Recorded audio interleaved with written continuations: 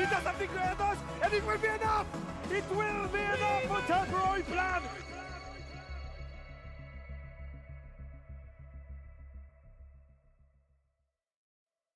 Good morning, Genesis. How are you doing? I know that it's early for some of you guys. For the East Coasters, you've got a good afternoon gaming sesh going on, but we are here. It is Genesis Day 2.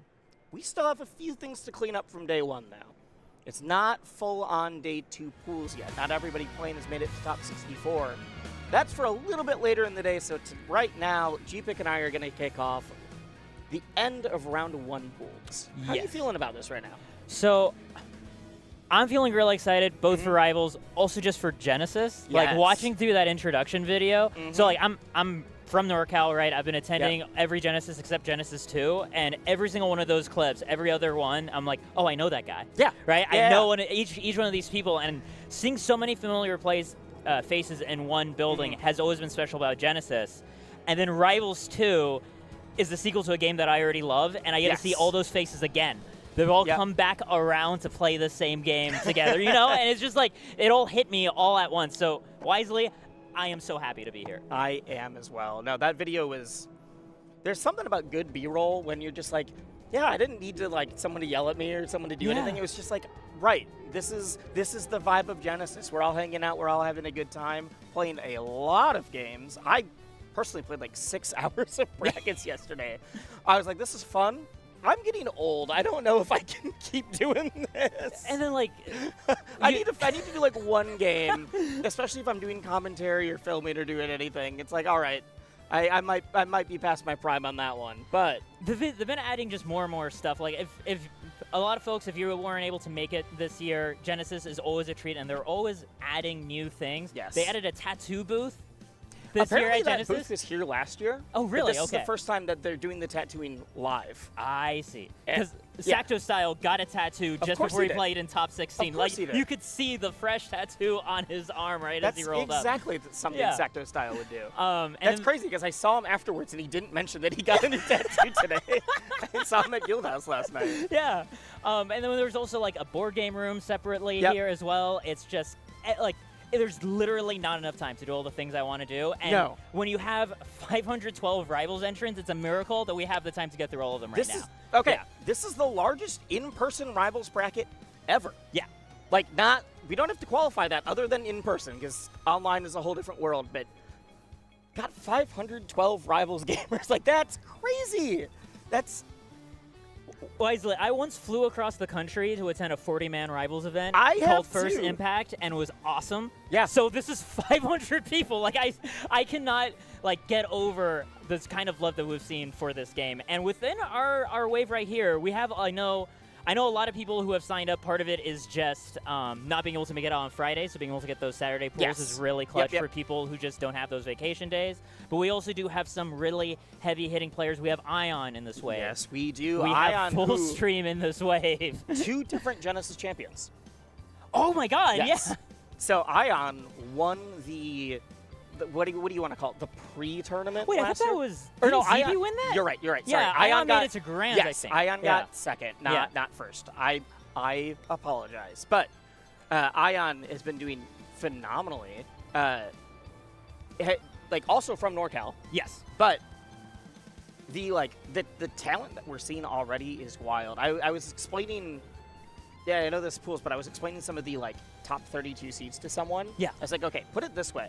When I started looking through the seeds to do prep for my later waves, I was like, okay, Amsa, who's been doing really well, like Yoshi Amsa, is a 29th seed. And then Cheesy Potato, who used to be top 10 in Rivals 1, is 28th seed. That is how stacked we're looking for the entire bracket. Cheesy was like a mainstay of top 8 every single event. And it's not that Cheesy's doing bad. She's still really good. It's just the talent level is absolutely wild. We now have... There's now multiple people who are all top 10, top 20 in 5 different games kind of thing. It's like, well, okay, you have Amsa from Rivals 1. You have, not entering Rivals this weekend, but when people like Cody are playing, you have like Ion also played a different game beforehand. Like there's so many different things going on that everyone's coming together. You have Cheesy, you have Soul Rifle, you have all of these names that are just like, yeah, everyone who was like top in some game is here now all together for Rivals 2. That being said, it looks like we have our first set about to start. We have KD8 and Super Sanic. I am not as familiar with Super Sanic. I have been absolutely demolished by KD8 Yes, before. I was going to say, I'm pretty darn sure I've run into them either in an online bracket or just matchmaking and just been run over in I have Rivals run 1. into them in both. Yeah, in Rivals 2 as well. Well, in Rivals 2, I've run into them in an online bracket and in matchmaking. Yeah, it was like, all right, well, this was a hard draw. So you don't win them all, you know. Yep. Sometimes the will of the bracket is even more powerful. Just like I thought we were in different weight classes. Apparently, the seeders had their own thoughts as to where I was supposed to go. Yep. I was overhearing some good old Aether yelling and some Fleet. So okay. I'm gonna go ahead and assume I'm gonna guess Super Sanic is rocking the Fleet, but I could be wrong. I believe so. I know that KD8 played heavies before in other games. It was okay. Is also pointing at the shirt. Better nerf the elephant. Really? That's what it's behind the blah. But yes. Is that the pronunciation? The blah. I always mentally read it as the blahaj. Yeah. Blah. It's something like it's the IKEA shirt. Yes. All right, but we're starting off the very first game of this Saturday. KD8 versus Super Sanic. Let's get to it. Yeah, but I know KD8 played when I played them. They were playing Crag. They played Locks. I think they've played Sylph before in Rivals 1. That was a gross grab. That's an Edgehog right there. I strangely has a bit of a tricky time recovering from very low. That up B requires pretty precise angling in order to snap to ledge, which then makes it easier to time your ledge hogging, which we just saw KD8 pull out there. Only 2%. You have to do stuff that's like, I'm going to B reverse the down B, the down special flip, that kind of stuff. Catching that out of shield option, KD8 looking to set up another edge guard, and right there, the second edge hog. G-pick? Yep. We're still at 2%. Yep, this is milk percent Never right mind, here. never Now mind. 7%. All right. Did you call milk percent? Yeah, hell yeah. My brain didn't process that for a second. But the milk is processed, don't worry. True. We get there. All right. Super Sanic putting some percent on the board, but once again, we have off-stage pressure, and that was... I think Flea kind of just said it all right there, right? Why me? Yep. That sounded desperate. That was reminiscent of when I played KT. It wasn't. I would say wasn't maybe quite as bad, but I think it was a 3-stock. That is what you said in real life as you were playing. Why me? Yeah. Super Sanic getting up from the setup. I wonder. Yeah, I'm not really sure what he was setting up there. I mean, the main thing was just Super Sanic got off stage, KD8 cleaned up the edge guard. Yes. 3 times in a row. Every single time. There was a clear game plan of I'm going to get you off stage, I'm going to use the command grab, and that's it. But we have the switch here from Super Sanic going to the Zetterburn. Yep. I wonder if it's just like I can be more of a presence on stage. Like, if Fleet's has one of the best recoveries in the game and you're still struggling to get back, then, like, sure. I also might as well maximize your on-stage presence. This is already looking like a smoother, like I'm feeling more comfortable. Oh yeah. Actually, like you said, the movement just feels a lot more comfortable. Maybe the Flea pick was like something of a counter pick idea from Super Sanic. It's hard to say, right? Like, I know it's still early enough within Aether's lifespan that I just don't know what Aether's matchups are like. I mean, I've been on record of saying like I think this character is kind of struggles in certain spots right now, but I mean, oh no! I think that was definitely supposed to be an angled, or not angled, like a down special that you like canceled into the wall. Right, into like a wall jump, right, and accidentally got a fireball instead. Yeah, if you push to the side too quickly, that's what happens. Dan and Trevor were actually just talking about that buffering situation right in the audience yesterday. Were they? Yeah, about B reversing off stage and how tricky, like the buff. I'll get into it later, man. Yes. We're watching some gameplay. Yeah, it's some niche tech. I will say I'm really impressed by Super Sanic's adaptation right now. Most people aren't, even if they have another character, often it's hard for them to make a swap on the fly. This is looking like a much more back and forth fight already. Like, it's still KD8's favor, but like it is not the blowout. It's not the, you know, we're at 2 stocks down, 2% kind of thing. And the thing that I want to remark on is Super Sanic doesn't really seem desperate to like be able to get like points on the board, so to No. speak, right? Like even though you had such a decisive game against you, Ooh, there we go. beautiful catch on the up And we B get one right on there. the board. Yep. We get one on the board. And otherwise, focusing on trying to just back off very gently and get whatever whiff punches Supersonic can find together. And that's a huge thing in not just platform fighters, but all fighting games. When someone feels like they're from behind and they're like, oh, I have to make an upset, I have to do whatever, sometimes that leads to their downfall. You see them start swinging, they start whiffing, they start versus like, I have a game plan, I don't need to worry, even if I'm down a stock, down a game, if I play to my strengths, we'll be all right. But keeping yourself calm in those situations is much easier said than done. And Supersonic sneaks back on stage. This is looking slowly and slowly within grasp right now. I'm wondering if part of the reason, even though like on paper Fleet's recovery is better, is that Fleet's recovery is slower. It takes a longer time to drift into where the spots you need, and so the bear is able to just get out there faster. Like we haven't seen any of these offstage commands grabs since then. The up air isn't hitting. That might be a big part of it, right? Because that's what I didn't know you could back out that move. I knew that it was fair, like not negative disjoint, but it doesn't have a lot. I guess Zetter's back air itself is a little bit more.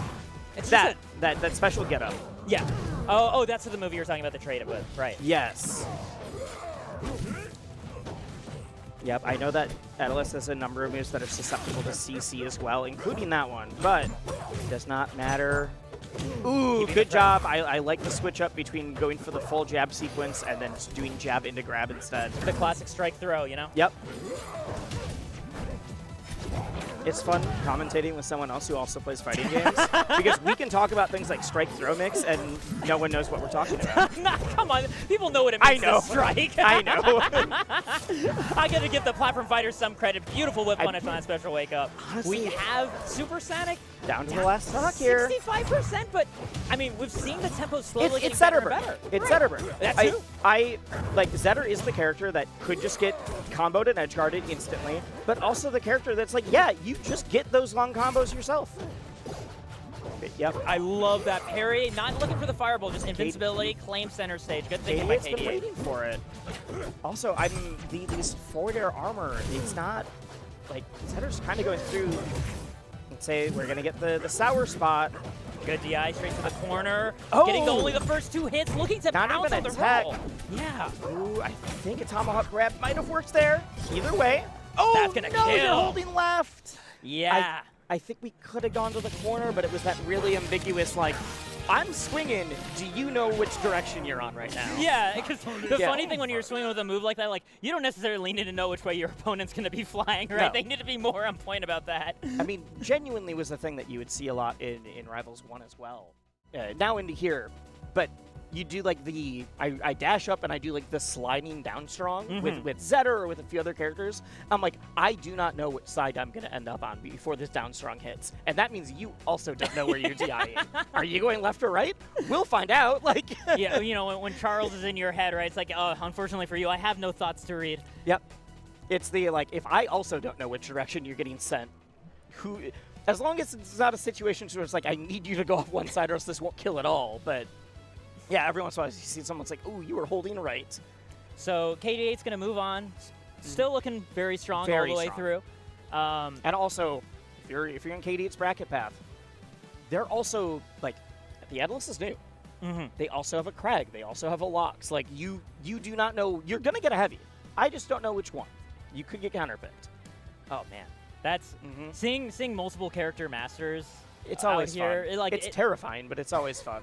Especially like with how differently different characters can play in this game. Not only across different players of those characters, but also those characters across each other, right? Yeah. I think it will be interesting to see how far the counterpick meta develops in this game. Well, because I know in the first game we actually tended to see a lot more dedicated character specialists all the way through. We had like little bits of dabbling. Like, we had the ZB Malo. yes. Which is a counterpick for himself, honestly. A counterpick for just society. Yes. I think. Which ended up doing really well, though. Like, ZB ended up beating Penguin a few times with that. I know we had a spot of time where Cake was dabbling with Zetterburn. Really full stream. Kept doing it every once in a while. Full stream's the main player that I think of in terms of, like, really commanding the whole cast in the first Yes. Rivals Yeah. games. But then ZB, I think, is the next Fullstream closest got one. before Fullstream retired, and let's say is in one of these waves today. Like, Yeah. Full Stream is back for Genesis. Got top 8. I think I don't remember where. Got top 8 in doubles. Like I think it was top 8. Yeah, top 8 Okay, in doubles. yes. Got 7th in doubles with Secto, actually. Yes, exactly. And then also was in Champion of the Beta. I believe got 5th place there. Like, has not entered a lot, but Yeah. when he's entered, it's like, oh, you're still really good. Yes. From what Dan was saying, apparently Fullstream has been teaching Dan how to play Rivals 2. Yes. Which is kind of funny to say out loud because Dan is making know. this game, but that's just the caliber Yeah. of player he is. It's also like, I've seen some people that are like, because Full is a top 8 seed here this weekend. Yes, I think And so. some people were like, that seems a little high. I'm like, well, everything he's entered, he's gotten that. But also, if you look at the online ladder, which it's online, I know it's different than bracket, he's been in like the top 10 the entire time. Or like drops out because he's like, well, I haven't been playing for a week, but I'll get there quick again. Like, it's wild. The Full is so good, but the reason I'll bring it back. The reason we brought him up is because towards the end of his dominance in Rivals 1, Full was literally doing like, well, I'm streaming, and like, if we hit this sub goal, chat will decide which character I play at this major. Yes, And that's why we had like Edalus winning majors and like other characters. It wasn't like, oh, Full wants to switch to Krag or Edalus or whatever. Full was an Ori main, but could win the entire thing with like the entire cast. I do want to point out, I did just remember somebody. Sego was also extremely good Yes, with yeah. huge swaths of the cast. I cannot believe I blanked out on that. Shout outs to Sego. Absolutely, shout outs to Sego. Because like, the main thing is Sego's Olympia was so dominant, it can be a little easy to forget that Sego rocked with a ton of other characters. Sego had the Ellie, Sego had Krag, It's one of those things. It feels like Rivals players, a lot of them are like super tried and true, like, this is my main, this is the only character I'm playing in bracket. But it feels like Rivals players also really pride themselves on having like deep pockets, even just for friendlies. Like, I've never seen more especially Iron for Mans. friendlies. I've seen the people that are like, yeah, I clearly will only ever go this character in bracket, but see me in like All-Star. Well, we don't have All-Star random in this game, but like see me in like an Iron Man, whatever. I hope that one day we get a mystery bracket in Rivals 2. I've been asking Dan and multiple members of the team. I need the. There's a couple games that have done this now where the mode, it just has a different name everywhere. I'll call it All-Star Random, where you get a new character every stock. Oh, right, yeah, It's not a Iron Man. It's you can either choose, like, I choose these 3 characters, or I click random and it gives me a random character each time. Oh my gosh. It's my favorite game mode. It's so much fun. That sounds like a nightmare to program, but it also would be so fun. When I used to TO, it was like, if I'm running a side event, it is always that. Like, it's so much fun. This is controversial. As someone who doesn't play doubles all that much, I liked it more than doubles. Let's not talk about game modes that I want to be in the game, though. Let's talk about Corndog Lover and River. I'm actually familiar with both of these players. Oh, please tell me more. So, well, in the, like, I've seen their names. I know Corndog Lover has been, like, very active, is playing, has done pretty well. Like, we see the seed 88. And then River, I actually met at Guild House last night. Oh! But River also is, like, new to Rivals with Rivals 2, has been loving the game. Was not expecting the fleet, but I know she's done really well in Melee and some other stuff, too. So, yeah, this is... I want to say Corndog Lover was either Melee or Rivals 1. I should probably double check that, but this is another case of the, like, we've got multiple games all coming out to fight it. Right now, Corndog Lover is looking really comfortable, Yes. only at 30%, especially having this very light character of Fleet to fight against. But Dude, every time I see Loxus do that, the down special cancel, and not just to stall and stay in the air, but sometimes you do the single charge magma! right into the Outstrong, a beautiful conversion here from Corndog Lover. A hell of a good start. I've seen people use that confirm before, but it still feels like a really rare one. Because everyone is either like, I don't have any magma, or I've got all of the magma. The single charge will pop the person up, and if they're one of the lighter characters, you can do it earlier. I've seen it work on Claren as well, though, who's, falls a lot faster. Well, I mean, one of the nice things about the single charge is if you're in neutral against somebody like on the ground, you're not giving up a ton of stage to throw out that quick hitbox, right? You'd be like, I'm going to tech chase you. I'm going to do this and if it hits, I'll kill. And if it doesn't, well, I'm over here now. Yeah. Like, it genuinely is one of those, like, this feels fairly safe and neutral. Not perfect, The stall. Ooh, I would say maybe got a little greedy there, but still made it back. River just barely missing with those edge guards. Accidentally trade spots. This could be bad for the elephant, but he gets the forward air out. Again, that eruption so useful for Loxodon. I love that turnaround, right? Expecting perhaps a parry right there. I think River also was I didn't see a parry, but I think River was also expecting something to happen because we saw a weird pause instead of just like letting the down strong rip. The crowd coming alive right now. Corn Dog Lover still on. It's always fun at like 10 a.m. pools when it's like, okay, we still have people cheering. They're all waking up still, but they're here. Ooh, I like this. 57. Ooh, the double back air. Oh, yeah. We got the down B. Okay, Corn Dog, come on. honestly, I respect that. Really? I don't think that's a bad decision because that is the if I hit this, I just win. And if you're up by 3 stocks at that point, and you're like, I could just close this out and not need to worry. Okay, that time that was just going for style. The other one I thought was a good decision. This is, never mind, I'm wrong. I had a wrong read on this. That was Corn Dog just being like, what if I hit a cool clip? The first one I was like, oh, that's smart. Like using your own stock as a resource to just clean out the game. The next 3, I'm like, oh, you're trying to post something on Twitter later. You're trying to get the blue sky post up. Did you retroactively change your opinion Yes, at the end of that first stock? Yes. If that was the only one, I would have been like, I respect it. Okay, that is an adorable plushie, I gotta say. So I am not a huge Pokemon person. Yeah. Which Pokemon is that? I don't know. I thought you were. Okay, never mind. You noticed they said that adorable plushie and not name of the Pokemon. I did know it was a Pokemon. It's one of the starters for like the latest gen. I am old, so I've only played Ruby. I can only play one game with elemental animals, and it's this one. It's Sprigito. Thank you, production. Sprigatito. There's another consonant in there somewhere. Okay. Gen 9 starter, thank you so much. I love when production gives us really important notes on how the video game is going. Genuinely, I love production that like it steps in like that. Oh, getting punished for using the combust, and like this is the situation where the edge guard can really turn around, punish with the down strike, gotta get it there fast enough. That hitbox was wild. The invincibility got through most of the down strong and the final tiny pop-up. Yeah, I was really shocked to see that. I'm used to the down strong from Fleet being able to win out in that situation. It was just the invincibility. It almost hit like a meaty, but it's so hard as Fleet to thread that needle because you want to get that fast hold, just the right angle to get around that meatball, but not actually miss the ledge, right? Really good on Corn Dog Lover to put out that pressure with the meatball. I think River needs to be doing side special a little bit higher. She's dropping down to use it to like cover a low approach when she's edge guarding, or like almost more ledge trapping. But I think if you do it higher, you got to force Corn Dog Lover to go low first. Yes. Corn Dog Lover's been fine going high, and then when he sees River go out there, he's like, well, fine, now I'm going to do that down special stall. Ooh, almost into the tusks. I think you're absolutely right about Corn Dog keeping an eye, especially on when those side specials are being lined up, because that's when we're starting to see like the combust, like, okay, here's a slightly higher angle to jump over the arrow you're shooting out, and I'm answering right back. Ooh. Is this the first wind chime we've got? Yeah, good air dodge to get out, and a good air dodge to get the back air through. We thread that needle.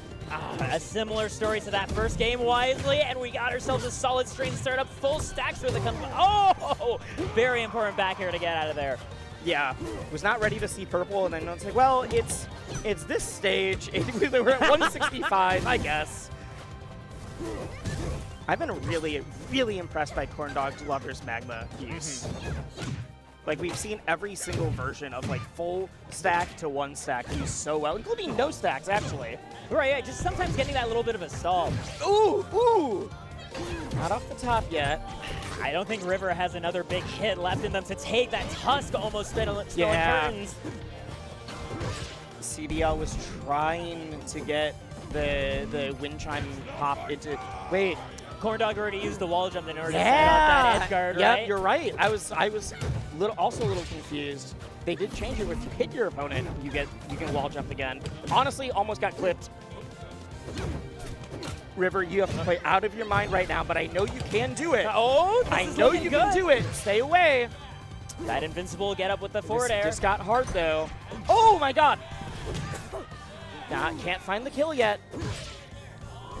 All right. Oh, not yet. I thought that was it. Blessed angle. No, getting caught in the jump. She tried to jump over.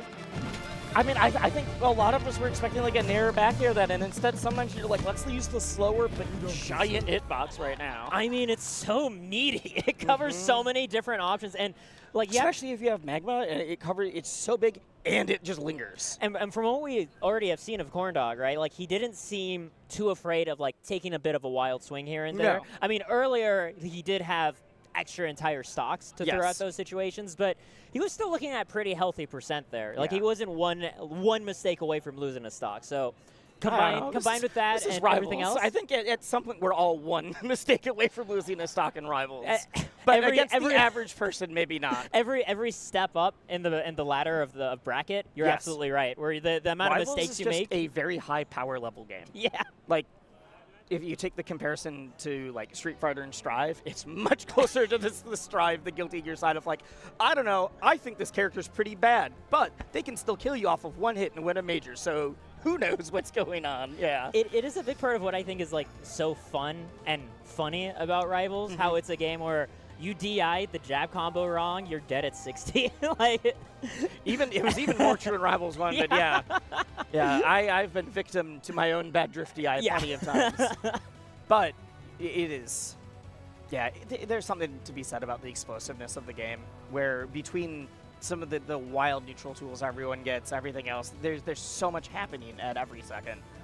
I don't know if it's the fastest paced game that I'm active in, but it's definitely the one that when I'm on commentary, there's the most stuff that I'm like, oh, there's 12 things to talk about right now at any given moment. Oh my god, there's so much happening.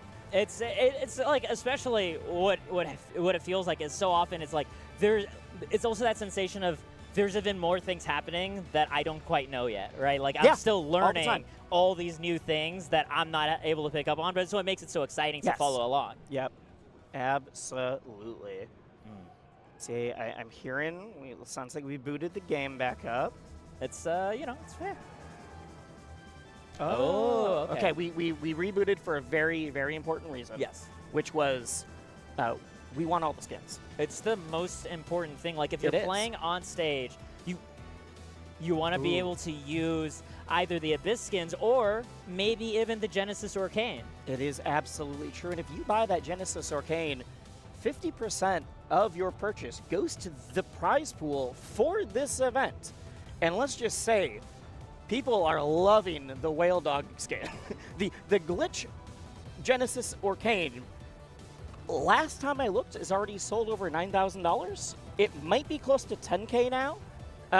We've sold enough whales that Rivals has a larger prize pool than Ultimate at Genesis right now. Let's go. And we are $5 short of 10K. Literally, I just need one person. Yes, I need one person watching to go buy this immediately. I don't need everybody else. You guys are fine. Save your money.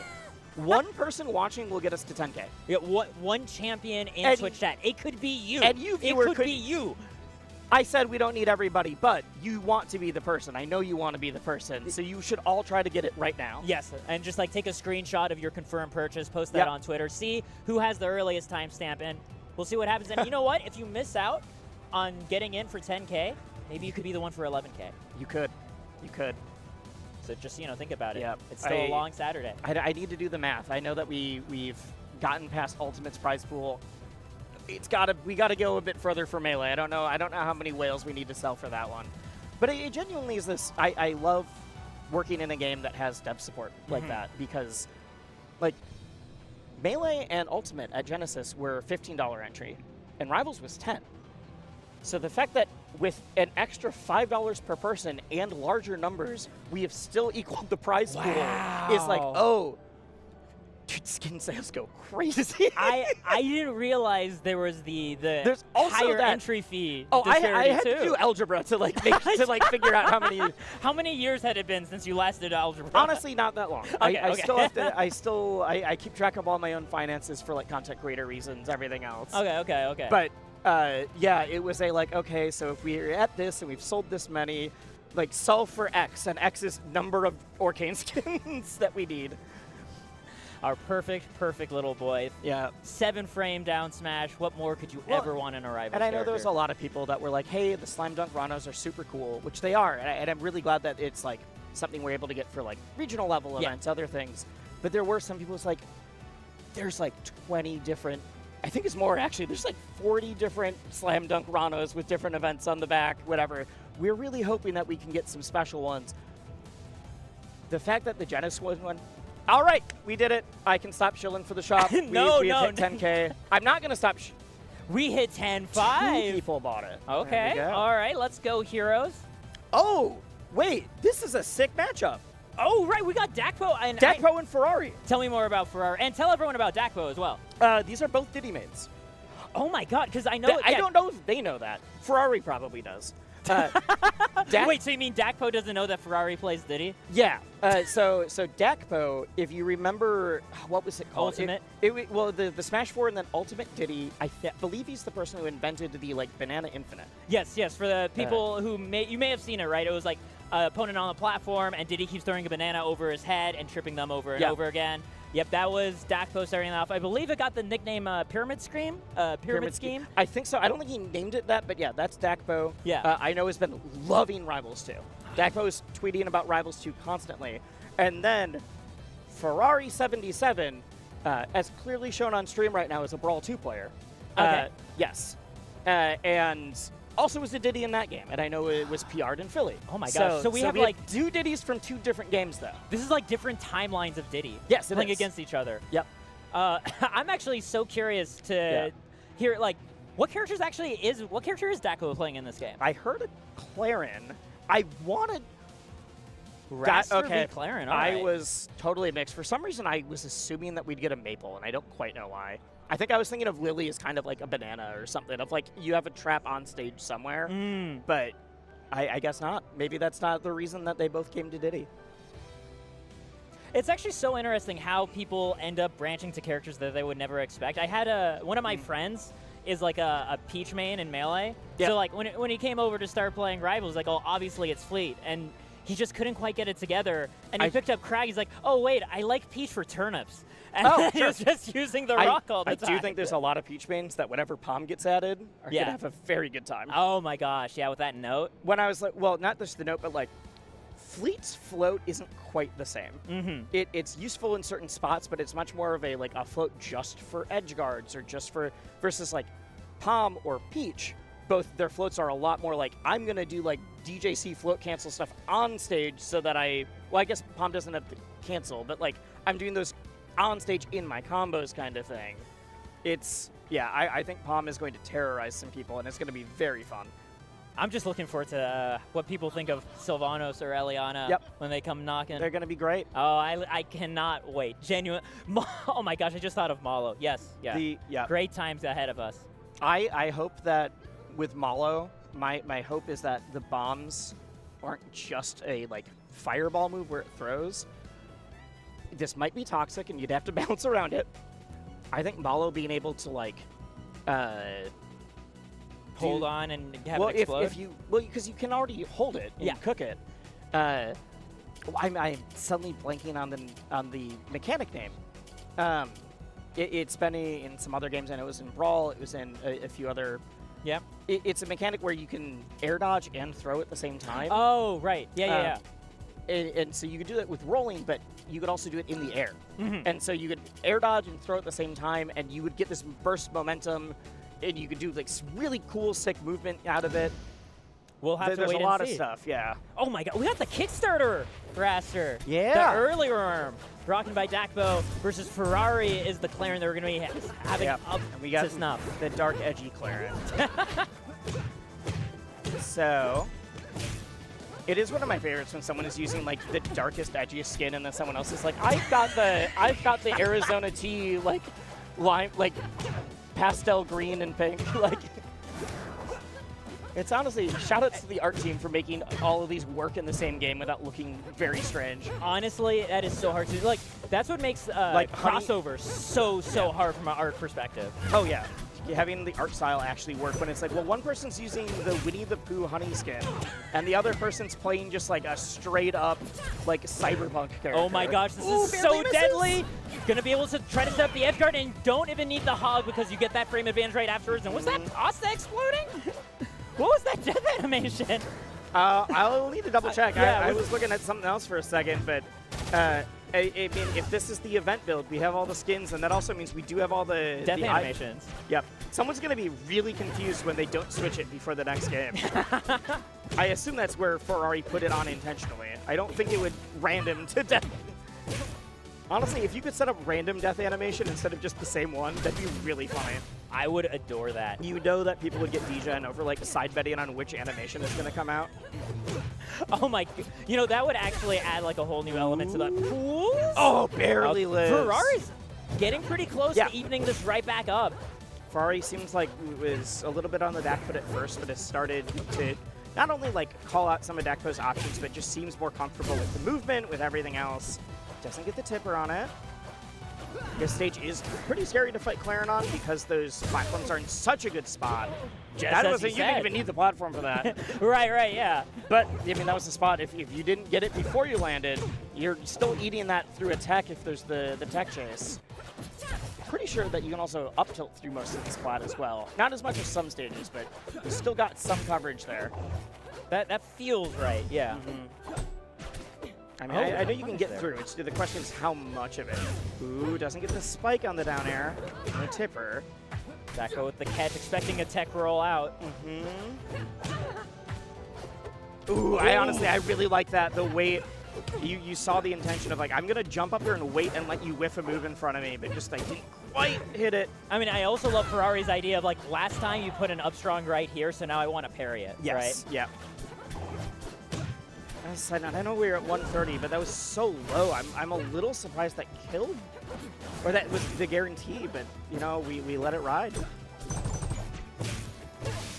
I mean, yeah, I was going to say, at these percents, I think Ferrari can snatch us right back to even. I expected a little bit more versus Raster, but I think we were in the 70s before that up strong connected. I think that was the charge got us to just over 100. Dakpo's opportunity to be talking, but we have the tilt pressure coming out. Yeah, I think that early kill was enormous for Ferrari. We were talking about the momentum of the set. I wonder how early in the pool this is. Yes, hard to say right now. Not dead yet. Gonna Spends the have air to spend dodge. so much, gets the wall jump, and actually able to sneak Uses back on. every resource in order to get back on. They get back on, indeed we do. I don't know what Dakpo is sniffing out by being off stage by so far out, but Dakpo has another opportunity, catches that landing lag, and It's not chases the kill. down the Doesn't roll. get the sweet spot. Not. Oh, it was bones. It was bones, It yeah. was bones. It was not spaghetti. Someone in the crowd is cheering right now. 2 people. There we go. 3. So many people are cheering. Honestly, in that final edge guard, having the slipstream set up at that height You as had well. it. If you didn't have the slipstream, that I don't think that would have killed. Or you could even gotten out for it. It is one of the funny things about Raster is that with the you know, the aerial up strong and side strongs, the claps, like you die so early, and then every once in a while it's like, oh, I just ate a little tiny nair, but I'm dead because we're all the way out here right now. Just the gentlest nudge, Yep. the feather on It's the nose that makes you It's sneeze. like, yeah. It's like, I don't need a strong hitbox. I just need to bring you out there with 5 soft ones. We got it very enforced. Weissel, what are you feeling about this as the counter pick for Ferrari? I think this makes a lot of sense to me. You were already like getting some of your stocks on killing Raster pretty early. You are now worried about the claps killing even earlier, but like that seems like the strong suit for Ferrari. Also, I think you're getting rid of most of the platforms. We only got the one swing. Like that is so strong for any disjoint character. And also, my thought process is Ooh, the weird front hitbox of the down strong. Or not down strong. It feels like a down strong sometimes. philosophically, I think that if in a game you notice that you're getting edge guarded really, really hard by your opponent, why not pick a super small blast zone stage? Because It's you like, weren't it doesn't recovering matter, anyway. yeah. Yeah. Might as well kill them sooner. And I was killing really early with whatever. Yeah. Ooh, I wonder if we were able to get a setup. I've seen a lot of Clarence. That was... I cannot believe we confirmed that. I know that's a thing, but it feels so rare that I just see the throw straight into the up special. Yeah, that To the scrawl. genuinely shocked me. Yeah. Like, I know it's possible, but it didn't even seem like the DI was that bad. It's not like when back throw into scrawl was the thing in, like, patch 1. It might still be a thing. Maybe we're just all better at it. Maybe it got patched out. I'm not 100% sure. Uh-oh, Dakpo setting up another edge guard. A beautiful Yeah. down strong off stage. Dakpo looking very commanding here in the second game. I don't think we're going to get a third at this rate. The problem is, I think part of the stage pick was like, well, I have a sword. I'm going to be able to wall you out way more. I don't need to worry. But this has just been Dakpo's game the entire time. Are we getting? Yeah. Oh, yeah, not going to be able to get that edge hog, but still picks up right afterwards off the ledge. We get one. We get one. And also, we saw that this comeback from Ferrari in game 1. We do know it's possible once at 60, 70%, right? Could do it again. Couldn't clean it up last time, but... Ooh, yeah. Yeah, that narrow we gets get- the reverse we hit. get That is sent a back. lifesaver. Yes. Uh-oh. Yeah. Seeing that much end lag that low on the stage. Everyone's it's like, I hit one too many buttons. This is gonna be real hard now. Great stuff to Dakpo. Like I said, I've been very excited to see how Dakpo plays in this bracket because I know Dakpo's been really good at a number of other platform fighters, a number of other Smash titles. So there's a lot of people that I'm like, I know you're really good, and I've seen you posting about this game a lot, but I haven't seen you. Whether it's because I've missed it or because they haven't been entering, it's like, but I need to see the proof. I need to see what happens here. Like, I'm willing to invest, but I Yeah. haven't seen the return yet. Yeah. And not in a like, ooh, I don't believe it, but it's the like, I'm just excited to see what Yeah. happens. I know you've been Something cooking. cool will happen. I want to find out. Yeah.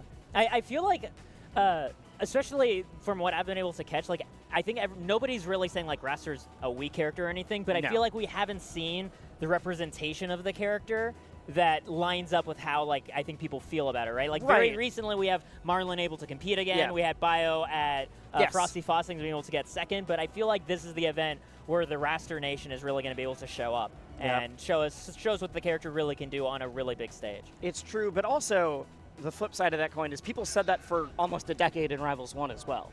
Like Raster's really good. There's like 4 of them. Look, here's the thing, man. You just need to see Mike play Oh, yeah, in no. Rivals 1, But all right? there was You enough. will be a believer for the rest of your life. The problem is that Rivals 1, it felt like there was always like 2 to 3 Rasters that were active at any given time. But it was like, is this the Matty Ice era? Is this the Mike era? Is this BioBird era? Like we just, if they all were active at the same time, I think people would be like, oh, this character. Got it. Cool. I mean, speaking of, we have Fullstream, and Fullstream's very first character, from what I understand, like the first character he won with was Raster, right? And then did he not know moved that. on to all sorts of different characters. So we have one of the OG Rasters Not up even here. greener pastures, just different pastures. I mean, he's still earning the gold Yeah. with all those different characters. I mean, we've seen the full stream Raster. I believe Maple was Ori. We've seen an Edelus. So, like, are you listing all the different characters you've seen Fullstream win a major with? I don't know if they won a major, but I remember doing well at least. Not Yeah, just yeah. like, oh, I played for fun. So Like- Rano made it to grand finals at Smash and Splash. Claren, he won Heatwave 3, I believe, with Okay. Claren against Penguin. Ooh, what's the shirt? that I he- saw a shout out for the shirt, but now I can't see it. Okay, lol, nice though. Very happy I like to rep the fit. it. The fit's good. Actually, I really do dig the vest and the bright orange. I want to know what exceptional 10 years, 2018, on the left shoulder. Oh, okay. Don't know where what are it you getting that means. from? Don't know what it means. You know, But I've been having it's an exceptional 10 years of watching platform fighters. I will say that. I mean, Rivals 1 in September this year, I believe it is, will be hitting its 10-year anniversary. That sounds correct. Yes. Oh my God. So I am low-key hoping that we're able to do some like 10-year anniversary. I'm sure they'll do a 10-year anniversary thing. I would love to see like Rivals 1 is at Genesis. There's Rivals 1. It's still at a lot of events. They're still hosting it for a bunch of stuff. I would love to see a big 10-year anniversary thing for that game. I think it'd be so cool. Man. Now I'm I could see excited you even about do something a else. crossover with Rivals 1 and Rivals 2. Like you do a Rivals crossover. You do a 10-year anniversary event for Rivals 1, and then you do like an in-game like old pixel like chunky voxel characters or something. I do need to mention how kind of silly it sounds to be like, yeah, Brawl is a crossover between Smash 64 and Smash Melee. Yes, yes. It's like, All right, but we have Jules Vale going straight into from the button check here. I love being able to reset straight from there. Full stream decided to go with Force Burn today. Yeah, we've got Force Burn versus the Duolingo Owl. Oh my god, I can never unsee it. Yep. It literally is the same colors. Like, in my mind, there's no way this was not intentional. No, this is 100% intentional. As somebody who has spent 10 days learning a language, I can tell you, this is Duolingo. Yep. And, I mean, right now, Forsburn is speaking the language of some quick stocks. Only 25%, 30 seconds into the game. Is Lol Nice going to have an opportunity to answer back? We're going to see. I know I've seen Lol Nice's name before. The problem is if you're playing against full stream. This is I believe you can do it. It is on you to prove that. Like, full stream can just play like normal and be like, all right, good job. Lol Nice has to make an upset. Full stream especially just historically. It doesn't get there for the edge guard, though. A big part of the reason why Full Stream's been able to succeed so well with so many characters, it really is just the fundamentals of spacing, of reading player habits, and just some solid punishes here and there, right? Charge to call out the spot dodge, right? Also would have been a parry in that situation too, but just that's the level of confidence where Full Stream understands exactly what he's up against right now. Lol Nice is going to need to put something new on the board. Lol Nice has air dodged to ledge a couple times now. That used to be safe. It is no longer. If Full starts calling that out, that's the like, oh, I died at 30. Oops. Because that used to give you the invincibility of the air dodge and on the ledge. And there it is. There's that air dodge. Exactly what I was talking about. A third. Oh, it's triple. Oh, my God. Oh, that's needed. Full Stream. Really answering, yep, I'm home. I'm home again. We're back. We're back, baby. Full Stream's back. It's been a while, man. I'm so excited to see these old faces again. Other than Champ of the Beta, because it was on my channel. Yeah. That was the one. It was on Void's Twitch and my YouTube. I only got to commentate one full stream set before he retired, like when I started doing commentary. Oh, my. So commentating some full stream just destroying people is like, I'm so happy right now. I mean, that it wasn't I didn't know it was a bucket list item until like this year. Yeah, having that deep satisfaction, right?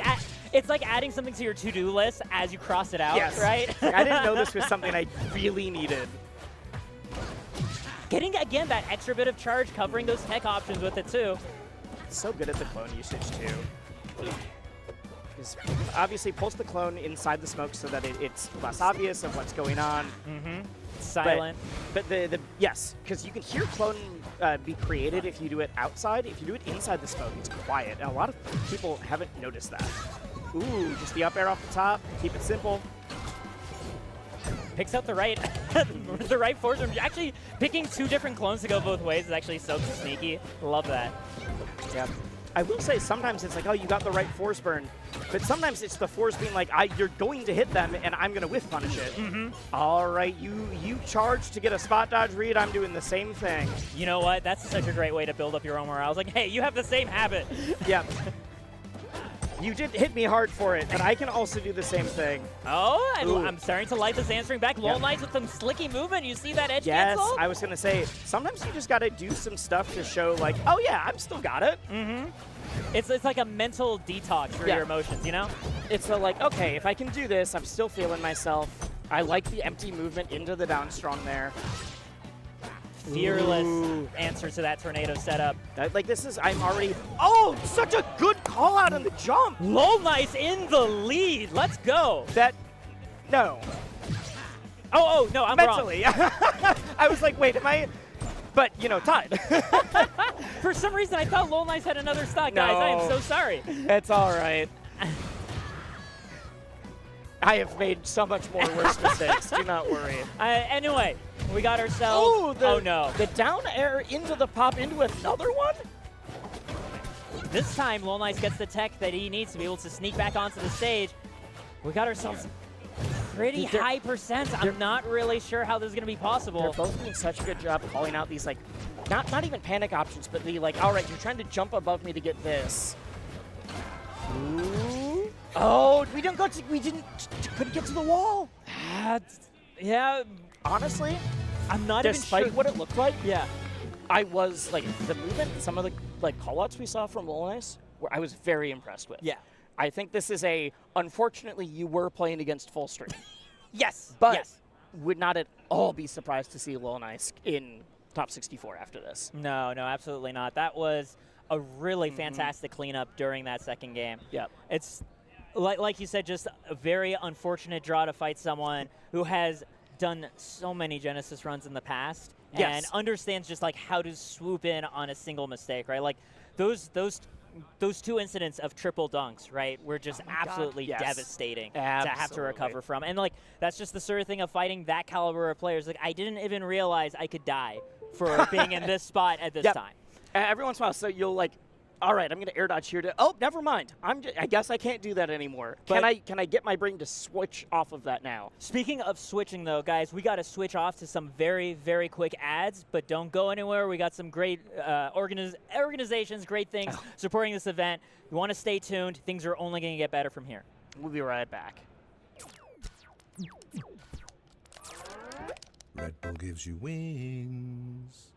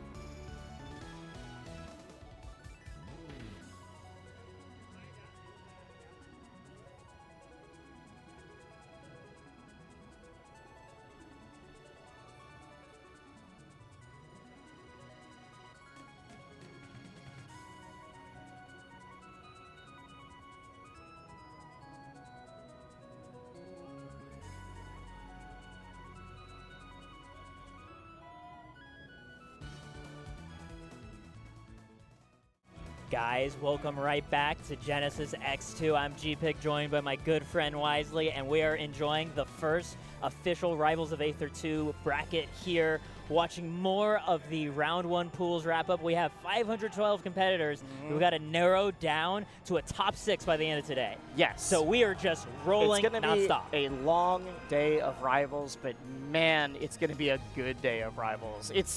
I know exactly how long it is because this is the first block, and then I'm doing the last block today. So it's like, all right, I've got to lock in. I will be getting a Red Bull later. Do not worry. You're opening the doors and closing them. Yep.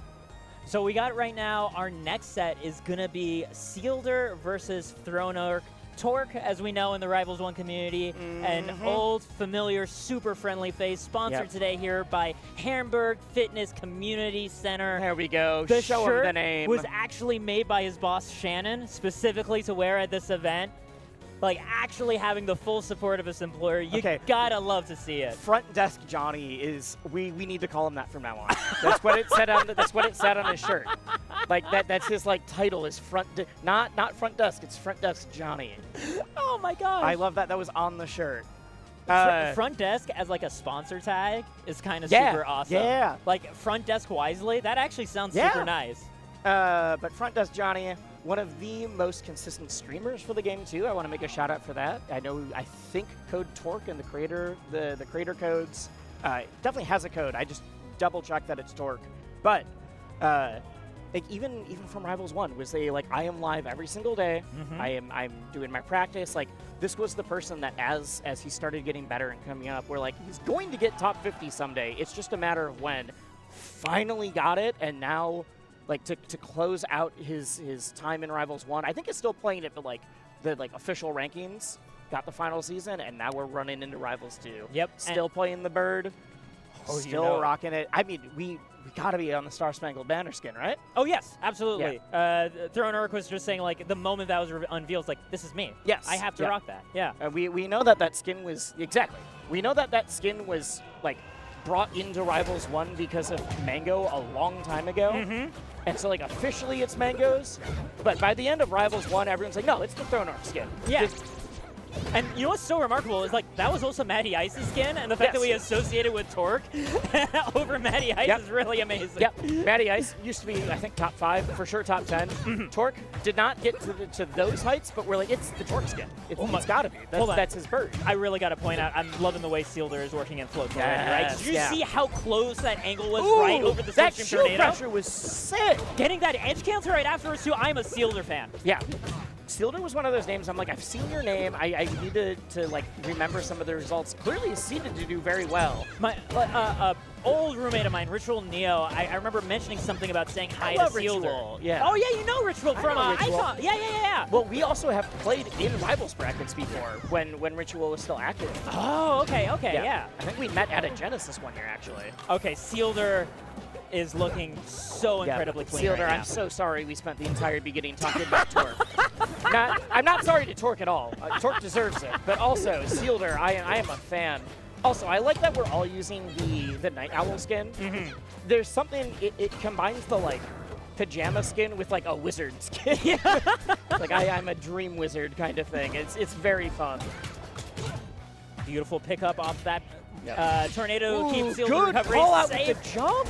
And Sealder is just still not afraid to just throw everything at this bird. Sealder has been landing with aerials most of the time, and Torque really needs to call it out. Exactly.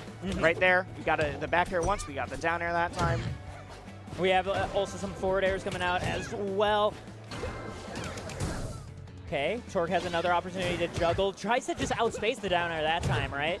I will say it's very nice seeing fleets again, because there's this point of there was a bunch of fleets, then fleet got nerfed, a lot of people dropped, and then when fleet got rebalanced again, a bunch of people were well, this character is good, but no one's other than Kate. Not many people are playing her anymore, and now we've seen a number, and they're all doing a phenomenal job. Wait, we've got the pop still. I don't know when the pop happened, but I'm going to say you got popped for sure. Yeah, I mean, with those, 3-4 down airs, that absolute execution off the bottom of the screen. Well, it was an execution test of like, I know you can tech. Can you tech every single one of these and tech the pop off the side and like, you mess up one of these, you're dead. It's a fun little rhythm game and my favorite game, Rivals of Aether too. We do love having our little mini games inside the larger game. Yeah, Torque this time jumping away from the wall but being caught right there. Okay, gets caught by the tornado. Thornark having another lease on this life, but still needs to get out of this corner first, and Sealder is just closing the door. Yep, I like these little jabs trying to set something up into the clap. We evened it up, but 81%. Raster's not at death percent, but could be at death percent. We are one combo or confirm away from it, and I think that is the confirm, but we didn't get the read. That looks almost like some nasty jab lock setup or something. But we were able to get the roll out. The Big whiff, great job. This is so big for Torque if you can find the opening, but no, the air. Torque was sent out there. We just got the quick. That, not off the top yet, but you are now juggling. This is a big opportunity. Slipstream ready to go. Back. No, just lets it rip. That could be death. The drift again gets the shield up. Oh my gosh. Torque is just getting so many little sneaks past death here. Torque is like the engine revved up during this set. We thought about doing a special pummel. We all thought about it, and I think Torque was like, I think Sealder's thinking about it too. I'm just gonna go for the throw. Do you see that? The Sealder looked in the camera and just gave a huge breath of like, I think that was the element of I thought I had a solid lead, and then suddenly I was fighting for my life at the end. I mean, Thornark also taking a deep breath, and like that stress too of like I have a really solid lead and multiple kills. Right, we saw like a down strong, we saw it getting so blocked. close. Yeah, just felt like frames away over and over again. The shield barely came up, or I didn't quite get the drift, or didn't like quite get the jab lock that you were expecting. Right, the reaction tech chase was like a frame like. I think, assuming the momentum carries, we are going to about to see a banger rest of this set. Yeah. Because, I mean, we've all been there in that situation where it's just like, wait a minute, this game is just slipping from my fingers suddenly, and you're waking up and you realize this set is a different one than I thought I was getting. Yeah. Well, we were so impressed by Sealder's movements and confirms at the beginning of the last game, and then by the end I was like, oh, Torque is revved up now. The engine is moving. It's so, you know what's so funny? Torque was telling me that, like, oh yeah, this is just vacation for him. Yeah. Yeah. I think that's a great way to view competition, honestly. If you're someone who gets nervous, just be like, I'm having a cool vacation with my friends, and maybe I'll do well in a video game. Yeah. That was always Audie's mindset whenever he was at his most dangerous. I like that you specified that part too, though, like, when the person's like, I'm here to have a good time, I want to play well, but I'm not going to be like upset either. I'm not concerned. Yeah. It's like, oh, that is honestly a great mentality. Have ourselves trading blow for blow right now. I said I think we're going to be a lot more back and forth. Good DI to get away. Not just like we weren't worried about it killing, but I think we were worried that I was not also worried about killing, but somehow it did. Sealder with a pretty small lead right now. You have to keep in mind about how light Fleet is. Both these characters. That's why we get to like 80% and I'm already tensing. Yeah, I'm holding my breath constantly. Yep. Both these characters are just going to explode off the side. Sealder's spacing is just so good right now, though. That tiny dash back in to bait out that forward air and get the punish. We're seeing so much very slick movement. Getting the spike right afterwards, and Sealder waiting. That should do it, though. We were not close enough to the wall to tech. Torque, head in hands, leans back up. This is going to be a very, very difficult. Like, you can do it, but man, you gotta make the comeback of a lifetime right now. It all starts one hit at a time, though. Okay, and in 92, if you're able to clean the stock up before you take too much percent yourself, that's what you really want. Beautiful tech and DI. There's another one. The tech's there, gets sent off the side. Doesn't get the third one, has plenty of time to get that flip, and gets the edge hog. I thought he rolled too early. I was worried too. I was scared. Because the animation is so fast that it feels like, oh no, that ledge is wide empty. Especially the bird animation where he like zooms back up instead of a full roll. Okay. The gameplay we've seen off of these wind chimes has been so impeccable. Just like that, 88%. Yeah. You didn't need it to kill. You did 40% or more just through that. I love that placement of that arrow, making a lot of pressure onto that platform. Air dodges to get out of the chime, but I mean, that was very scary. You burn the air dodge off stage. Uh-oh, that's going to be a punish. Good spacing control. You're going to see a lot of fleets shoot that side special out. That hitting the one tornado, I genuinely was like, wait, did that just save him? But no, still dies off the side. He get the hug.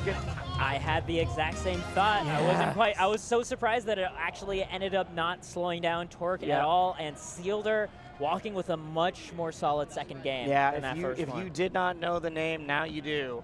Now you absolutely do. Get ready to see that fleet in your path later. Oh man, wave 2 of pools is going to be quite a shark-infested pool. This isn't top 64 yet. Yeah. Oh my God! Oh my God! Guys, we have coming up next Youngblood, aka Trevor, aka the person who does combat balancing for this game and like combat design, against Dark, the person who won doubles yesterday. not just winning doubles, but got second place in melee doubles at the first Genesis. The very first. Dark has been like top 100 in like 4 different games. Oh my God, I didn't know that. Dark is so good. Dark was top 16 all-time melee rank. Dark is currently a top Brawl 2 player, but also only enters like 2 tournaments a year, so didn't get ranked because of that. That's incredible. Dark is the player where in multiple games will show up and be like, I didn't know that you were going to be at this event. And then you'll be like, yeah, just felt like coming. And then we'll play like 7 characters and beat multiple top 50 players the entire time in like multiple different games. Dark I've seen Sheik, I've seen Puff, I've seen Fox, I've seen like all of these. I know we saw Maple yesterday. I would not at all be surprised if we see other characters. It also could just be Maple Day. We'll find out. So but this is going to be a wild set. I cannot believe this is pools. Wisely, this is the $1 million question that every competitor in this situation has to think about, right? Oh, shout out to Fizzy Brax, by the way. Whatever you beat the lead combat designer with, are you worried that it's going to be nerfed and you're going to lose that forever? Trevor isn't vindictive like that. Yeah, we got ROA's own Youngblood, Rivals of Aether, one of the devs, and then Fizzy Brax is actually a new program that was made by Sneeze, who's part of the Smash scene. That is a like Smash or like Start GG fantasy bracket system, so that you can make fantasy brackets, not like whether the event runs it or not. You can just make one and do like a draft with your friends kind of thing. Oh, that's so cool. So it launched last month. I know that he was messaging me about it. Like I'm planning on doing some of them with like my stream and my YouTube community for like, oh yeah, like this event's coming up. Like we'll get 10 people in. Whoever want to do it, you get bragging rights for the next video or whatever. Yeah, like it's very cool. I love seeing that kind of homegrown stuff. I especially think that's like, it's fun, especially for people that are like really in the thick of brackets and stuff. I remember back when I was working, like what I'd love to do during lunch breaks is just kind of like go through like the brackets of whatever the major was the previous weekend, but like actually dig through round 2 of pools and be like, no, what actually happened in losers? Who knocked out everybody? Right? And like for those kind of bracket fiends, having a fantasy bracket to test your stuff is so fun. I know Menace 13 is an absolute menace at fantasy brackets. I do know that. I would genuinely not allow Menace to enter a fantasy bracket. If I was running it, I'd be like, you're literally not allowed. And not because of collusion, because Menace helps with seeding at a lot of events, because Menace is too smart. Menace sees all. Yeah, that feels like insider trading, but it's not. It's just you are clearly the #1 seed of all time for Rivals fantasy brackets. Youngblood plays Lux? Youngblood plays everybody. I mean, that's fair. Yeah. These are both. That's why I was like, I think we're getting Maple from Dark, but it could be anybody. I could see this have been like 12 different matchups. Between the two of them. It could totally be the sort of thing where either one of them just rocks out any character, right? Yeah. Like, I wouldn't be surprised if we see. Probably not going to happen, but like this could be 3 different characters from 3 different games from both of them. Like, who knows? I got a feeling like we're gonna stick with the Maple for consistency. Dark usually chooses which character he'll be playing. We have ourselves already the second stock for Youngblood, gonna be trying to recover. Has to go onto the stage because of the edge. And I know a lot of people, especially in Rivals, were very unaware who Dark was before yesterday. But like, Trevor knows this. This was not a surprise. I love the stalls from Youngblood, just buying that extra bit of time for the up B. I'm still floored that, everything we've commentated so far has been pools. What is going on? Genesis. Man, this Genesis. I mean, like I said before, this was, you know, I was doing my research and I was like, oh, that's crazy. AMSA's 29th seed. Oh, Cheesy's 28th. Like, this event is so stacked. Such a solid neutral get-up read by Dark. Sitting 2 stocks ahead. I mean, like you said, Dark's going to do his best to get Maple nerfed, but I think that may have been coming anyways. So, no, Trevor, I'll be clear. I don't want to make a joke about that and then people think Trevor's actually the kind of person to do it. Yeah. I know Trevor personally, not a, okay, we get the double dunk. That was, I was ready for Dark to do well. Yes. Didn't think we'd see a 3-stock. Especially that fast, and like not in a way where it's like, oh my god, you're playing like that was the craziest combo I've ever seen. That was just good, consistent play the entire time. Youngblood stays. I'm actually really surprised. I was just about to bring up. Yeah. I feel like after that kind of a game one, if you're a player who can just switch between 5 or so different characters, like I would really sit down and think very carefully. Yep. I mean, like we see here, it's clear. Dark is 24th seed. Youngblood was 105.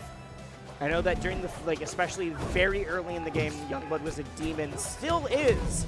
But like the focus is on, when the focus is on making the game and not improving at playing the game, like those are 2 very different skills. Yes. Youngblood just also does happen to be really good. That was also the case, if I remember correctly, it tended to perform the best out of, well, before SBS joined, out of the devs. Whenever they'd enter events too. Even outside of that, like, it took a bit, but there was the point where during the demo days, it was Youngblood versus SBS and Grands at most of like the dev tournaments. That's and right. It was that Youngblood was winning, not all of them, but a lot of them, most of them.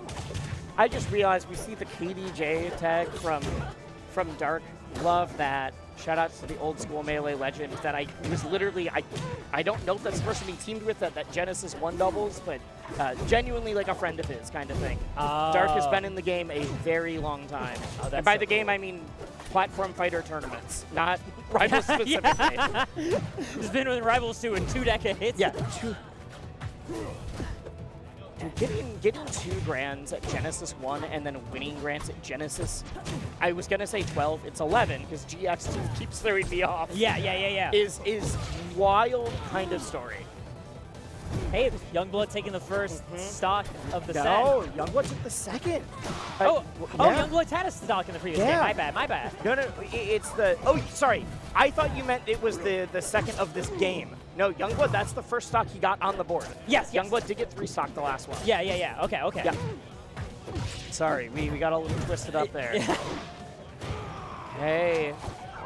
Say this is seeming better for the Youngblood, but it has just been good, solid neutral. Like, Dark's not doing anything wild. It is just like, I know my game plan. I know my ins and outs. I don't need to do the Elkies, hoppiness, the crazy combos. I can just do good Maple things. I don't need to overcomplicate this. I mean, we're seeing just like the very careful dash-ins and retreats from Dark, right? That's like essentially what you're getting at. It's just like testing the waters, but not needing to take a dive in the deep end. Well, that was the thing of watching Dark play so many characters in other games was like, if they are a dash dance character, you should be scared. And also Puff, but that was the 2. It was dash dance characters and Puff. Okay, Trevor. Hey, those roots are tricky, okay? I know, but getting hit by the same down air twice was like you got down aired, moved away, and then ran back to the spot where you got down aired again. Hey, hold on, Youngblood bringing it down. Yeah. I'm not counting Trevor out at all yet.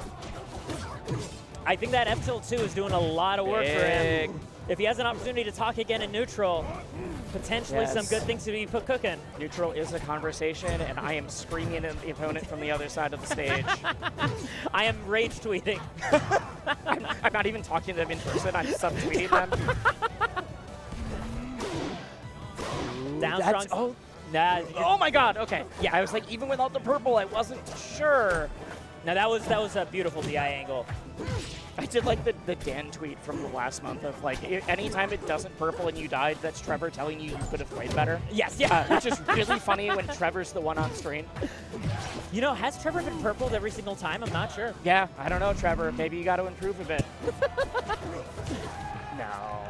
Ooh, Oh, and this is- that'll do it. That'll purple. We get the wrap. We get the kill. Shakes his head too. I think after, I think you can feel a lot better after that second game. Yes, yeah. Yeah. That was so much more competitive, especially in that very last stock. It feels good as a competitor. With the I got kind of blown out.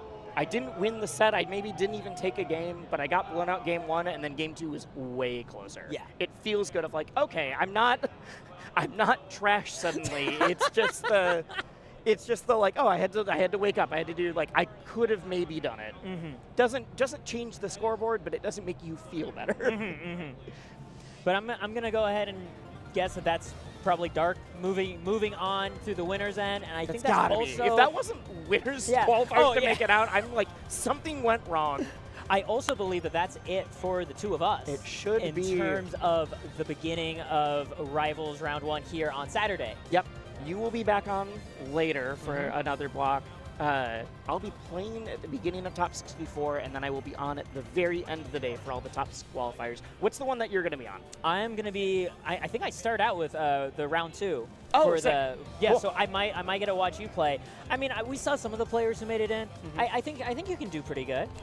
Well, if I play better than I played on stream yesterday, I went up and I was like, I think Pools was the best I've ever played. Yeah. And then I played on stream. I'm like, neither of it. They should have given it both of them went to loss kind of thing. Bros and I, that was a messy set. Yeah.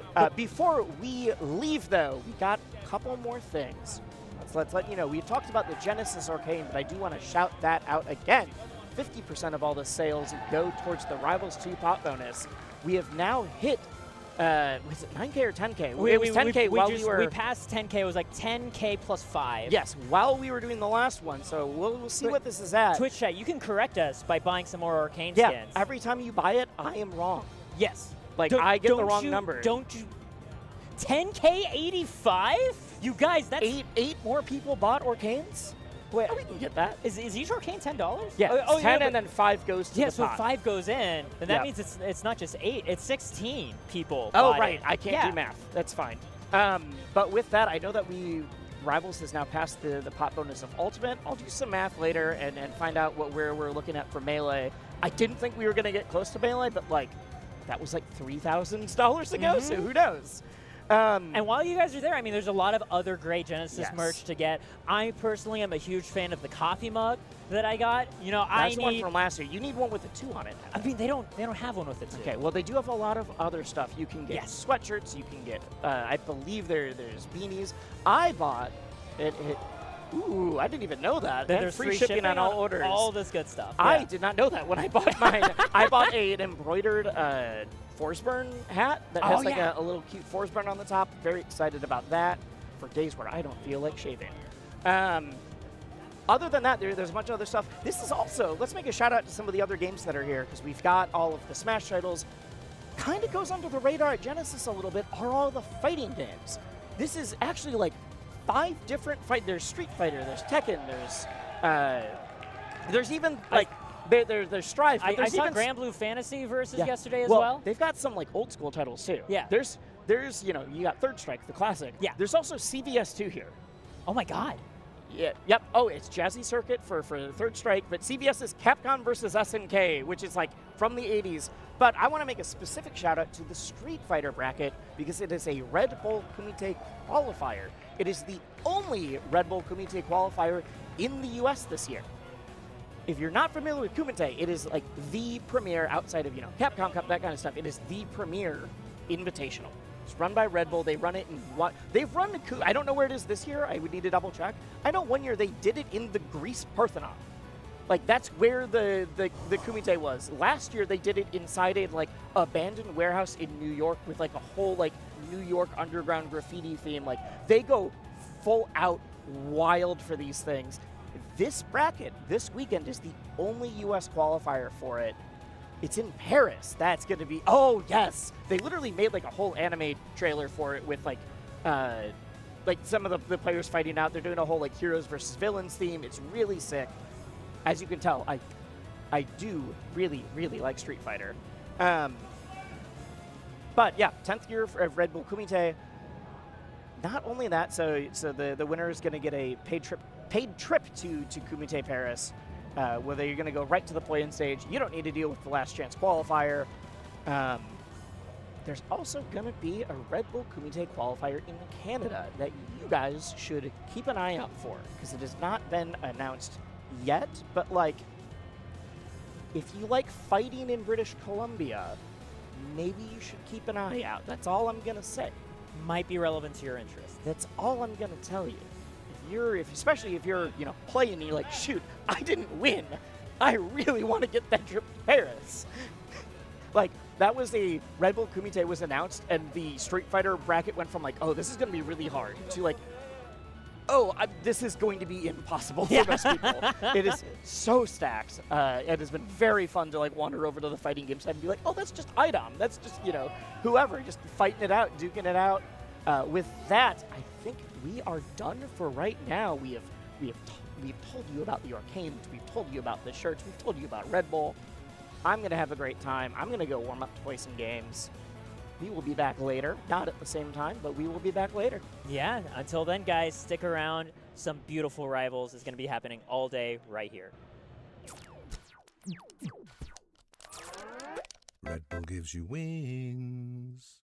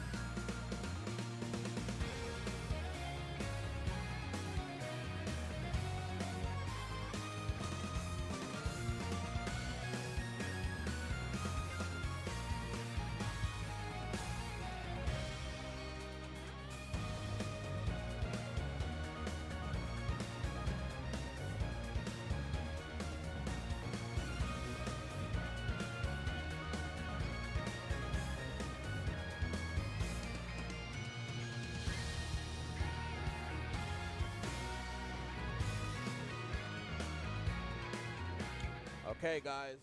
Oh boy, it's day 2. Day 1, absolutely nuts. Day 2 is going to keep on trucking. I'm here, Copter on the mic with Wolfie Scratch. We're about to cast, I believe, round 1 still of pool. So even though it is day 2, we still got round 1, still a little bit to finish up that last part before we get into round 2, the meat and potatoes of this bracket. But yeah, man, it's going to be a good time. How you feeling? Feeling good. The weather was really cold yesterday. A lot of people, a lot of people got to feel the brunt force of it. But we got some fantastic sets coming up here at Genesis X2. So many games as well. You got Rivals 2. I think this is the biggest prize pool this game has ever had so far, right? Yep. Thanks to the Arcane skin, I believe. So, of course, it is still available. I believe there's only, like, what, a few hundred left, but until the 21st of February. Actually, never mind. Someone told me a lie yesterday. They're actually unlimited. Thanks, production. But they are available till Monday, the 21st, of course. And I believe 50% of what you pay for goes towards the prize pot. So basically, you're just making Cake Assault's bank account bigger. So, you know, hats off to you guys for sure. Now, hold on. And the skin's sick, though. The skin is sick. Hi, Humming. What's up, yeah, Humming? guys, hope you guys are doing okay. We're going to get into it very shortly. But yes, of course, you see the graphic right now, Arcane, looking cute as ever in the Genesis skin. A classic if you're a Rivals 1 fan. It's beautiful. Hope you guys in the chat are doing okay. We're going to get our first set coming on soon. But yeah, man, Rivals 2 has been booming this weekend, and it's only going to get crazier as it goes on, right? Yeah, we got Katsu versus Neapolitan. And yeah, Arcane, you know, looks cute. Don't want the looks to deceive you. You play against that character, you're like, oh no. He is a gremlin, absolute gremlin. No. They're just like, just parry the bubble. And I'm like, I'm trying. I'm trying. I swear nothing happens, though. No, that little gremlin is an absolute monster to fight against a lot of the time. Very quick buttons, of course, no lag. And of course, everyone knows about that in this game. You know, crazy recovery, doesn't have problems killing. And that Nair is absurd. Where's the Katsu crowd? Like, Neapolitan had like 2 fans, and Katsu's just by himself. It's early in the day. You know, still morning. People still wiping the cold out there. Are they all right? That's true. I had to take an Uber here because like I was just like in the Airbnb, and I'm just like, is anyone going? Is anyone going? I gotta go. I gotta be ready to go. But no one ready to go. That's fine with me. Got to get the action started right away. For sure. You weren't lying about this weather, though, man. Like, I mean, where I'm from, like, all it does is rain, right? So now I've come over to California thinking, oh, you know, vacation, maybe a little bit of sun. No, just raining all damn day. I come off rain, off the plane, just to get into more rain. Yeah, they're just like, you thought you could run? Oh, no. Never mind. Oh, man. But also, speaking of that one, Red Bull, proud sponsor of many of these events. I love the announcement. They're just like, hold on. Don't stop taking things out of this way. I mean, yeah, man. Of course, you know, with the Red Bull Commentate qualifier, you know, at this event at Genesis, one of the stops along that circuit is going to be, you know, it's a good way to, you know, show. So, shout out to Red Bull as always supporting the gang. It is good to see them here as well. Keep yourself energized, of course. Me personally, I don't know if I would drink an energy drink in the morning, but some people are built different, and that's why they're champions. So, shout outs to them as always. Gives you wings. You gotta do everything you can. And oh man. Especially in this game, you got to do whatever it takes. Genesis and Rivals, it's a very stacked bracket, a very competitive one. I was just spectating the last pools, and Wisely was just like, I was just surprised that this was pools. Like, the competition is just getting so extreme. Yeah, Dark Youngblood is crazy. That's round 1 pools. But yeah, brackets are getting stacked, you know, and it just keeps on getting, you know, crazier. So we'll see how, you know, it all goes down. I just want to say, Neapolitan has got a very fruity hoodie that I'm a big fan of. Yeah, it's a one piece. Yeah, it is. I was going to say. I was trying to see which devil fruit was which. A lot of them all. Got to eat them all for this matchup at least. You can't eat more than 2, bro. You'd be out. Unless you're, well, just built different. I ain't going to spoil it, but hold up. Never mind. Yeah, just tuning in. Casually just get spoiled about it. Can't escape. They would throw me off the mic immediately. Either way, Katsu rocking the Rano. We got Neapolitan rocking the Crag, of course. Everyone plays these characters. Oh, yeah. These are the bracket characters you talk about, you know what I mean? You see a Rano and a Crag and maybe a Zetaburn all the time. And I get why, you know? They're not exactly the hardest to pilot, but they give you great reward. And I think the Frog has been on the list of that many people are all of a sudden just like, hey, wait a minute. What is going on with this character? Yeah. Why they nerf and then undo it? Yeah. And go back to that one. Everyone's just so damn confused about this. And I'm telling you right now, this character is a threat. But don't be forgetting about Craig. Look at that insane combo sequence to start this off. Yo, he's smacking on him. Please don't. Like, please. I beg of you, but honestly, these are the types of Crags, Wolfie, I'm going to be real, and with you guys as well, chat. These are the types of Crags I am so terrified to fight against. They don't have no fear it's like, you know what? Even if you're not there, I will throw the F smash out because it lingers for so long, even after the supposed nerfs, and it murders you. We're seeing Neapolitan run away with it, Wolfie. Oh, and the DIN, you can't be doing that against that grab. Look at that sequence. All of a sudden, and actually hitting the bubble to get it away. An attempt on an edge guard will fail out and get stuck at the bubble, but only taking 18%. Neapolitan looking mighty healthy, while Katsu struggling it out. And like you said, no fear, just throwing out the forward strong. These are the types of cracks I don't want to fight in bracket. I'm telling you, what, round 1? This your first game? Oh man, you better wake up quickly. It's a rude awakening. Okay, Katsu trying to fight back. The kick's coming out, the up tilts, the forward airs, something. Uh-oh. Just to salvage a little bit of this lead, because at the moment, looking all Neapolitan at the moment, looking sweet. Oh, looking sweet, but at the same time, damn, that's got to sting. I promise you, all those smash attacks would hit me. Yeah. And I would look at them across in bracket and be like, wow. Mean, bro. But oh my goodness. The up strong, great utilization of that, and trying to counter attack Katsu. The game of all about momentum. Yep. Restocks, comebacks are possible, but against the Craig. Ooh, okay. The Good way to mini-game. start it. Good way to start it. I like to call that the Mario Party minigame with Rano's there. What he's going to do next, you know? Chance time. Yeah, it literally is chance time. Got to get away. And oh, no, I just remember the up tilt. Everyone's talking about that move, how good that thing is. I think we've all seen the Twitter clips of that damn move. I won't say any more, though. It's like, what do you mean you can just kick into another one? That's not fair. Man. Ouch. That was just mean, bro. Yeah, that was. That's how I would describe Neapolitan's crag plays. Just mean. He just chucking out strongs, throwing the block downwards. Just mean. That's the disrespect for, you know? We're just like, That's what he ate. That's what I feared. And then Craig players, they don't crack a smile either. They're just like, yeah, I just did that. I'm playing like, the rock. Yeah. That's what it is. It's like, you know what's going to happen. They're either like super grinning at the cheese that they're putting off, or they're just straight face like, yeah, I played the rock. Harbor though, scary stage. I think, honestly, I think Crags would love this stage. So I don't think Neapolitan has any fear or any problems going here. So. I mean, that's what I'm concerned about. Like, usually when I see this stage, I'm thinking this is the Craig stage. Yeah, this is what Craig would pick usually, right? This is usually the one that you want to strike. But, you know, Katsu got the outfit on, the snow outfit, so maybe, you know, just like, hold on. Maybe I got the weather advantage here. I feel it.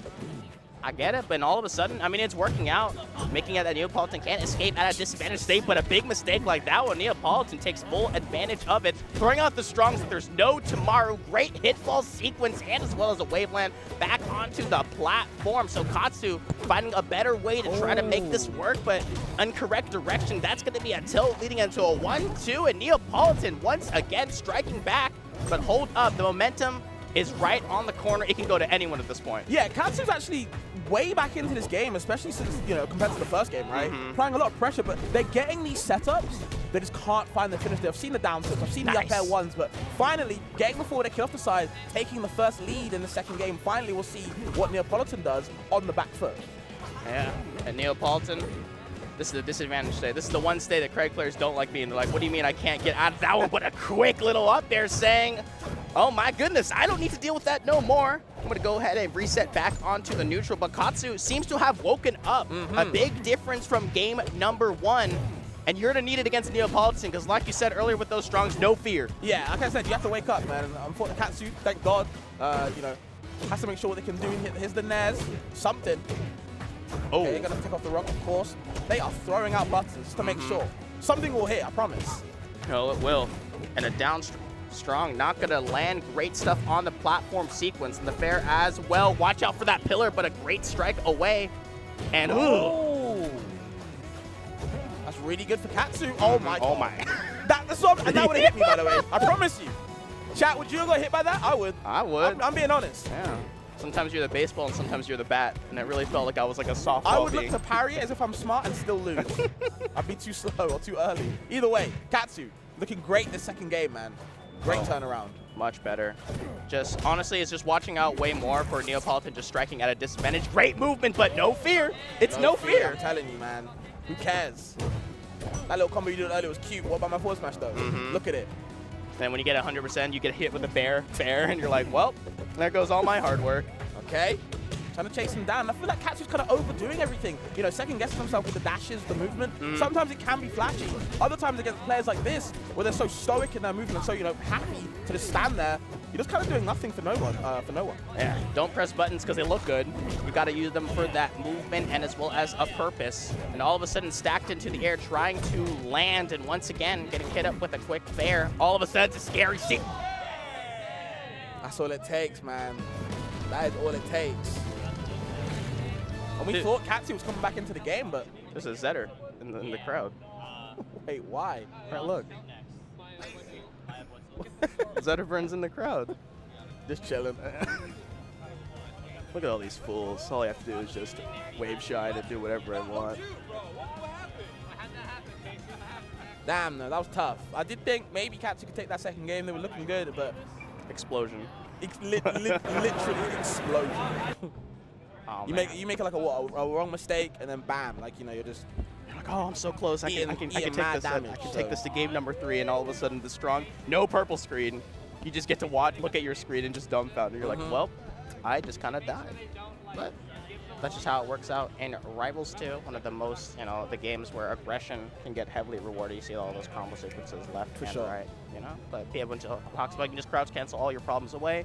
So then you get grabbed, and all of a sudden the rock paper scissors continues over it again. You sound so depressing. How many times that happened to you, to be honest? Ooh. I sound like a top player the way I be downplaying this game. The game's is hard, man. The game is mad hard. You know, I was actually entered bracket this weekend, and I feel like, no, not even I feel like every game I had, I think, went to game 3. And I was just like, damn, this is stressful. Mad stressful. So I get it. The game's hard. I played against Torna.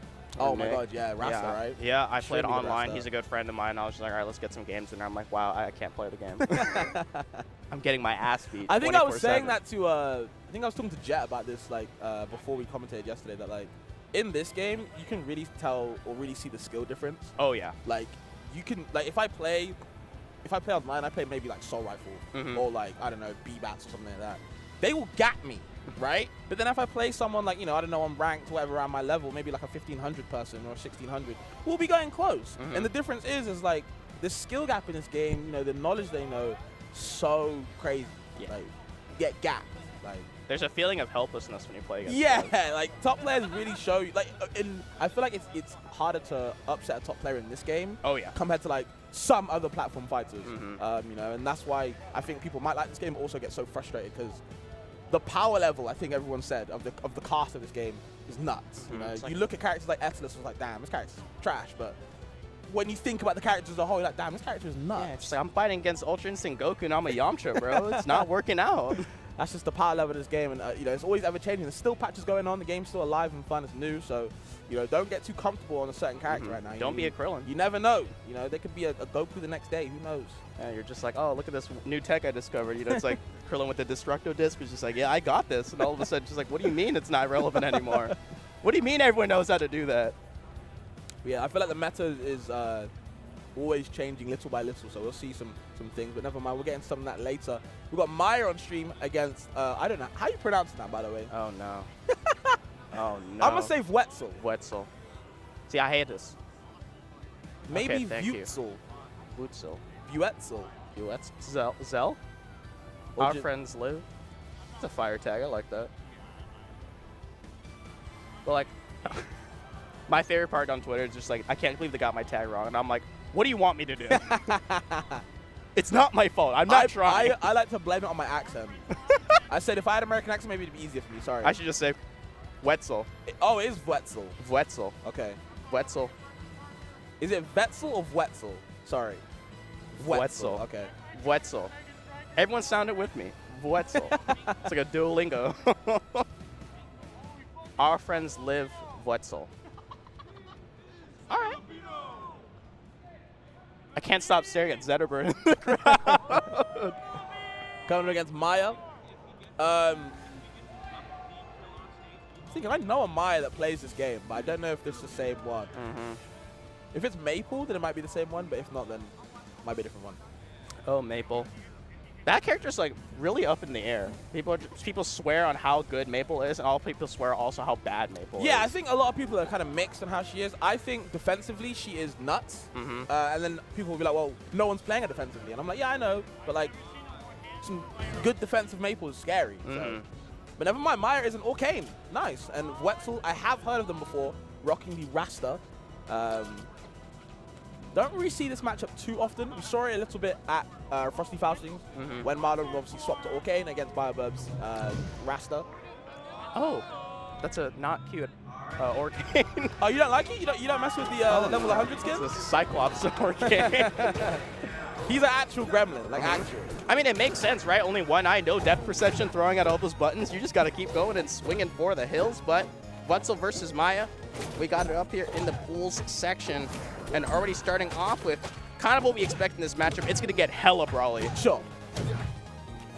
Like I said before, Arcane excels in that CQC, right? His frame data is disgusting. I'll be honest. Ouch. But, you know, and with that good a good recovery, Rasta is one of those characters that can really exploit you and force you to recover in a really uncomfortable way a lot of the time. You have to kind of puddle hop, you know? If you're not puddle hopping, if you're teleporting, it's easy recoveries. If you're side being, it's easy recoveries. You have to be very interesting with how you want to recover. So.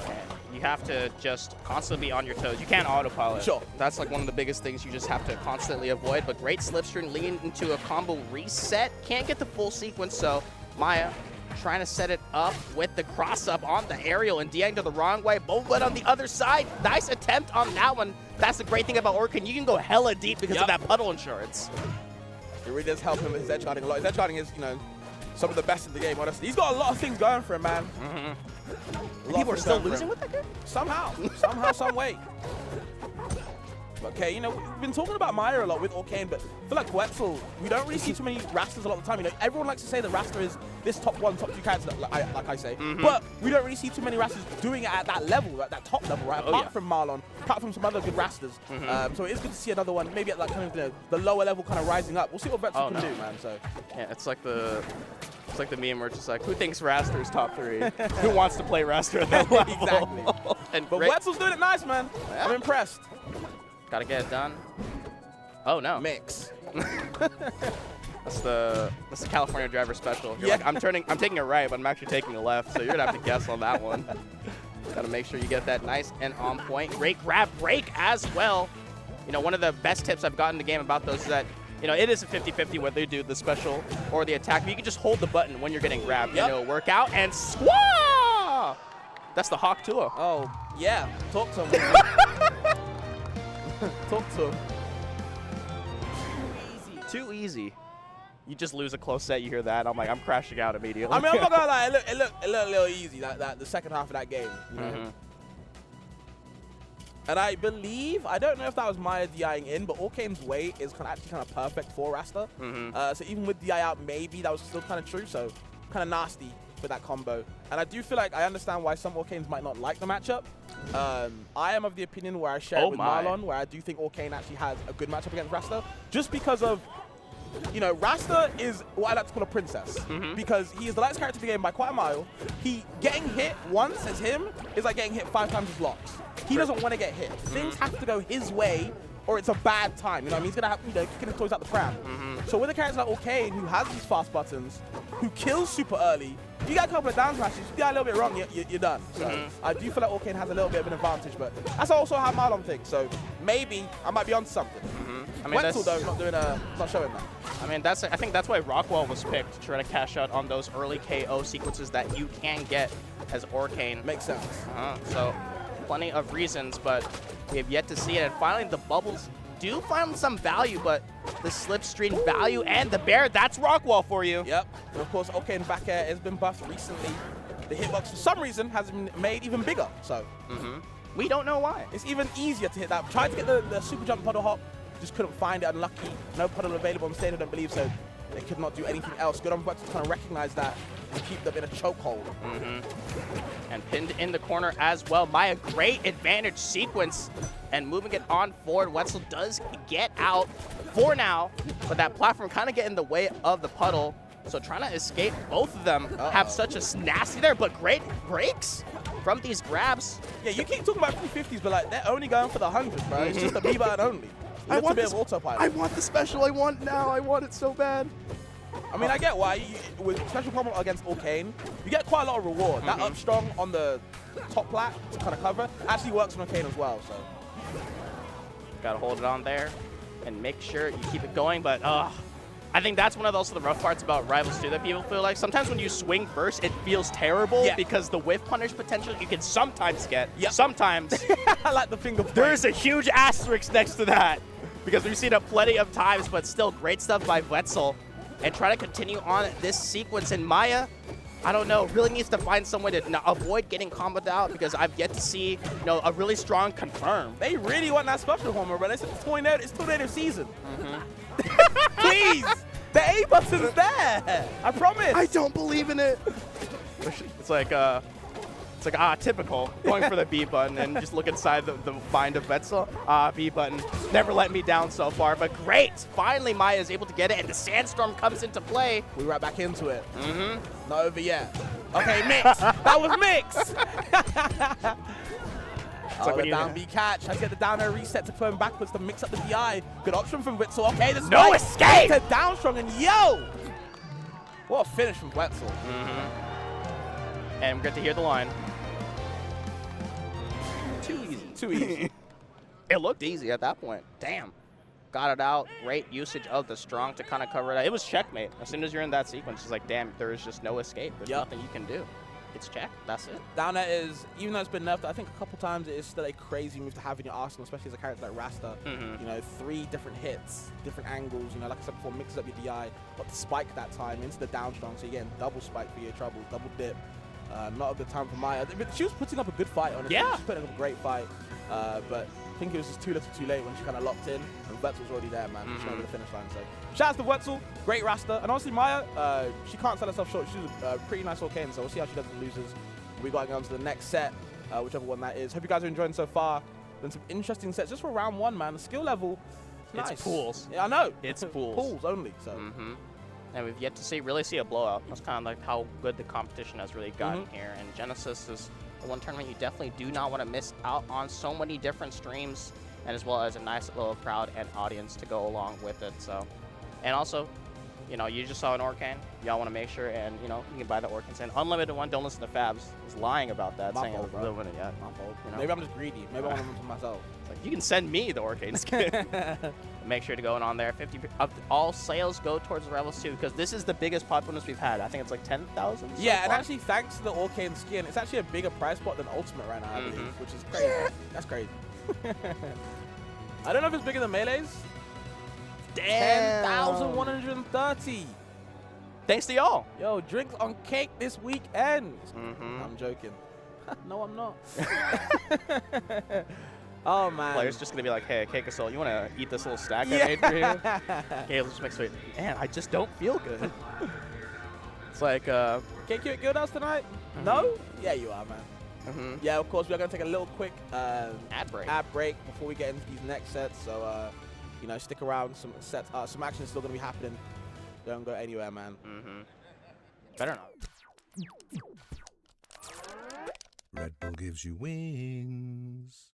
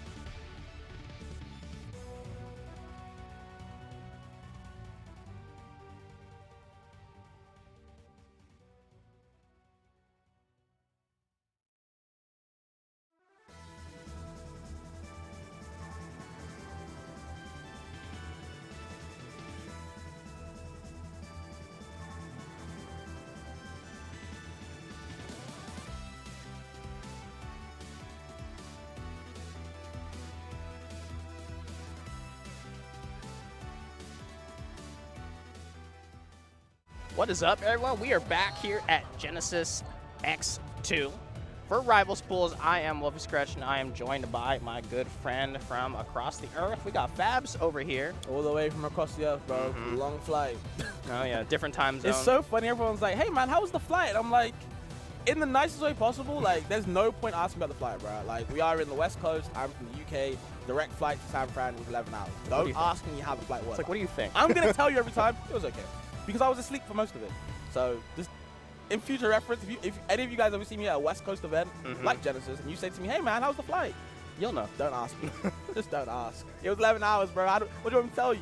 I watched like 3 different movies. It's like anti-good tips. It's like when a player loses, make sure to ask them how they're doing. To be fair, though, I actually don't mind long flights, if I'm being honest with you. I know some people don't like flights at all. I don't mind long flights. I just watch movies all the time. Oh, yeah. And I love movies, so. Get it caught up on the media. Facts. I watched Forrest Gump. Love that film. I just kept running. Yeah, man. But yeah, guys, we don't have a set at the moment. We have 2 players coming up soon. I think their names are interesting. One guy is called Fishbait. Who do you think they play? I've said Zetterburn. I said. Wolfie said Orcane. I hope so. and another No! player. Who is it? Who do they play? I'm the go. I knew it. I just had a feeling. And then there's a player called Dong Dong Never Dies. Great tag. And you said Crag, right? Yeah. I'm going That's a with correct name. Maple. If I'm wrong on 2 counts, I'm just going to leave. If I guess correctly, Oh, thank God. It's Crag. We are confirmed. damn. Okay, 1 each. 1 each? But yeah, Dong Dong Never Dies with Fishbait. Obviously going to be a great set. And I feel like regardless of the skill level of this game, any Zeta to me is scary. Oh, yeah. Because they know the basic thing of Shine Dare. It's such a simple concept, but it just kind of obliterates lower level players, right? Like, I don't want to fight a Zetterburn in round 1 going Shine Dare, or Shine whatever the hell. Because then I got to tell my brain on hold down or parry or whatever the hell. They scare you too. Do they do. Oh my. I'm lazy. See, here's this. You just. Oh, real? I've never actually heard of Fishbait. My fault. Was not familiar with. Not familiar with your game. But that's like the scariest part about it is that you're just like you just see them in the controls and they either have like tap jump on. You're like, uh-oh, they know what they're doing. Or it's tap jump off and then they have the crab grip and you're like, uh-oh, they know what they're doing. They're gonna get that nice little shine cancels and shine dashes on there. But yeah, look at this beautiful venue, by the way. So much space. People showered. Yes. It's looking good so far. I'm liking it. You know, let's continue this streak. It would be nice. Yeah, I haven't had any, like, you know, I haven't seen or heard any issues so far of people smelling out of the ordinary. So, you know. That's the benefits of cold weather, actually. Honestly, yeah. Y'all know who you are. I've seen many of y'all not wash your hands too, which is terrible, by the way. Then y'all fist bump? Like, it's crazy. I gotta get it. And then we're wondering why they're sick. Insane. It's like, man, I'm back from the major. I got sick. I'm like, all right. Did you play more sets than you washed your hands, or what's going on here? Yeah. Also, just remember, hygiene's really important, especially now, because people are getting sick. Yeah, man. I've been getting yelled at by everybody about how, like, you know, rising cases of all sorts or whatever. So stay safe, guys. Wash your hands. Wash Hand your hands. sanitizer as well. That helps a lot. Oh yeah. We'll be getting the set underway very soon. Ooh, look at you. Yo, people got these nice snazzy shirts on recently, man. I'm a fan. Yeah, okay. where's my Legend of Zelda shirt with the cargo pants? People have evolved, Wolfie. Yeah. I feel out of place. I'm not gonna lie, the minion top was doing it. It's the eyes, man. I'm rocking with the minion top. It's like, what's your opinion on this? Banana. Fish bait, man. Got the fisherman fit on too. Okay. Yeah, we have been confirmed the characters course it is going to be Zetterburn versus Crag. I mean, an interesting matchup.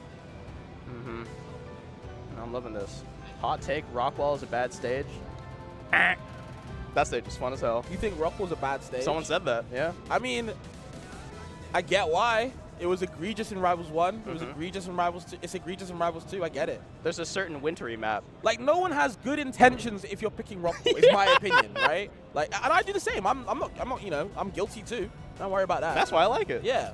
But if I'm taking to Rockwall, I'm letting you know without actually telling you, hey man, I'm not a good person. I will be murdering you at 50. Hope you enjoy the game. Yeah. You know? Oh, you missed that tech. You don't want to shake my hand? Well, then fair enough. Ooh. Yeah, there's a certain stage on the third column all the way to the right that seems to be the worst one, but... I mean, okay, I'm not like the type of guy to be like, oh, Hot Take is actually a good stage. But I do think the one thing it's good at is that it mixes up a lot of people's recoveries. I like that. Like, I think personally that it's Zetterburn's best stage because it makes his recoveries super intricate. Even though it's, you know, super annoying how it works, it's kind of janky. Julesville. But Julesville will always be the GOAT. Rivals 1 and Rivals 2, even that's a little bit different. For me, Julesville is the GOAT stage. Oh, yeah. The vibes are the same. Facts. Even though it's a little different, but damn. That's number one. Fireball to forward throw at low percent. Yeah, we're in for a set, guys. They set the tone already with that one. They're like, oh, get ready for that. And look at not even a waveland on the platform, just simply just hopped up on there and said, yep. Y'all know exactly what I'm going to do. Falling up there as well. Hold up. Look at this combo sequence, and Dong Dong never dies. That might not be true at this point. You got to be careful. They tell me that's an up air, bro. That looks like a nair to me. And what is going on the stare down? Fishbait's just like, I'm going to take my time. Yeah. You know, it's all about fishing. Sometimes you got to reel the line in slow. You got to... Gonna get a hook, line, sinker soon. Who knows? Uh-oh. Okay. It's always the third spike that gets you. Gotta be careful. Great stuff on the movement. Really wants to avoid it out. Both of them are just one confirm Oh, away. they are. Oh! Yeah, forward airs for plenty. Okay, Dong Dong, I see you. Need to be real careful and tried and true forward one. And yeah, oh, there we go. That shine interaction, that's them showing off secretly. Like, I know what I'm doing. I know what I'm doing. Don't worry about that. Careful about that one. And great falling up air, but even better DI to stay alive. And the bear at a disadvantage. That's the heavyweight classic. Yeah. I will press a button to get out. Shield drops are so scary in this game just because of, you know, how good shield is on a platform. So you have to be careful. Uh-oh. No way. Chill. Like, actually, like, chill, please. I'm just like, wow, Neapolitan's in this set? Yeah. Striking out with all They them. be talking to each other, I'm telling you. Neapolitan, Dong Dong never dies. Probably ZB2. Who knows? They all share one brain cell? Hold on. Theory's confirmed. Damn. Ooh. That brain cell going off right now. Yeah, it's back. It's activated. But at the same time, Fishbait's just like, oh, I am one good interaction away from getting that one, and that's going to be an uppercut. Sure, you can. Right up on there. Back into the game. Pause back to even. No shines out shield from Fishbait. Just going for the immediate upstrong. Oh no, cheese. No honest intentions when you play that I'm character. telling you. He's Rockwall, like, personified. Uh-oh. And interesting, one of the few characters that can do a move out of a dash attack. Besides, you know, a certain bear. But I think you'll get a strong, but oh goodness. No honest intentions. I'm finally seeing some shine play. Actually gets the edge guard, so good on Fishbait. Oh, the hole stuck up ahead, that's huge. Uh-oh, down smash, get the hell off me. And you got hit with both the hits as well. And great DI to get themselves out. Excellent execution. So Dong Dong doing a fantastic try to make this one back. And yeah, that's what I'm telling you. Every set, they're just going for it. Yo. They just want it. No fear, we told you. Oh! And that's the classic. Chase down attempt. Great spike downwards. Dong Dong slams it down. Fishbait. Couldn't get too much % off of that one. Honestly, that's worst case scenario because when it's evened up, you got to be hella careful against this. But, ooh, the aggression. Good defense by both these players. And honestly, I don't know. It's looking real close. I don't know who's going to take it up. Hold on. Fishbait in trouble. It's the reversals. Yep, Ned doesn't get the right hit though, but the down there. Craig got pillar though. He's only using shine off stage. So interesting. Just wants to shine spike. No honest intentions. No honest intentions. Yeah, I mean, I'm just so used to seeing Shine used so many times on stage to get all those confirms and whatnot. But great spike downwards, and you're not making that one back. See, Stoic, like, no emotion. They're like, yep, I did that. Look at him with the. Did you see the finger on the chin? Like, for my next move. Yeah. Should I keep throwing off stage or?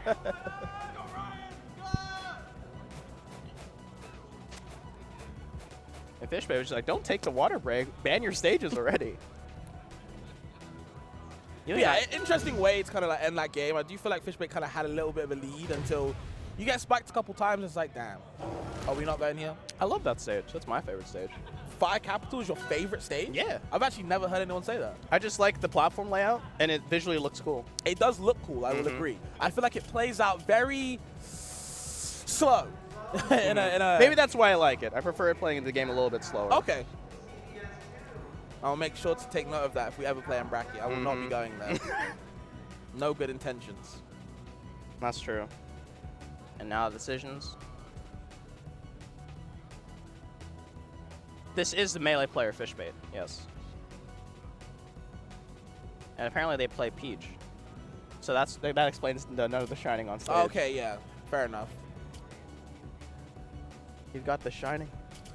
That's a copyrighted movie. Doesn't he want to try the fleet, maybe? I don't know if they've tried that before. Maybe they prefer Zetterburn in this game. Jules Veil, run it back. I mean, I don't think the stage was the issue. It's just you're getting spiked. You get spiked on any stage. Oh, trying to carry the shards. A little bit too slow on the mark. Yeah, not too good of a feeling. And now is attempting a little bit of the shots on their Fishbait, taking a little bit of the notes, and that's the guess. Oh, it's like, there we go. Where was this? I feel like he's like, oh, my B button does work. Oh, okay, my bad. I've been holding back too long. Yeah. Oh my goodness, Fishbait! So wait, where was this? Wait. Did he pass the controller? Is this the same guy? Someone let me know. Yeah. Check the controller. Check the connection. I know Dongman's eyes open like, wait, he wasn't doing this in the first game. Yeah. What happened? Is this the extent of their power?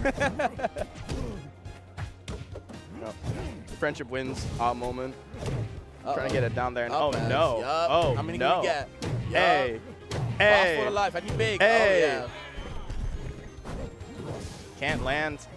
Lap the percentages up. Dong got to find some way to try to fight back, and I don't know. Fishbait looks entirely different. Look at this movement as well. They're playing so much faster now. What happened? I don't know.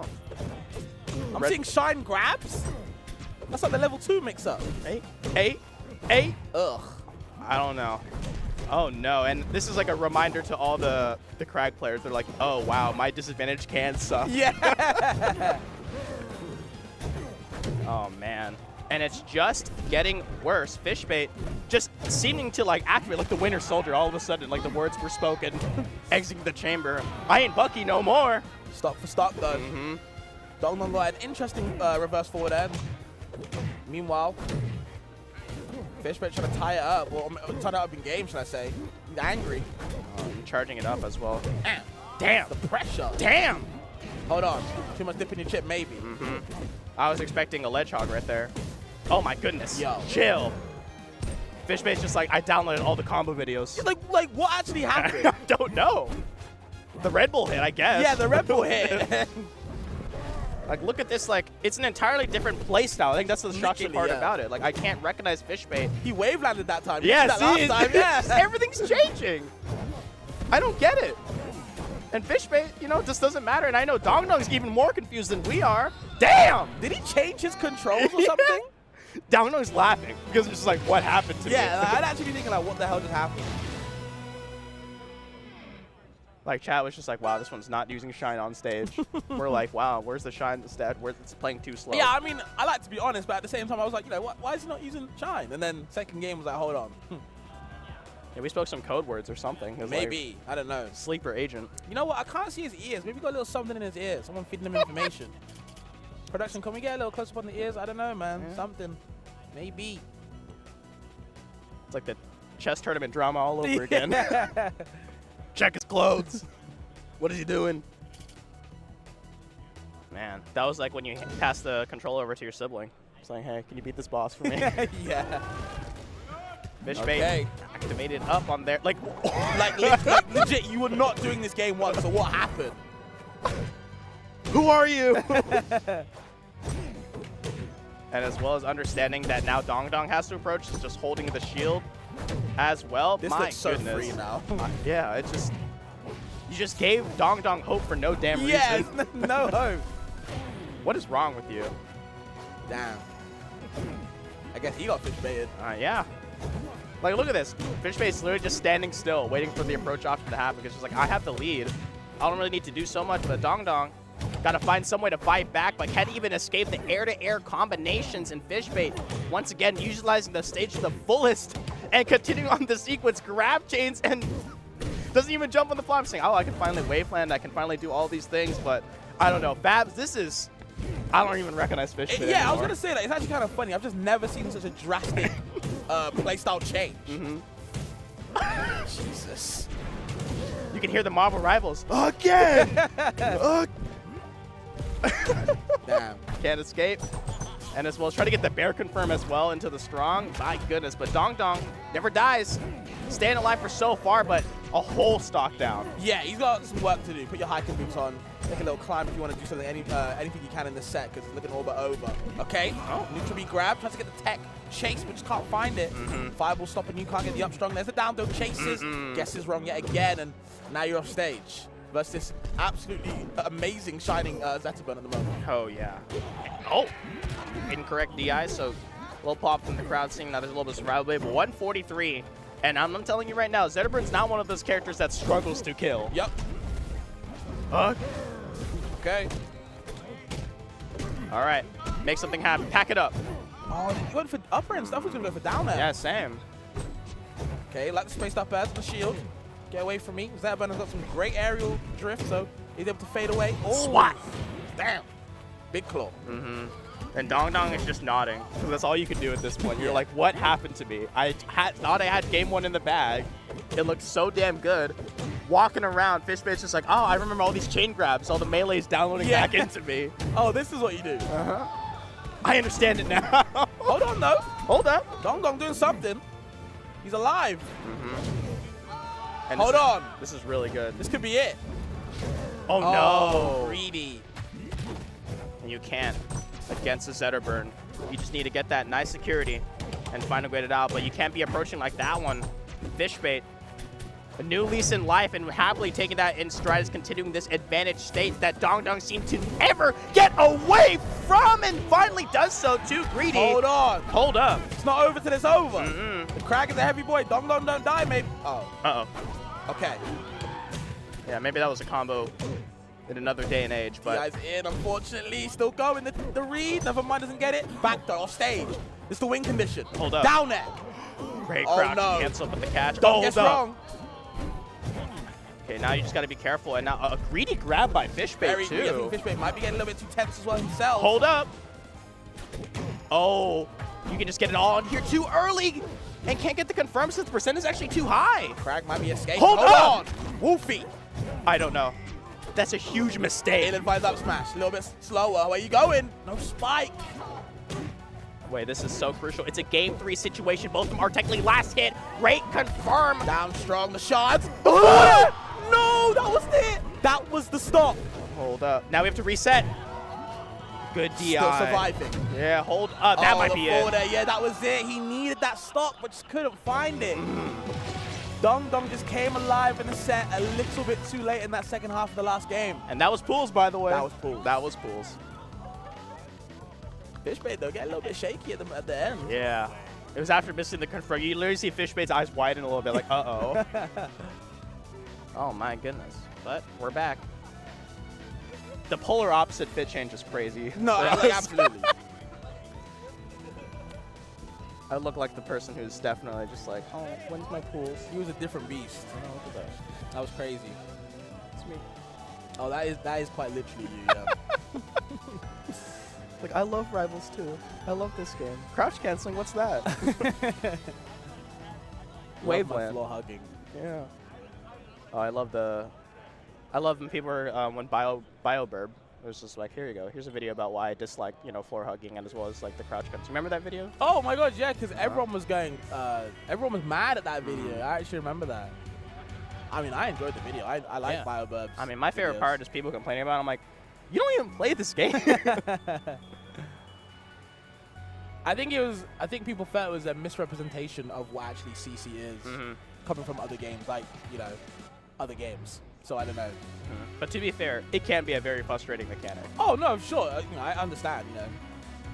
The way I like to see it, and I think other people might agree, is that I like to see it as a necessary evil, because I feel like if it wasn't in this game at this current moment, and with the way some characters are with, let's say, their frame data, and I couldn't have a way to beat it like that, I would be very upset, even more. Yeah, you'll find out. We're gonna get a player back on stage, Wetzel, coming up against Plup. probably the king of this pool. Rocking the maple, a little bit of arcane. And I know he's been trying out Aether a bit as well, so. Yep. Plup, familiar name, and Wetzel, a familiar face. Yep. We got to see earlier rapping out on that raster.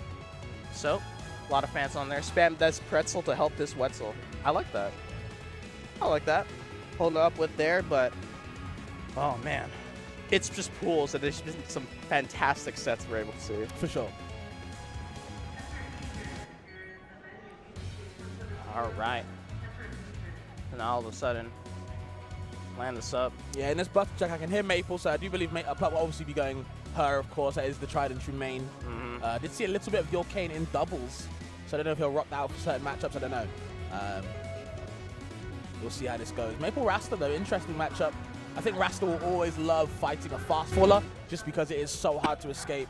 And even though Maple is small, because they're so much of a fast faller, it is kind of hard for them to escape certain combos. So it can be really hard. Edge guarding wise, depends how good you are with your tether, man. And I love this rock, paper, scissors mechanic actually implemented in the game. Yeah, it's really cool. I think Dan and the team have definitely thought about a lot of quality of life things for the game. You know, in Rivals 1, when you were selecting your character, you could literally try them out while you were selecting the character. I hope that makes a return somehow. Probably hard to implement in this game. Yeah. But, you know, that'd be really cool to see. Yeah. Now you get to, you know, look in fear as the Zetterbird is just practicing wave dash Yeah. and then the shine. You're like, well, I'm screwed. They know what they're doing. I mean, that's the bait, maybe. You know, if you see fish bait, you wouldn't do no wave times game one. You're thinking, damn, this could be easy. The jump, the short hop to jump on top of the platform just caught me off guard. And all of a sudden, it was just like, oh, right, I need to wave land on these platforms to get the best kind of degree out of it. But like you said earlier, a very interesting matchup, something that you don't see every two on the day. But Rasters do love, you know, fighting out on those fast floors. But we'll see what Plup can do. Seed number 12 for a whole reason. Jesus. He high up. That F-tilt is going to be a thorn in Wetzel's backside, man. That F-tilt is crazy. Don't look at the frame rate of that move, guys. You'll be sick. Lords. Oh. And the dunk as well. Hold up. And as well as, I think one of the biggest thing that I'm seeing a lot in Rivals 2 is utilizing the get-up attack as an edge guarding tool. They just keep doing it over and over again from how good it can be, but Plup placing these marks down and Wetzel fighting back as much as he can, but that's the easy confirm and gets sent off to the right side of the stage. Where you going, bro? Tether is always there. Just one confirm off the side horizontally. Maple is murdering you. Oh. And look at that. The tilt just constantly threatening out. And if you played this game, you played against a Maple, you know how. It's frustrating. Like I said, the frame rate of the move will make you sick. They will whiff a move F tilt straight away just to cover them. It's like reassurance. And you're like, what do you do? And they're like, we don't know. That's what we keep. That's why we keep hitting it. Oh man, but that's one attack you definitely can't escape from. Crossing up on the shield with there, but great anti-air coverage and can't get confirmed this time and striking back with the bear. So Wetzel trying to fight back, but Plup is just so on point with this. Jesus, making it real hard for Wetzel. Okay, tries to make up the recovery with the neutral beast stall. Okay, I like that. Switching from the ledge. Just a speed boost. Yep, parries the Lily. Free invincibility for me. Thank you very much. We got gifts. But the F-tilt, man. Look at that. Down angled as well, especially. Nice tech. Yeah, what I like about Lily in this game, which, you know, people can disagree on, I just like you can't throw it up for free. You have to play with it and protect, you know, Lily out on there, because you're just giving your opponent some free invuln frames if you're not careful. I like to think that Maple's Lily is usually best on platforms, just because it's harder to parry. It's still possible, but it's at least harder. On the ground, you just run a parry. Sliding parry every time, so. Yeah, and while we're speaking of that one, Plup, just a dominant 3-stock. Just barely took over 100%, man. This guy is cooking. Wetzel in trouble, guys. What can they do? I don't know. We gotta grab more, I think. It's hard, though, but you gotta grab more. Yeah. I feel like Rasta gets, like I said before, he gets so much off grabs, especially against fast fallers. You really have to abuse that. But it is so hard to catch a rat, especially with Plup's movement as well. So easier said than done, guys. I'm just a commentator. Yeah, I mean, also just trying to do their best. And Plup just kind of showing off the doms. There's a big seed disparity, but upsets can happen. Much harder in this game, like we kind of explained it earlier. Yeah, like the skill gap is just insane. Wetzel's obviously a great player, as I'm already finding out today, but it just feels like Plup is just all over them, you know? Knows what they're going to do, knows how they can kind of beat it. Very hard to come up against, but it's an experience that helps. Oh, man. Oh, man. There's just no escape. Yeah. Especially on this stage. Just feels so congested. And I thought Lily was there for the assist, but thankfully we'll be able to avoid that one. But Wetzel just praying and saying, thank goodness the mark wasn't on, because that's definitely a stock right there. And the down B a little bit desperate. The F tilt does push it forward now as of this patch. Oh. Caught it. Mix. Yeah.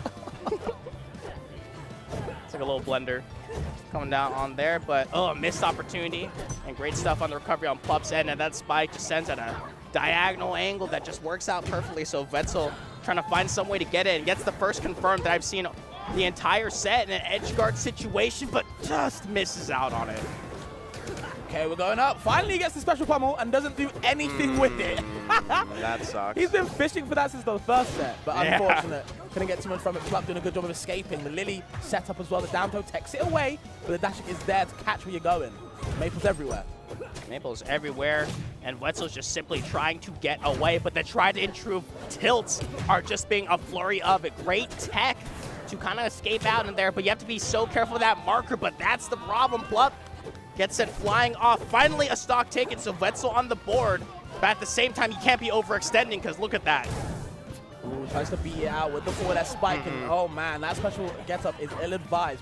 Plup, a whole stock up ahead. Yeah, that's rough. I'm trying to find some way in the forward tilt. Great grab. This is the first one you talked about earlier, but unfortunately just kind of was not able to lead into anything. For sure. Immediately afterwards, a lot of the jumps are being burned on Rasters, and you got a lot to work with. You got to be real careful. Great confirm, spiking it down on there. Continuing the sequence, no, can't do so, and Plup gets out and tries to get a combo of their own, but Raster! 87 purple. No good intentions on this stage. And if you want to make the comeback happen, this is where you want to try to do it. But at the same time, you're still a stockle below. And finally even it out, but Plup got the marker on you, and a strike back immediately by Plup. Maple just so good in this game about getting these horizontal kills, man. Usually, like their best feature, I would say, in Rivals 1, of course, was like, you know, the 50-50, you know, off the top. Sometimes you get these down strong wraps into down strong again or whatever. But, you know, in this game, it's a lot of tether to nair off stage to kill. So it really helps their kill potential off horizontally as well. So Maple, man, she's ever scary. Yeah. Some fantastic stuff on their Plup, you know. I mean, seed number 12 for a damn good reason. Yep. Let's be honest here. So real good stuff on there. Wetzel still got a chance. Show some fantastic stuff with the Raster. I mean, that combo sequence you saw come alive all of a sudden. I was like, okay, where was that one all of a sudden? I was feeling it. I like the down air into the down because usually when you do down air off stage, when you mix up the DI, you want the DI so you can up B them. But of course, with up B's knockback reduced recently, maybe they weren't confident. Even on Forest, I think it would have killed them. But even on Forest, so maybe they went for down strong instead. So either way. And we'll see how that one goes. Still got players coming on here at Genesis. Fantastic sets and fantastic more. Like we kind of explained earlier, this is the biggest prize pool, actually surpassing Ultimate. From the support of the community. That's like the power of it. That's the power of the people. Just a single skin can just ignite the community and just, you know, bring it all together for hella money. For Arcane, by the way. Yeah. And we've seen how many people want that poor little water dog on a steak. They want to cook that little fish. Just fry them up and do something. But yes, we are going to be getting Ivane and Nexplosion. I've heard of Ivane, but I'm not sure who they play. I'm a big fan of Nexplosion. Used to be a pretty good Absol, I believe, in Rivals 1. In this game, plays Zetterburn. And, like, I've said it before yesterday on stream, but, like, you know the Zetterburns I always talk about that have, like, high APM? With Nexplosion, his APM is even higher. You know what I mean? He is constantly moving. He has, like, for me, it's like he has Rivals 1 movement in Rivals 2. Like, that boy is moving all around the joint. You know, Nexplosion is very good, very fast player. But I'm not sure who Ivane is. I just know they're seated very high. So they're doing something. They must be a good player. To be feared. You're in the pool stage. I'm not sure who Ivane plays either. But yeah, Nexplosion, a very, very fast Zetterburn. I'm still just thinking about fish bait. I was like, who are you? This will be a big jump up in terms of buttons pressed. I'll say that. It was just so funny, just the short hop, just jumping on the platform. waveland. That game one of Fishbait was crazy. Yeah. And it still got awfully close as well. Oh. Yeah, I can hear the shines going off. Into It's a Zeta Burn Ditto. Ivane rocking the Zeta Burn as well. Okay. I respect it. Dittos in this game are actually kind of fun to watch, I will not lie. Okay. I do think I agree just because of in this game, no one really plays a character the same. I think a lot of people can express themselves with the character very differently. Maybe certain combo routes might be the same, but most of all, usually you have a different play style. You know, like if you for me in the Zeta Burn especially, if you watch Cody play versus like Switch or Stango, you can tell the difference. Cody is upstronging you 7,000 times. You know what I mean? Just the little things like that. And Fishbait just plays Yo, slow. chill on Fishbait, man. He won. It's literally just rent-free because I just never been so, like, confused Yeah, about I was a mad switch confused. up. I was mad confused. But damn, we got the Zetter Ditto. Next Explosion versus Ivane. And yeah, seated pretty high, 32. Yep. At a big event like this one. Real big showing on it. And I don't know. The Zetter Ditto. Both of them are quite vulnerable off stage, so.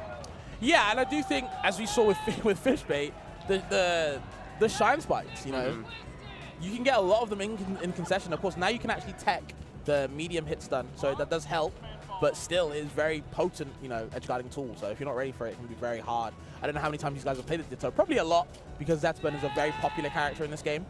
So maybe they're comfy, maybe they don't like it. I know some people don't like the Ditto in certain matchups, so we'll see.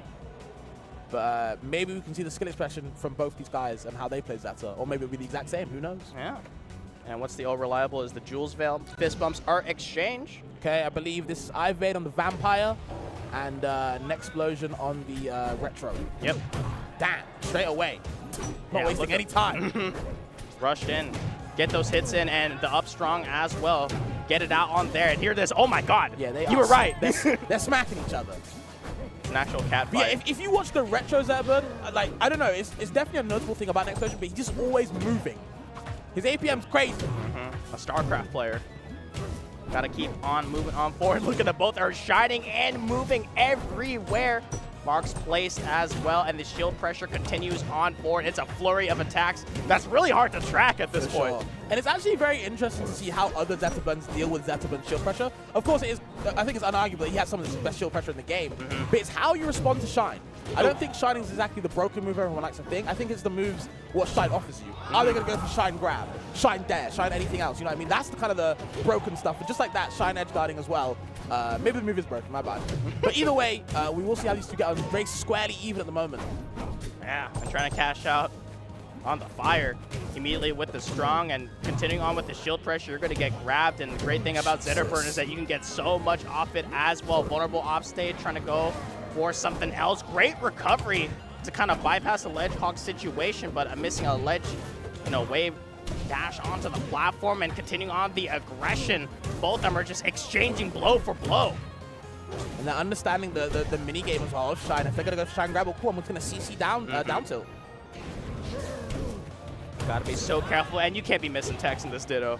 Unfortunate. Nexplosion take the first stock. Oh, second stock, let's say. Up a lead now. Big forward in your face, though. Be careful. Yeah, parry. Double fire, but you're on fire now.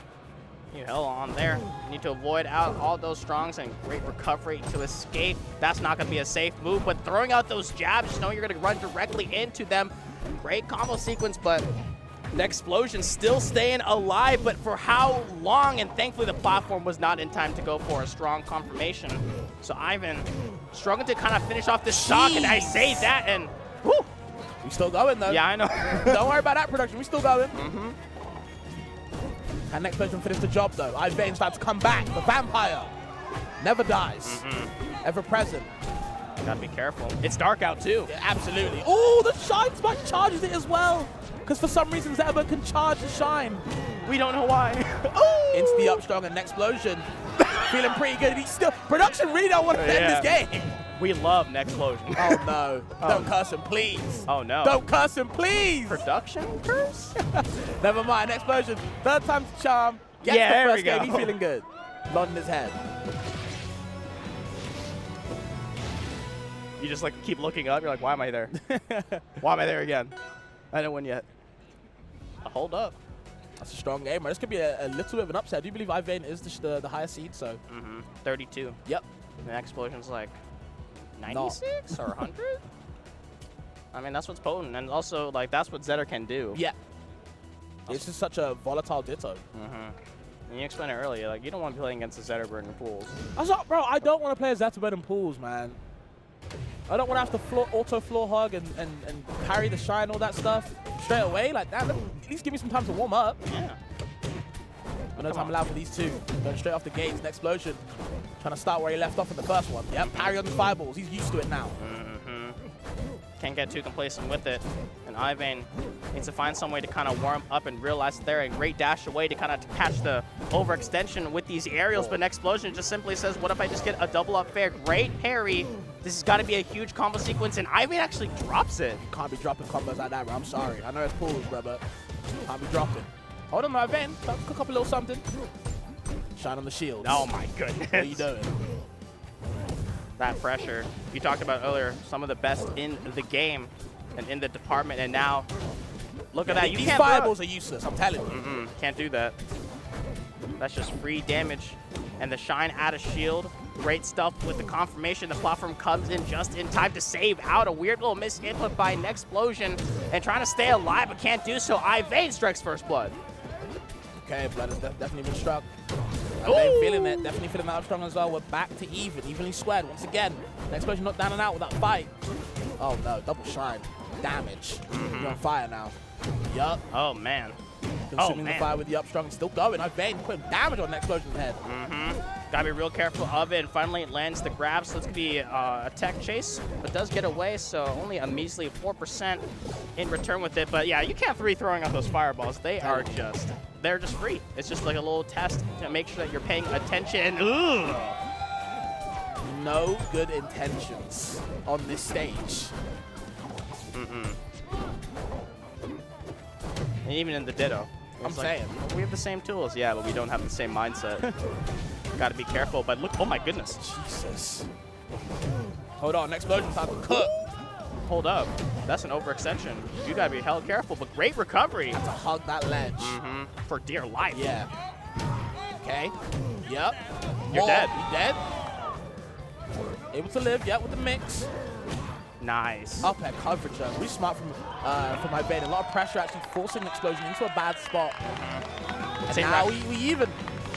Look, it was pressured so much, it looked like, what was it? Rivals 1 muscle memory. I'm saying. Oh, I could do up B into the wall. I could jump off I can there. roll Oh, jump. Oh, never wait. mind. That was like one of the biggest adjustments I had to do. I just kept recovering into the wall. I think a lot of people were doing the same thing.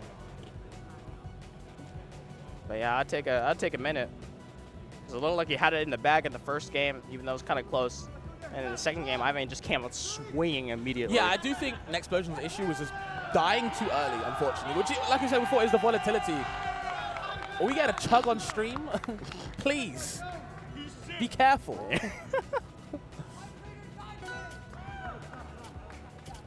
Don't choke. You're going to need all that strength.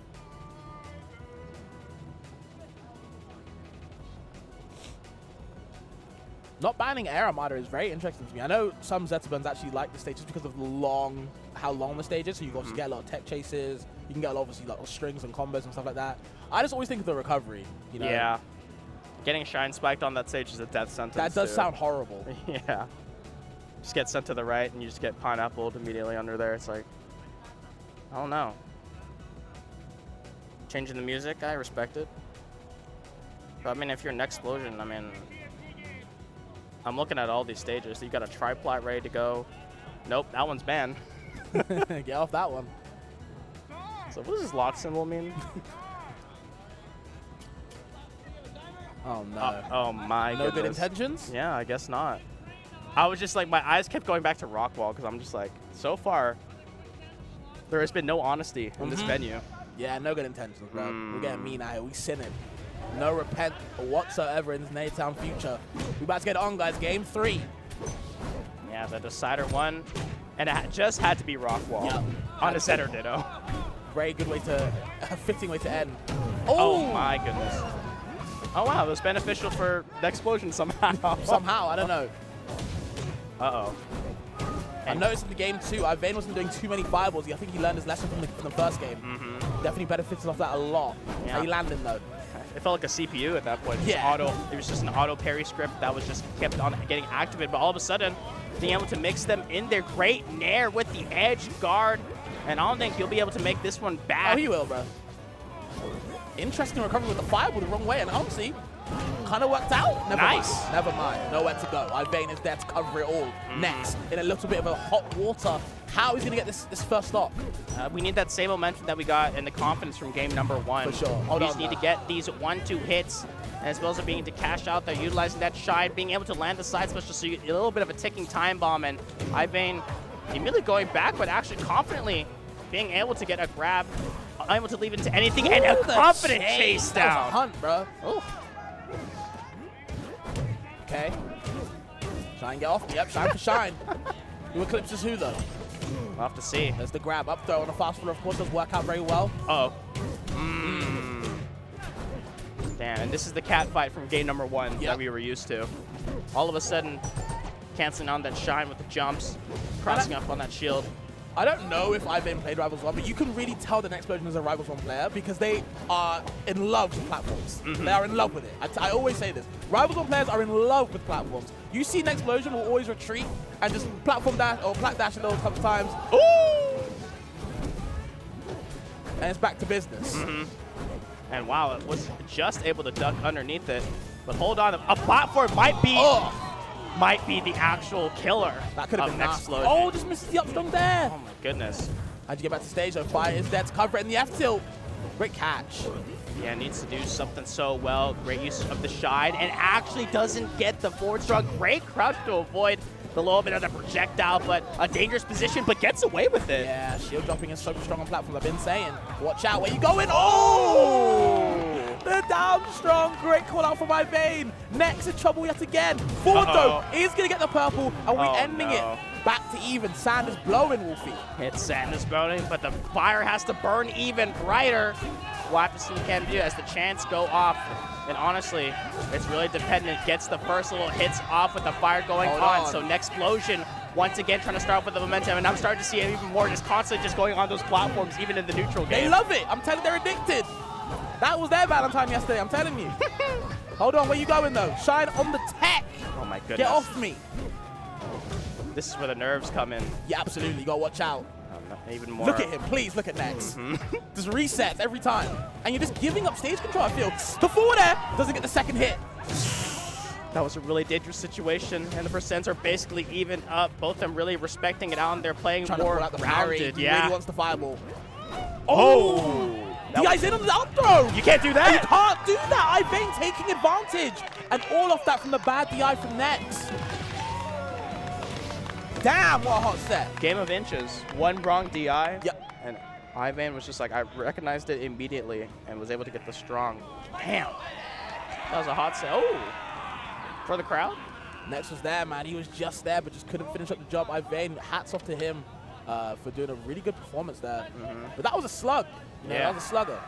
I don't know, like you said earlier, maybe the platforms, you just give it too much stage control. It's a toxic relationship. Yeah, I mean, absolutely a toxic relationship. You know, you can tell that Nex was very comfortable to keep moving on the platform. Just to, obviously, you know, because they love plat drops. They're addicted to plat drops. I understand why, but I feel like in this game, even with shield dropping being so good, when you're giving stage control to a character like Zetterburn, especially how Vayne was feeling with momentum, like you said before, you guess wrong and DI just once, you're dead, you explode.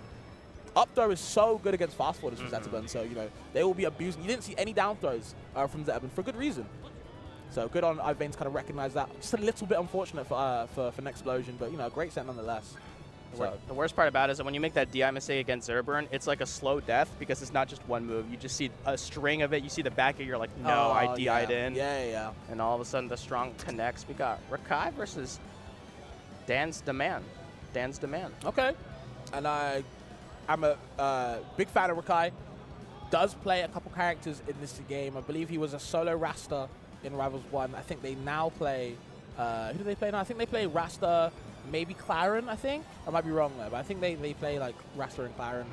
Not heard of Dan's Demand before. But I think Dan's Demand's probably a Maple, but I'm not sure.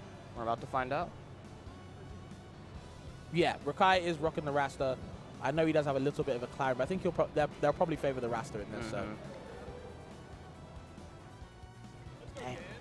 These sets have been crazy. they've been crazy. This is round 1 of pools, man. Round 2 is about to start very soon, very, very soon. That's what I just can't I mean, that's just so cool about Rivals. Yeah. You know, of all these players. The skill level just increases every day. Everyone's practicing, everyone's grinding the game. I just think just because so many different people play this game from different games, the skill level is so high, even at your round 1. It's a melting pot. Yeah, that's why I said, like, in my bracket yesterday, everyone I played was game 3. I didn't wash anyone. It was all super close. So, you know, it was nail-biting sets. So The knowledge carries over.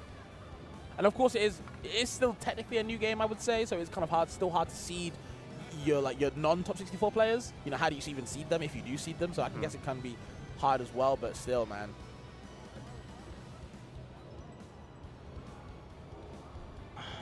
Like, you gotta look at the chart. And you're like, all right, this guy's top 64 in Brawl. Okay. Oh, no, but this one, they're top 100 in Melee. It's like, all of a sudden, you have to, like, think about so many different factors. And at the end, no one's happy about the seeding, so. But we got Rakai with the Rasters. Plenty of Rasters, a lot more than, you know, than usual, which I enjoyed to see. Well, yeah, I mean, the character's good. And I've said before, there are, like, actually a lot of, you know, I wouldn't say top level, but a lot of high-level Rasters, I'd like to say. I think top level, obviously, is, like, you know, your Marlon. But, of course, there's a lot of, like, the you know, difference, yeah, there's still a lot of high-level Rasters that I think, you know, are still on show. A lot of them, too. Bro got the Genesis fit. Okay. I'm with it. NorCal fan. And the tattoo? I like it. You know, there is a tattoo booth at Genesis, I do believe. Wait, so there is? I think so, yeah. That's cool. So if you want to make your mark and remember this event forever, y'all can do that. I'm but with also, that. Yeah, but also keep in mind that you can add to this prize pool 10,100 something. I think it was like 10,300. Yep. Y'all can add more with, you know, the Orcan. Like I said before, bro, drink on cake on Sunday. I mean, anything's possible. You know, I woke up early. That means Kikasol can't lose, you know? Do you think Gakazol wins this weekend? I don't know. Yeah, that's what I like. It's not. I don't think it's guaranteed. That's the best part about Rivals, too. You're it's like the best part, man. It's not guaranteed just yet.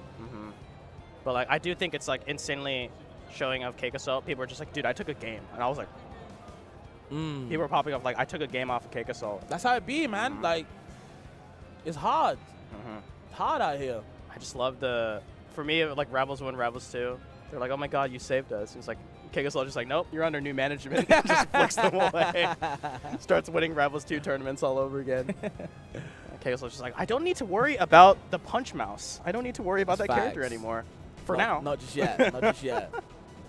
We're going to get a little bit of a hand warmer. I hope you guys are enjoying the set so far, by the way, guys. We are. I can't look at Twitch. I think Wolfie's looking at it, but I can't look at Twitch right now. I hope you guys are having a good time. Rivals 2 has been great all day today, and yesterday it was great too if you guys were watching then. And it's only going to get better tonight. And of course, Sunday is going to be the one. The meat and potatoes, as I always like to call it. But yeah, it's been great, man. Casting this game was fun. Talking about this game was fun. You know me, I love to yap about this game whenever I get a chance to. So, as I said before, if you guys are having a good time. Rasta Maple, yet again. Did see this matchup earlier with Wetzel and Pluck. This is the perfect way. I remember Twitch chat earlier, they were just like, there's literally 2 messages like right underneath each other, and one of them is like, Maple's too good, she's getting nerfed. And then another one right under that, Maple's not good enough to get nerfed. Okay. Okay. I mean, I think she's pretty nuts, personally, but again, you know, just my opinion. I just think she's nuts. A character that fast, with that good defensive ability, in a game with not exactly the best whiff punishing is very scary as a ability to have. That can place a mark on you. Yeah, with the I don't know, man. Nerf feels good, and that's the benefits of the hand warmers. You can actually execute right immediately back into a match. Love it. And we got held it up on there, repping out with it. And I'll say that's my favorite Maple skin. It looks so damn good. It looks really cool, yeah. At first, I didn't know what it was. But then when I saw it, I was like, okay, this is always cool. And you're like, extra read all about it. Yeah, it looks like, you know, please, sir, can I have some more? That's what it looks like to me.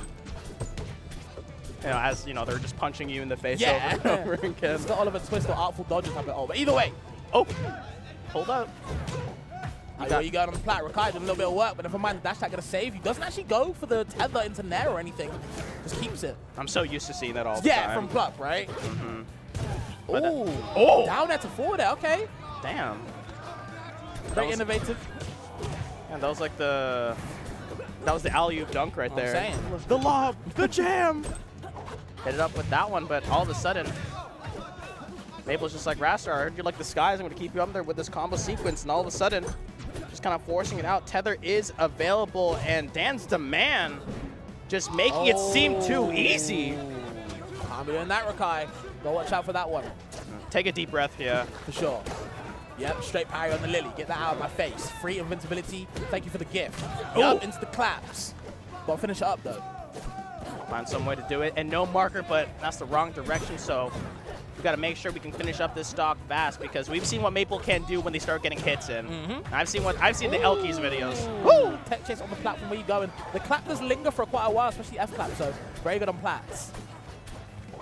Oh, man. Up tilt, axe kick. That was Text brutal. On the spot. But Rakai doesn't actually expect that. I think that's the mini game with Raster's down throw is that because we're so into the game now, people know sometimes you should actually take on the spot to mix them up. Don't always do it. Yeah. You'll get stomped. That's me. That's fair enough. It's like I'm just glad I pressed the L button in time to attack. You know, sometimes I'm just missing out there, but Rakai woke up! We back into it. A little clapback. Yeah, a little clapback. A little bit of a clapback. And Dan's Demand. Oh my goodness. Rakai got that anime moment. Like breathe in, breathe out. And it's just like, all right, hold up. Let me remember who I am. But Dan's Demand. And I'm quickly saying, this ain't season 2 yet. You ain't got that plot armor. I'm gonna go ahead and do it. But you're stuck in the skies. You gotta be real careful. That could have been nice. Rakai looking for something. Dan's Demand in a little bit of trouble, but still working though. Up B, should I say? Sets the lead on the platform, very smart, just to cover it, the F tilt. With the tether, there's the Nair, gets the game. Rakai, again, just a little bit too late into the game to wake up, though. Yeah, but that is some good information. But if you're Dan, you're like, hold up. Yeah, I can't get too comfortable now. Yeah. I'm in danger. What is he showing? Sonic. You mean Sonic mid? Sonic says? Sonic. The movies have been crazy. The jacket's off! Oh, they took off the jacket. Yeah, it's time. Said, hold up, bro. It's like when Sonic Fox took off the hat. Biggest power up. I mean, to be fair, it was an ass beating afterward. It's crazy. Yep, take off the hoodie. Select the music, put my buds in. It's time. I'm locked in now. Sip my water. With the straw. If that is water. I don't know if that is or not. I'm joking. I'm playing. Pre-gaming a bracket is crazy. Yo. In the morning, that is crazy. It's like, I got Maple in the morning? Oh. Oh, my goodness. Let me get this neat. Hurry up. I'm messing. Both these players are getting ready. I like it. I mean, yeah, man, that first game wasn't as easy as it looked at the first half. Rakai, again, had to wake up. There were some things going on, but of course. Oh, that's a good way. Yeah, that's a good way. Yo, you parry seed? I'd give you the start, but you earned it. Like, my bad. That's on me. I mean, that's how you know something's a little different. Yeah, that fish bait on that. Fish bait, if you're ever watching this, you live rent-free because it was crazy. If Fish bait ever watches this, he's the GOAT. If you guys know Fish bait, tell him I said he is the GOAT. It was just a crazy moment, but all of a sudden, I'm loving this. Holding onto the center stage for dominance. Yeah, footsies. Where you going? Don't make a mistake. I'll slip like you that. Out just like that. I call it when I see it. Because damn. Because, I mean, that's what you got to do. When you do the dash attack with this character, at the end, you put your hands and you pray. You're like, please don't hit me. Please don't. I'll try crowd canceling. I'll do anything. You know, you don't need to do anything of that sort, but that platform in the perfect position. Wow. Oh, my goodness. Don't think Rakai was ready for that spike. Evades it. Still gets hit with the F tilt. The reassurance button, as I like to call it. Oh, man. And I love the one jab. Great on the chase down, but this time Tekken away. Trying to get themselves out of that situation. And being able to just drop through the platform just like that is so damn good. And now getting laddered up. Not the sweet spot, unfortunately. Yeah, didn't get the right actual part of the clap. Ooh, trying to whiff punish the F tilt, but very hard button to whiff punish, I'll say that. Wow. But doesn't matter though, still gets hit by the up B. Dan's the man taking the first stock, sets up the Lily, but doesn't matter though. With everything's ability getting rid of it. Down though, yep. Guess it's right this time. Trying to drag them away with the down air. Good option. Oh my. A lot of Rastas will go for the down jump. Obviously, you can detect that with the down air. If you get the right hitbox, you can push him away from the stage. Reads the correct option. Oh! Gets the clap. Rakai back into this game. Yeah, and Fabs, you were talking about earlier in this matchup, you want to see more of those throws. It works so well against Maple. She's a fast follower, bro. That's what we live for. Gotta take full advantage of it, but the tilts, gotta be so careful of that one. Gotta be real in the dangers. Rakai burns all the jumps, but successfully makes it back. Interesting combo route from Dan to go with the nair off stage and then go into the up air. Maybe just wanted the juggling opportunity, but I thought he was going to go for maybe another nail, maybe just reset and put Lily back. But never mind. We've got different options either way. There's a slipstream again, catching the landings. Now we're seeing Rakai put more advantage state uses of slipstream. You know, usually a lot of Rastas will use a slipstream in like kind of neutral base to scare you. Rakai is getting a hit and then slipstreaming you, maybe to get a tech chase free or stuff like that. It really helps with Rasta's advantage, so really smart. I mean, it's like such a good move. It gives you great stats, but you know, it is a projectile and it does hit. So you want to be able to use it to its fullest potential. A great little axe kick to move it on board. Sees it coming, and you're able to get it confirm off of this one. It looks like it's too easy for Rakai. They smooth in and they slide in right now. Got the birds and able to do so well with it. And also, I think what Rakai is starting to notice as well is that Dance Demand is also, in the defense, is going away. Yeah. Not going back into the stage for the continued aggression. Rakai's just starting to use it. Like, even use the slipstream, like you said earlier, to kind of catch on that tech option to make sure.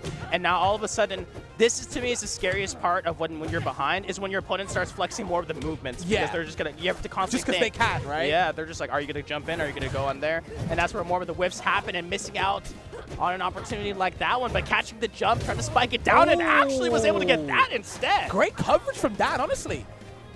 Great coverage. Now back to even, a little bit down on percent, but nothing to sneeze at for Maple. Dan can definitely bring this back for sure. Rakai got to definitely watch out. Down there, set it up. Down throw doesn't read the correct option, but still trying to chase nonetheless. And I love this. Playing back on that platform, just saying you're going to have to make that one move, and Dan the man, in a really tough situation, gets away with it, thankfully. A little bit of moonwalk on that platform, make you constantly guess, as well as a crouch cancel. And now, oh, yep, that's what happens. You get so used to being able to dash back and forth, all of a sudden Rasta just goes and just dives right in with the hit grab and hits you with it. And that's the beauty of being a fast follower. I keep saying that, you know, if Rasta hit that on like Rano, Fleet, or even Rasta, right, themselves in the Ditto, or Locks, because they the more floatier characters, they would fly away. On these fast fallers, there is no hope, even at these high percents, these red percents. And that is so crucial to have in your arsenal, because obviously Maples, they love to dash in and out and in and out. If you catch that dash back with down B, like you saw Rakai did just there, you get a ton of reward, even at kill percent. So Dan has to watch out on how he's moving and grooving, because at the moment, Rakai sliding all over them. It's a depressing feeling. It's literally you just ran into the hit. Yeah, it's awful. You're like, I'm gonna bait something. I'm gonna go in soon. Oh wait, hit grab. And the worst part about it is that when you get hit by it, you're just like you're DIing in a direction you didn't mean to do, because you're just trying to dash in or out. And all of a sudden, everyone, this is unfair.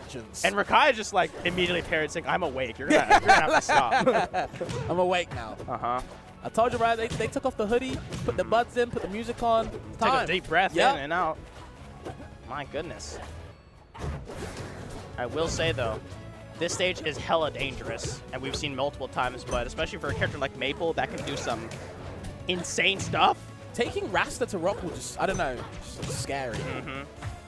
No good intentions. Yeah. I mean, we'll have to see what you can do. And what a good way to start it off with the leap tism to make sure you can make it back on there, but an air dodge from them. Once again, the tried and true, you know, the little jab. And I'm liking the slipstream usage from Rakai when he's already set it down. He'll use the slipstream again, the button, just to reverse himself. Really smart from Rakai. Just so he's got access to, like, you know, these back airs and stuff like that. The up B, still taking the kill. I told you, Rasta is a princess. Has to go his way or else he's going to be kicking the toys out the pram. Very light character. There's the up B. Oh my god, the lack on this. Always makes me laugh. Down there? Dude, Lily was just like, oh god, oh god, oh god, it's coming. Okay. Good plat drop from. Oh, yo, watch out. My goodness. F-tilt, bro. But it's crazy. Hold on. Nice. The slipstream again in advantage state only now. So smart. So applicable as well. Gives you zero time to react, and as well as that fast follower privilege, kind of biting you back. And Raster taking full effect of it, knowing that the platform is just going to be DI'd towards. So once again, utilizing the aggression. Once again, tried to read the roll backwards with the slipstream. I'm liking this. And now both of them are really respecting the footsies game.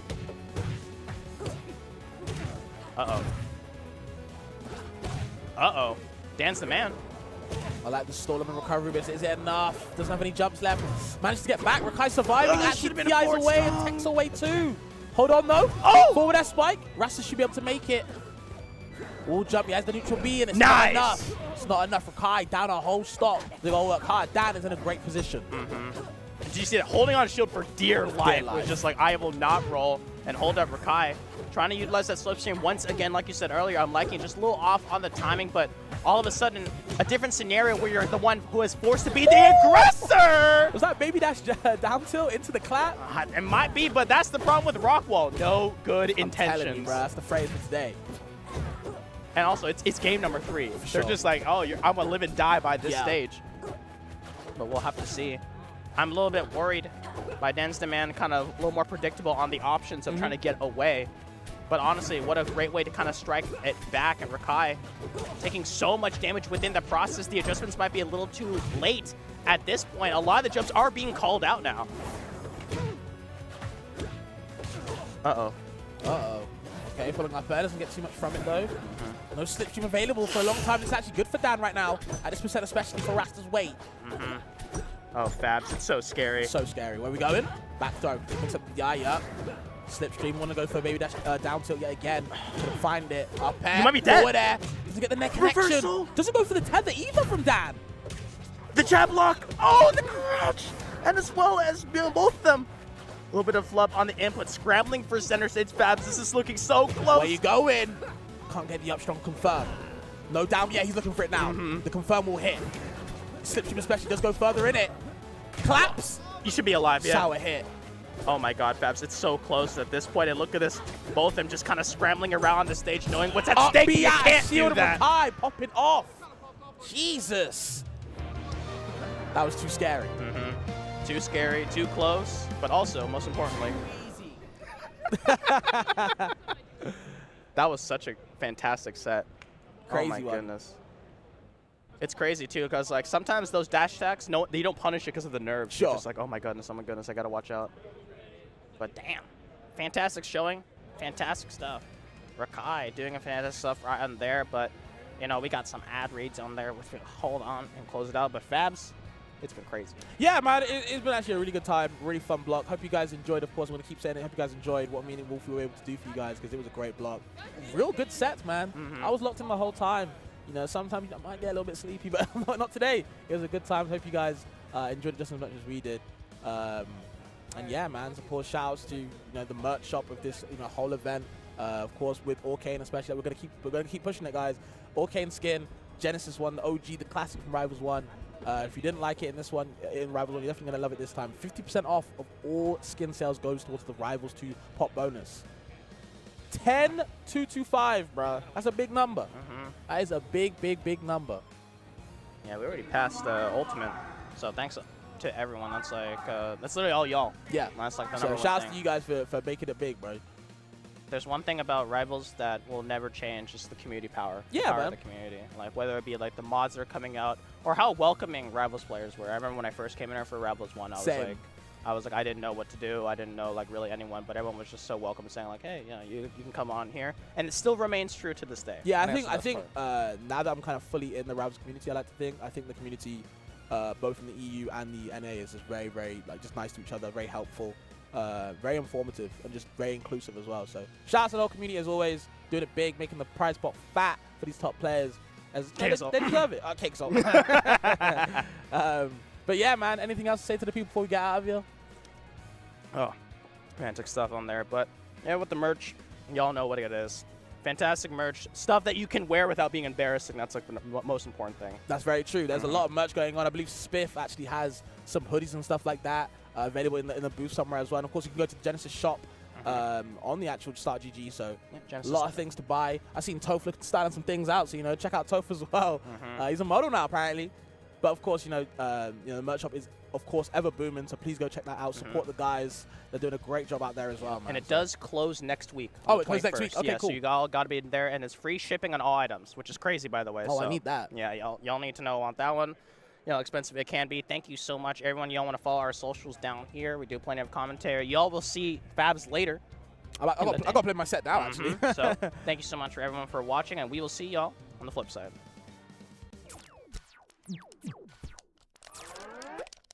gives you wings.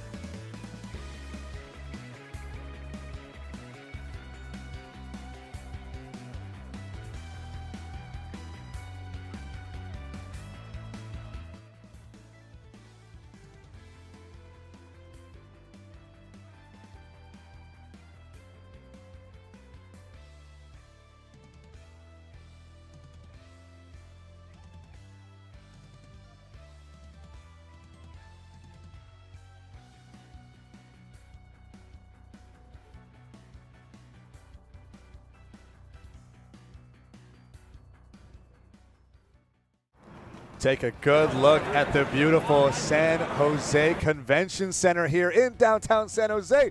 We are here to celebrate Genesis X2, Rivals of Aether 2. I'm Combo, joined you by the one and only Bros. How you doing today, man? Man, I'm having a great time. We got out here bright and early. We've had nothing but the hits so far, and the hits don't stop coming. We are jumping into Wave 2 of pools now. That's right. Where I should have been, but unfortunately, wisely made it past me. I'm looking forward. I'm hoping we get his block. I think it might be a little bit later on in the day. The commentator team kill, huh? It was to make it out of pools. To make it out of pools, too, man. It was one of the worst sets you've ever watched. Don't look it up. It was bad. Oh, it was on stream? It was bad. I'm sorry. It was bad. I went up to SBS yesterday. I said, hey, you want to do something really funny? You want to have me and Wisely play out of stream? Play out of pools on stream? No, honestly, game 1 was fine. Game 2, I completely forgot how to play the game. Game 3, I just went blank. But more importantly, we actually have the good players coming up because we are going to kick things off with a heater. You see it right there. Cake Assault versus Junebug. They're going to be making their way to the stage. We have Forsburn versus Rano. I cannot wait for this because, of course, number 2 seed of the tournament. Right. Up against a platform fighter legend. Oh, to say the least. To say the very least, right? They've been... Junebug has been around forever. Absolute standout performance last year at Supernova, I believe, getting third in Melee. And, of course, you know, Rivals as well have been putting a lot of time into that. So I'm very curious to see. That's the beauty of a game like this, right? Like, with Rivals, such a wonderful platform fight that anyone from any community is going to come pop on over, right? Spargo's coming over. Yep. You're going to have all your players coming in from Nick All-Stars, from Valhalla, from Multiverses, from everywhere, right? And everyone is doing a great job. Honestly, we're all safer right now because Hodan's not in the game. Once we have a monkey character in the game, that's when Junebug's going to take over, clearly. Yeah, that's between the Diddy and the DK and then the Hodan yet to be, we are in for an interesting The legacy world. will be fulfilled, and Junebug will awaken. Correct. But I mean, the final form. I'm very confident that Junebug's Rhino is nothing to scoff at. No. I was watching him warm up yesterday before pools started. Made out of his pools winner side, obviously sitting playing against Cake over here right now. Here we are. And quite a guy, you know, definitely has the movement down, has the tech down. I don't know if he has quite all the Rivals shenanigans down, and you kind of need both of those. Forsburn's got quite a bit of Rivals shenanigans going on. Correct. So correct. I hope that won't be too much. And of an a problem. ace pilot at the helm, no less. Cake Assault, right? you're in for a rough ride. I think honestly, everybody's in for a rough ride if you got to play Cake Assault. Yeah, that's just kind of how it is. It was insane to see them see Cake Assault along with B-Bats have to play for 7th in doubles yesterday because they were sent to losers so relatively early on. It was genuinely crazy. But of course here, singles, a whole nother event, a whole different ball game, and definitely where Cake Assault shines, although also known for sometimes having to make crazy losers runs. Correct. So far, we're still in winners. Losers bracket Cake is a beast unto itself. That is that SSJ4 Daikama Goku coming in right now, and that is an eventual thing. You know, it would be a shocker to say the least if we saw him go out this early. Definitely possible. We're getting into the deeper rounds of the bracket, and we're in the killer zone, right? You don't expect somebody to drop down in losers in their round 1 pools when you're at this caliber. But now that we're getting to round 2, nobody can be slept on. You know, especially with a matchup like this, you know, Forsburn Rano can be a little difficult for Force to get in, but Rano's one of those characters is once you make it past their initial guard, it's pretty easy to stay in. And it's very momentum heavy. Correct. And with a player like Cake, like once you're in, you're not getting out. And the game, you'll see the game over screen before they lose their advantage position. We're going to Godai Delta to start things off here. Nice wide spaces, nice wide mid-side platforms and positioning there for us too. That's right, giving Junebug a little bit of space to just get out, pop the needle, see if we can get, an immediate side beat here. Rack up some damage quickly into the bubble, 23% res to get started here. Cake still trying to figure out what the opening is here and how to make it work. One of the things I had noticed while watching June warm up yesterday was a prevalence of needles and prevalence of tongue in the gameplay, which you've already seen here in the first couple seconds. That first grab is a tough break for Junebug because he was playing a really great neutral there to begin and is now just taking a quick 55% off of one losing interaction. Gets back into neutral here. Tennessee position goes for that downer. Not as safe on shield as people thought when the game first came out. And if somebody's going to catch up on that, it's going to be Cake Assault. Yeah, he's got it. Looking through his ledge trap. Okay, Junebug's going to find the way back. His dash attack. Nice back here. Pressure, dash away. Get a whip punish on that throw. Down tilt for the boxing. Dash attack here. Push you up forward air. Backers. Weaker hit's going to connect. And I want to highlight one there, too. You saw the jab one into the immediate down tilt. Cake actually ready for that. Jumps out of shield after the first jab on shield there. Knew what was coming afterwards. But Junebug in an advantageous position right now. Yeah, back there gets that double forward in. Not going to take the stock just yet. Take throw. Get the dash back after the tech chase here. Fall down to the ground. Special getup will not get punished this time around. Ooh, got to hold that down throw. Ooh, Cake with the down tilt almost connects here, but Junebug still staying safe. Left side of the stage here. Nair out of shield. Fantastic punch. Cake's going to come back, actually grabs the ledge there. June surprisingly drops down. Was kind of expecting him to continue that side pressure, but now we see what the difference here is. Oh, Cake got the angle though, side being off the bubble. Catches him with a fantastic back air here to take that first stock. Junebug very close to taking this next one though. Oh, easily. Just has to find that one opening. Kind of figuring out Cake's recovery can be a little bit of a difficult challenge in and of itself. Okay, fantastic spot there through the up tilt. Down tilt to low profile underneath the back air. Dash up, get that up strong. Clean up this stock, only 60% behind. Cake is back with a vengeance though. An immediate 47.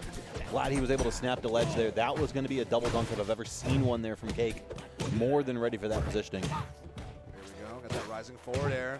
Have those active frames, good hitboxes out so Cake can actually recover safely. Junebug trying to scrap to get that rising up air on platform, but Cake is not afraid, willing to scrap, keeping up those forward airs and back air pressure. And actually, I've seen Junebug turn this around into a percent advantage at the very least here in these opening moments of game one in this set. All best of 5 it looks like since we reached round 2 pools. That's right. I love the aggression here, but Cake is not afraid. Looking for the recovery. Oh, right on past. Junebug still gets the punish though. Importantly, doesn't hit ground, so it has to come back. With that rising bear, pushing Junebug off stage. Rush trying to connect to the bubble. Gets the up special. Still all right. Spot dodging through that back air. Just barely. Oh, fantastic, aggressive down tilt into first hit of forward strong. Going to see come back to the stage and knows when that down strong is available. Online here. Going to try to get a little bit of extra damage and is unable to.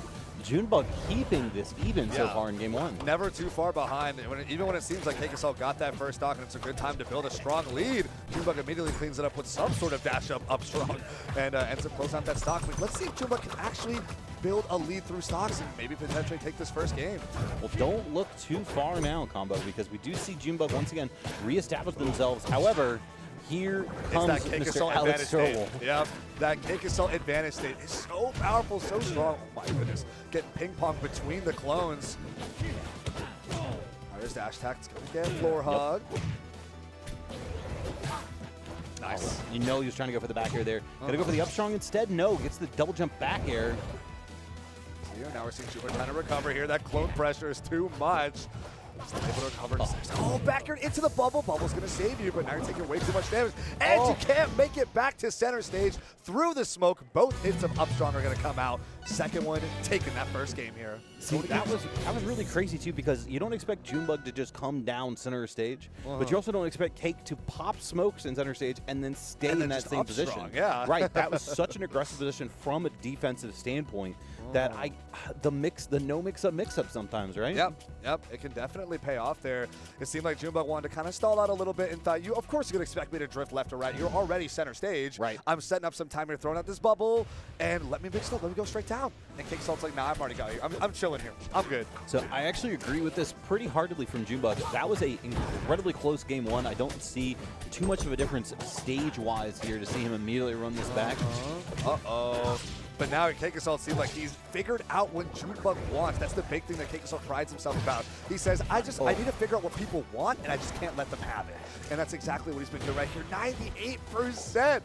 While taking none of his own. Cake Assault looking real strong here in this game too, Brosa. Yeah, and full stack of smoke as well. How is he going to use it is the question. Normally we see Cake in, if this was Rivals 1, it would be either Combust or it was going to be the Smoke Cloud. In this game, it's more likely to be Super Clone, but as he continues this year, may see the Combust for a stock take in just a moment. Yeah, if you find your opening, you feel like you got a nice up tilt angle and they're around 70, 80, 90%. I don't know about 780. I think it might even closer than this. One down tilt, force tune low. All right. Oh, here it is.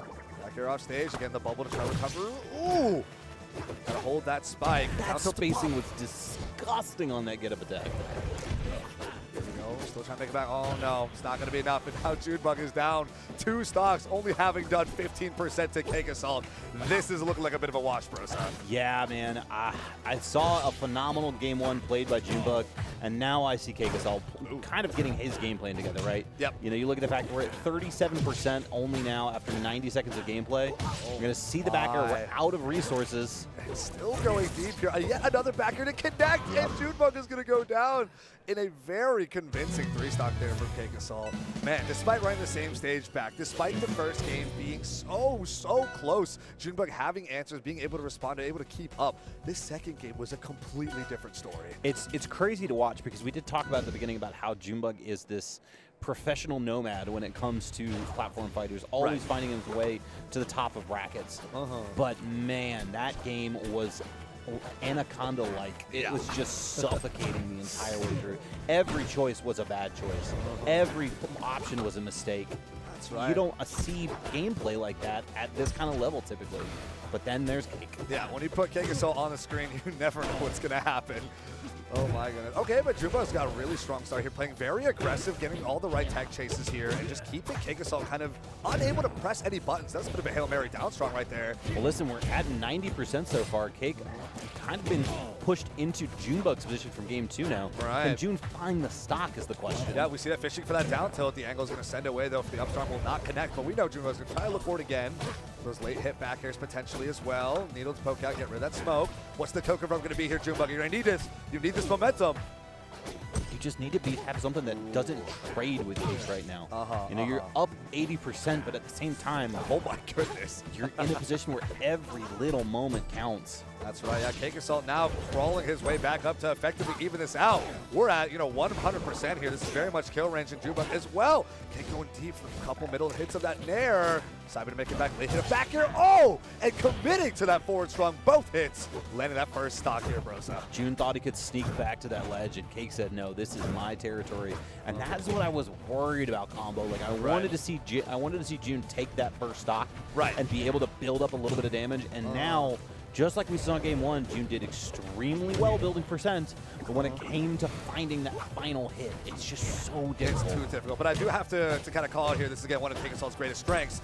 Junebug kind of linearized his game plan a little bit, surrounding around down tilt for that kill confirm, and immediately Cake Assault caught on and did not let him have it. Did not play super close to the ground, was playing around either farther angles or on platforms, so down tilt will not get the proper hitbox. And as a result, Cake Assault was able to rack up so much percent to bring us to this current situation.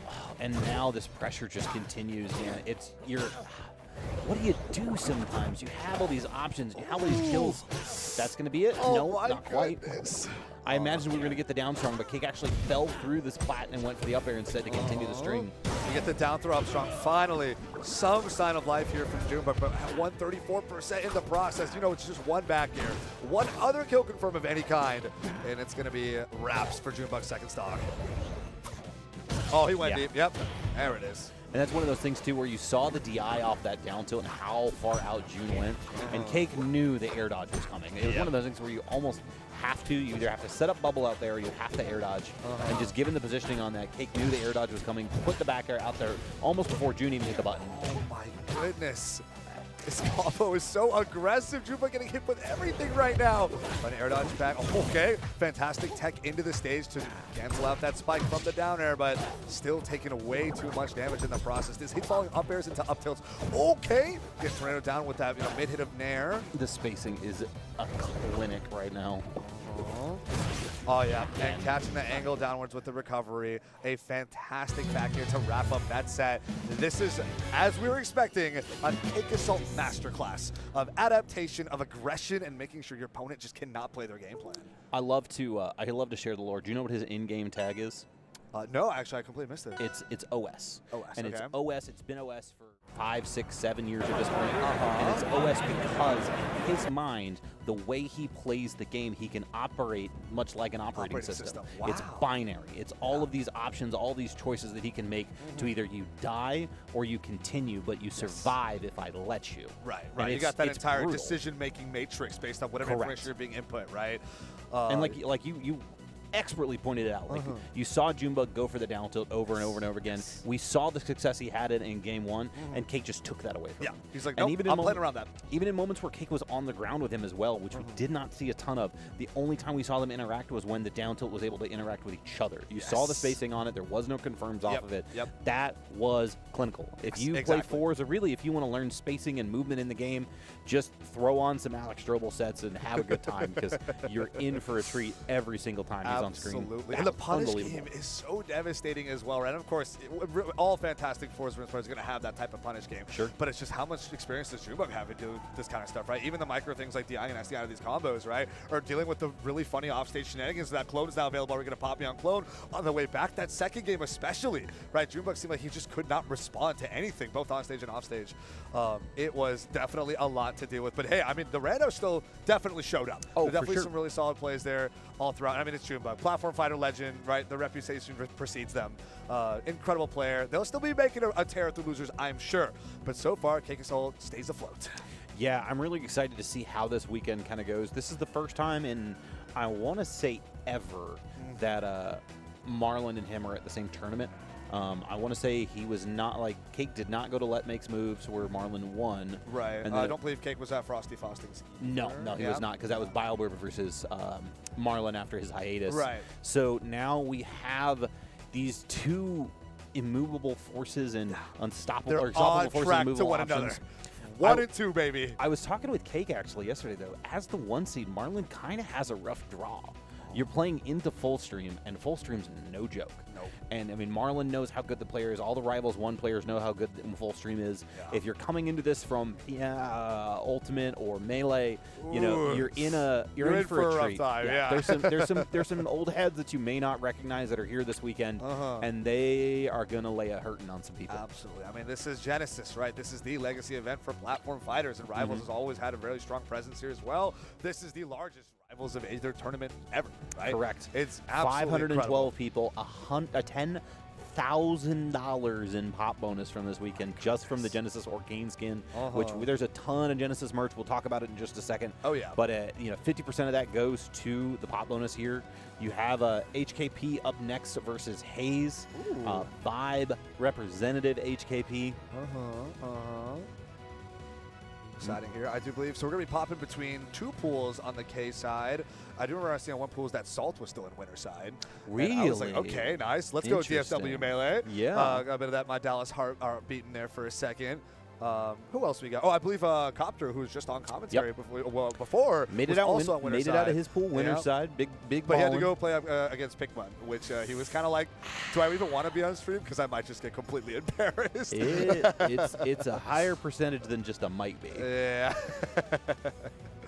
Oh my goodness. Who else we got here? We also have Shadowhawk and Durai are playing on this same pool. Nice. Oh, so Hayes just beat Zach 3-0. Oh, really? To make it up here. It's up against HKP. Okay. Oh, I like it. I like it. Making moves across the board. HKP, a classic Rivals 1 player.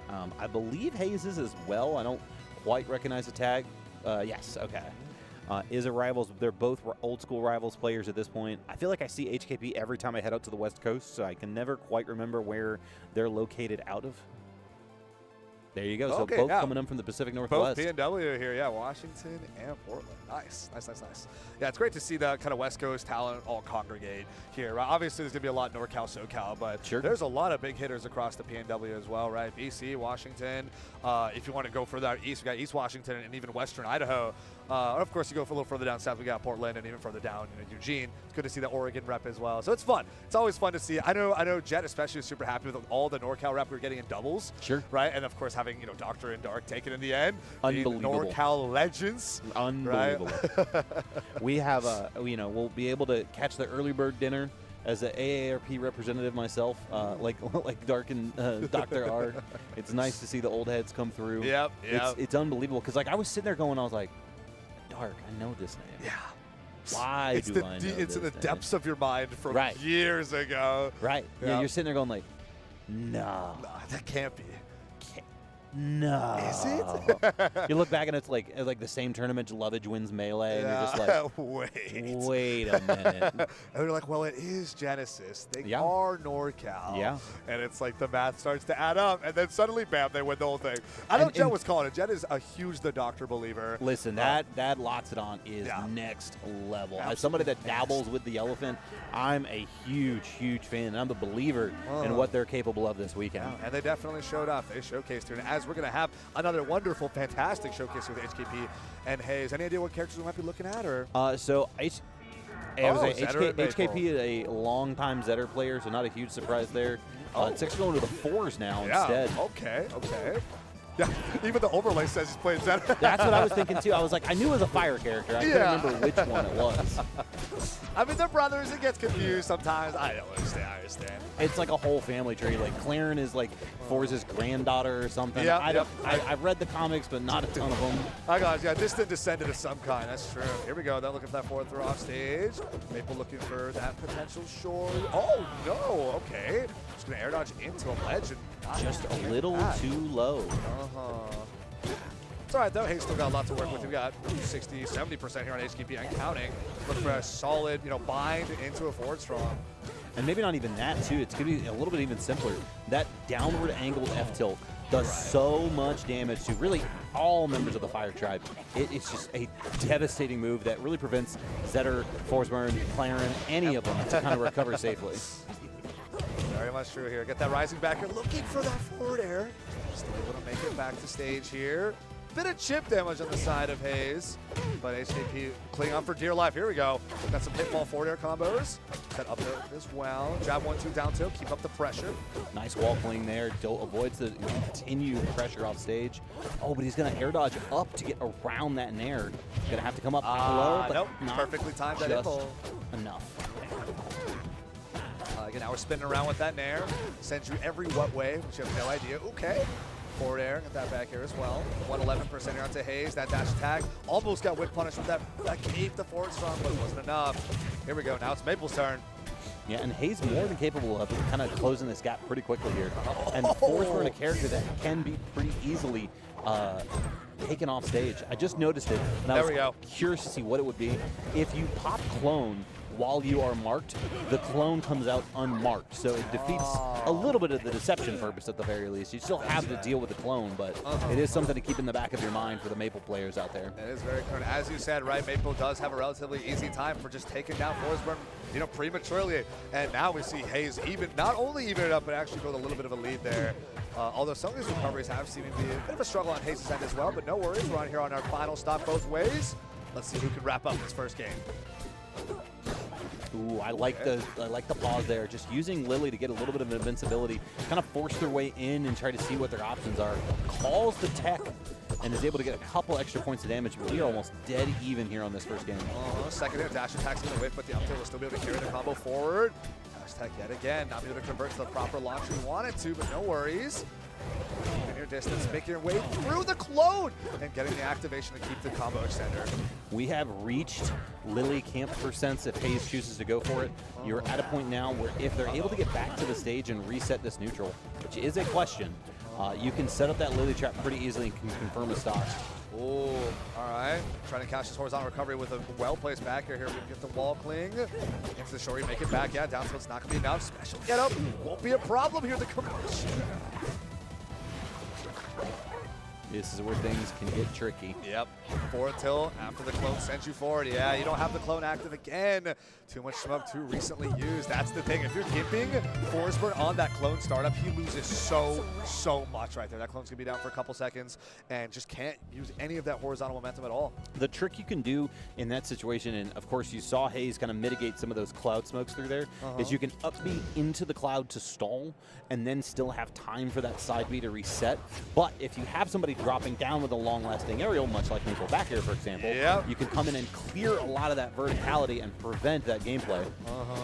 Yeah, great awareness there from Hayes to be like, I'm not messing with this Forsburn shenanigans off stage. Why don't you go and sit down? Ooh.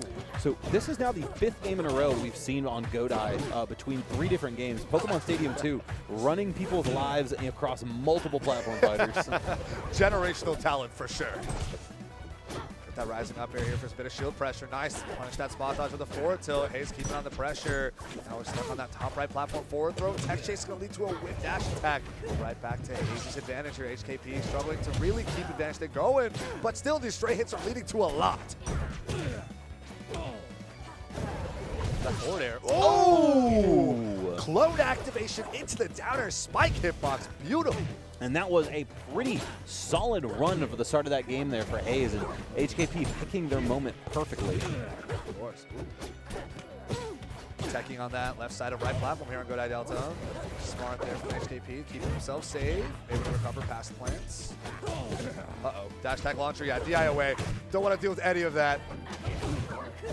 Uh-oh. All right, Clone is going to be back here, able to grab ledge. Get forward throw again, just keep looping this pressure. You know Hayes wants to clear up this stock as soon as possible. Yeah, it's one of those things where you have to get this finished up, but you cannot commit too hard because we've seen how far both Cake and HKP can take stocks when they get these little moments of advantage. Finally. There it is. Tether on over, slam on one last aerial. Okay, there's the parry. Get that aggressive approach here. HKP is out for blood right now. Dash attack's not going to connect. He doesn't get punished with the reverse downer either. Ooh, upward angled forward tilt to stuff out the force burn back here. So well placed there from Hayes. And keeps the force burn pressure away from really getting rolling. They've both been boxing super well between this first and second game right now. Ooh. Yep, there's that clone combustion, forward throw, burst! Oh! Down air, hold that spike. Sometimes you DI in, sometimes you DI out, sometimes your stock gets deleted. 2 down there stocks so far for HKP in this game, and feeling pretty good about this percent economy at the moment. Yeah, this is looking good. Another one here. Stay at the ledge, stay off stage. We've seen Hayes struggle with it before. HKP looking to clean up and take this first game to even it out in the set. Let's see if they can actually make it happen, though. First down there. Ooh, clone pop the cape into up tilt. Doesn't connect here. Will get pretty heavily punished, but not enough for the final strong to land the kill. You gotta assume that was supposed to be a Dacus there. Gonna get the down strong here instead. Misses the up strong. These critical misses are going to be hurting Hayes a lot right now as you are approaching kill percent of your own side. Fantastic tether going in deep, able to make it back. But now you're at 92% of a deficit.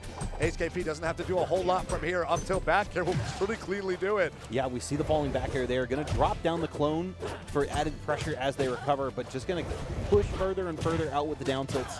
There it is again. Yep, jab, down tilt, get that down air as well. Clone to challenge again. Shoryu is not going to connect to ledge, but no hard punish from HKP just yet.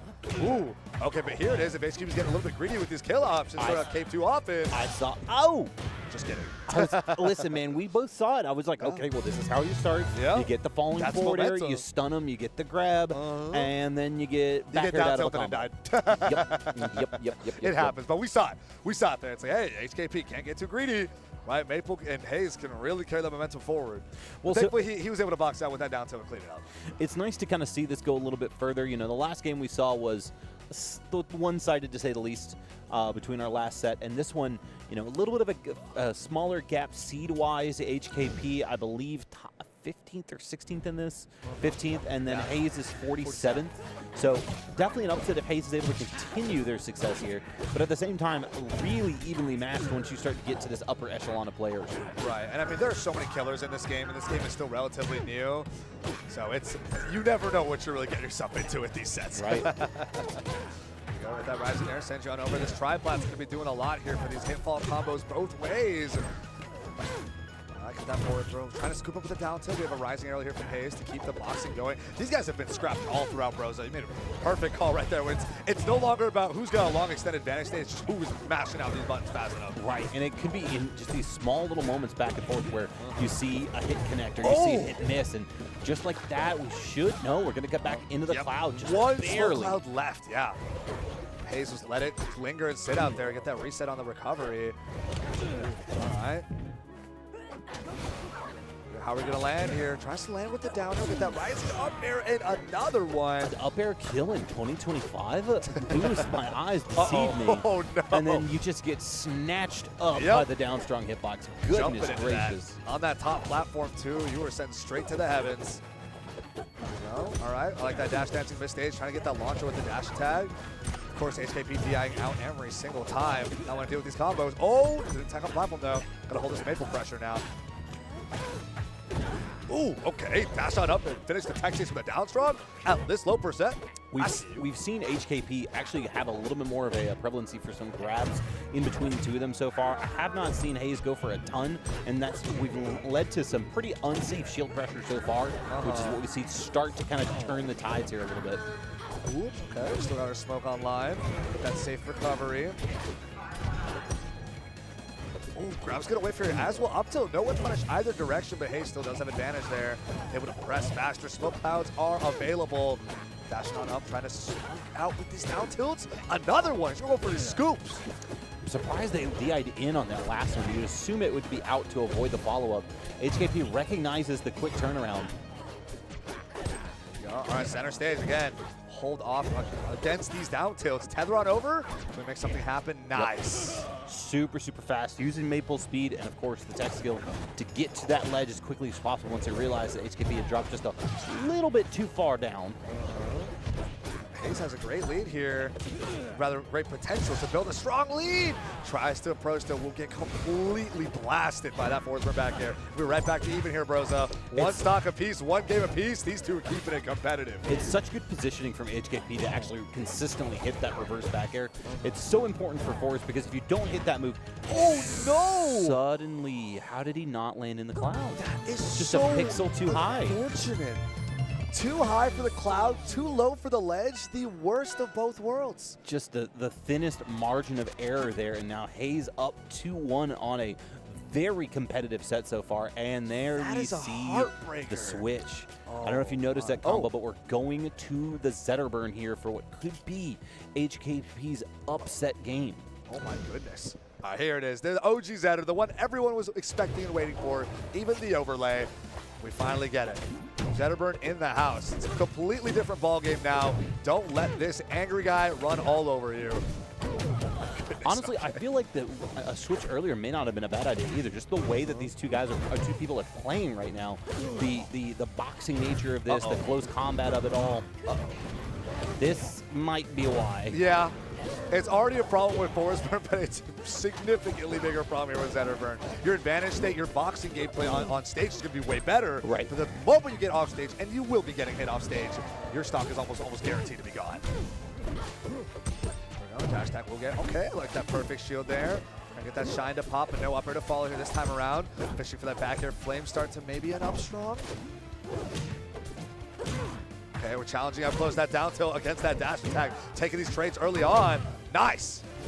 Down strong will actually be enough to take it. We're back to even. I don't know what I'm more surprised by. The fact that that didn't purple or the fact that I thought Hayes was going to lift that. Down strong that high up, already that close to the corner. I was like, oh, that's going to purple. Oh, it didn't purple. Oh, are they going to live? Oh, they didn't die. Roller coaster emotions, but again, oh no! The Hedgehog timing from Hayes has been on point this set. And How did they manage to sneak past the fire, though? And you saw HKP react to it in the camera screen, too. He was just as surprised as we are. He's like, what? Here it is, though. That Zetterburn advantage stage is completely blowing up. This Maple getting that up strong with the flame activation. Here to sit right back down. Another reset. One more strong will definitely do it, but that forward air will also take care of it. We're seeing a very straightforward story path here, right? Both relatively low percent. Maple gets one off-stage hit, Zetterburn's dead. Yep. Zetterburn spends the next 20 seconds working hard, getting these huge combos on mid-screen to find close up the stop. But can HKP change up the script? Combo, I don't know, man. It looks like HKP's got he's off stage. Here it is. One forward air. Oh, he's getting upward angle forward tilted. Able to use that down special cancel to actually make it back on stage. Might be the first time this game. Nice F tilt, and actually down tilt into the fair.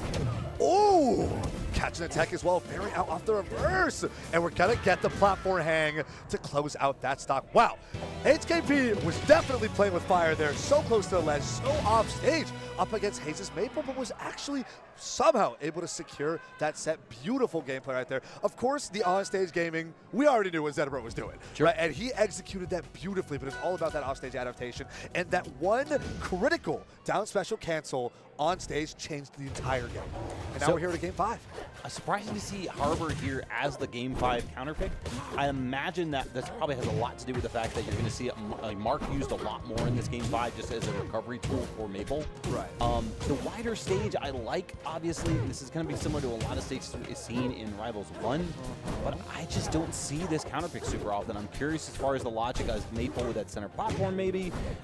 I don't know. I have to pick their brain after this. Yeah, definitely a curious shot to be sure, but let's see if it's going to end up working out in Hayes' favor. But oh my goodness! And that's why I was worried. This is the lowest stage in the game, ceiling-wise combo. So that was a post-hit 100% up smash kill. Yep. I don't know, man. You just know Zetter's going to be fishing for flame-activated upstrike, right? There's so many consistent confirms into it. It's going to be so readily available. Here we go, though. This is that Hayes game plan that we've been looking at, the Maple win condition. These guys are really going back. It's so different from what we saw with the Forsberg Maple, right? Those guys were constantly scrapping, constantly messing with each other, both on stage and off stage. But now it is, once one person gets significant advantage, they run it all the way to the bank. Right? Maple take it off stage, you're done. Zetterburn blowing you up on stage, you're done. Gonna read this tech in place. Ooh, okay. Soft fair into hard fair. Gonna DI that well. Down low. We are in trouble. No, not quite. All right, we're back to center. Yeah, that is absolutely terrifying here for HKP. All right, this is Hayes' time. Up air chain forwarder. Stay on this left platform. Can't return to center stage. Dash attack. And another forwarder sends you in deep. Zetter is able to make it back. We got to show you to keep up this pressure. You can't land here, Brosa. I thought we were going to see a Shoryu there, honestly, to end that stock. Who is going to take advantage here? Right now we're seeing Hayes kind of push the left side a little bit. Oh, whipping that forward strong, though. Now it's Hayes' turn to get something going. Wave dash up. Raw up strong. No fire needed. The heat's in the fists. Knew where they were ahead of time. Can Hayes get a stock before too much damage is done? It does not look like it to be the case right now. 45% and climbing. Still very playable here for Hayes. Gotta get your one solid gift right now at 104% and gotta work your way up to the next stock as well. But every time you get hit here by HKP, that is one very significant step closer to the end of the set. All right, down to the tilt there. up. Yep, actually the down tilt, yeah. Very nice, very nice. Now it's all about that. Can Hayes land the edge guard situation, or can HKP just blow up this little green guy? Importantly, using that spacing tool is going to get the up throw there. We haven't seen a ton of this so far in the set. Here we go. Shine into up strong. Get the purple. HKP, pop it off a little bit. Be like, yeah, that's my Zetter. My Forsberg, we're keeping it even, but that's my Zetter. And here we go. HKP is going to take it in a banger of a 5-game set, 3-2. Yeah, man, we're seeing the best of both worlds. We're seeing people obviously have these great exhibitions of the players and the characters themselves. We're seeing these great nail-biting Game 5 sets between these, equally matched players here as well, as we just saw with HKP and Hayes. It's been a great time. Yeah. I do, of course, want to talk about how you guys can help support the event that's going on in front of you right now if you're at home or if you're at ability to hop online. You see the slide for it right there. That is the Genesis Arcane Rivals partners with Genesis every year to provoke a special character with special icons and in-game movement. This is going to be 50% of all bonuses. We're, I think, either just at 10,000 or just over. $10,290, outpacing Ultimate, I believe outpacing Melee. Oh my goodness. Not quite Not Melee, yet. but Ultimate. But you see down there, genesis.gg/shop. There's a ton of merch going on just besides the Arcane as well. You can get these sick hats, bags, shirts, hoodies, joggers, and more. But right now, till the 21st, you have no shipping cost for anything you buy in the shop combo. I mean, this is Genesis, right? You know everything is going to be incredible here. You want to mark this day in history as the largest Rivals Aether 2 tournament. So go out, support, pick up some Arcane skins, fun character, and of course pick up some Genesis merch as well. Free shipping is a steal. Yeah. An absolute steal. It's coming over here from NorCal, so it's all across the U.S. You're going to be able to get access to it. I always make sure to pick up some stuff while I'm in person. Right. I was really happy to see them actually unveil some older merch that they had from previous years that they still had some it's extras fun to have on. the legacy stuff, yeah. It's really cool. It's really cool. And you see them start to run out of this stuff too. And we had stuff dating back, I want to say, from Genesis 7, Genesis 8 over there. All right, but you guys stay right there. We're going to be throwing ourselves to a quick ad break. Grab a snack, take a drink of water, and get your butt right back in your seats for some more incredible Rivals Aether 2 action. See you in a sec. Red Bull gives you wings.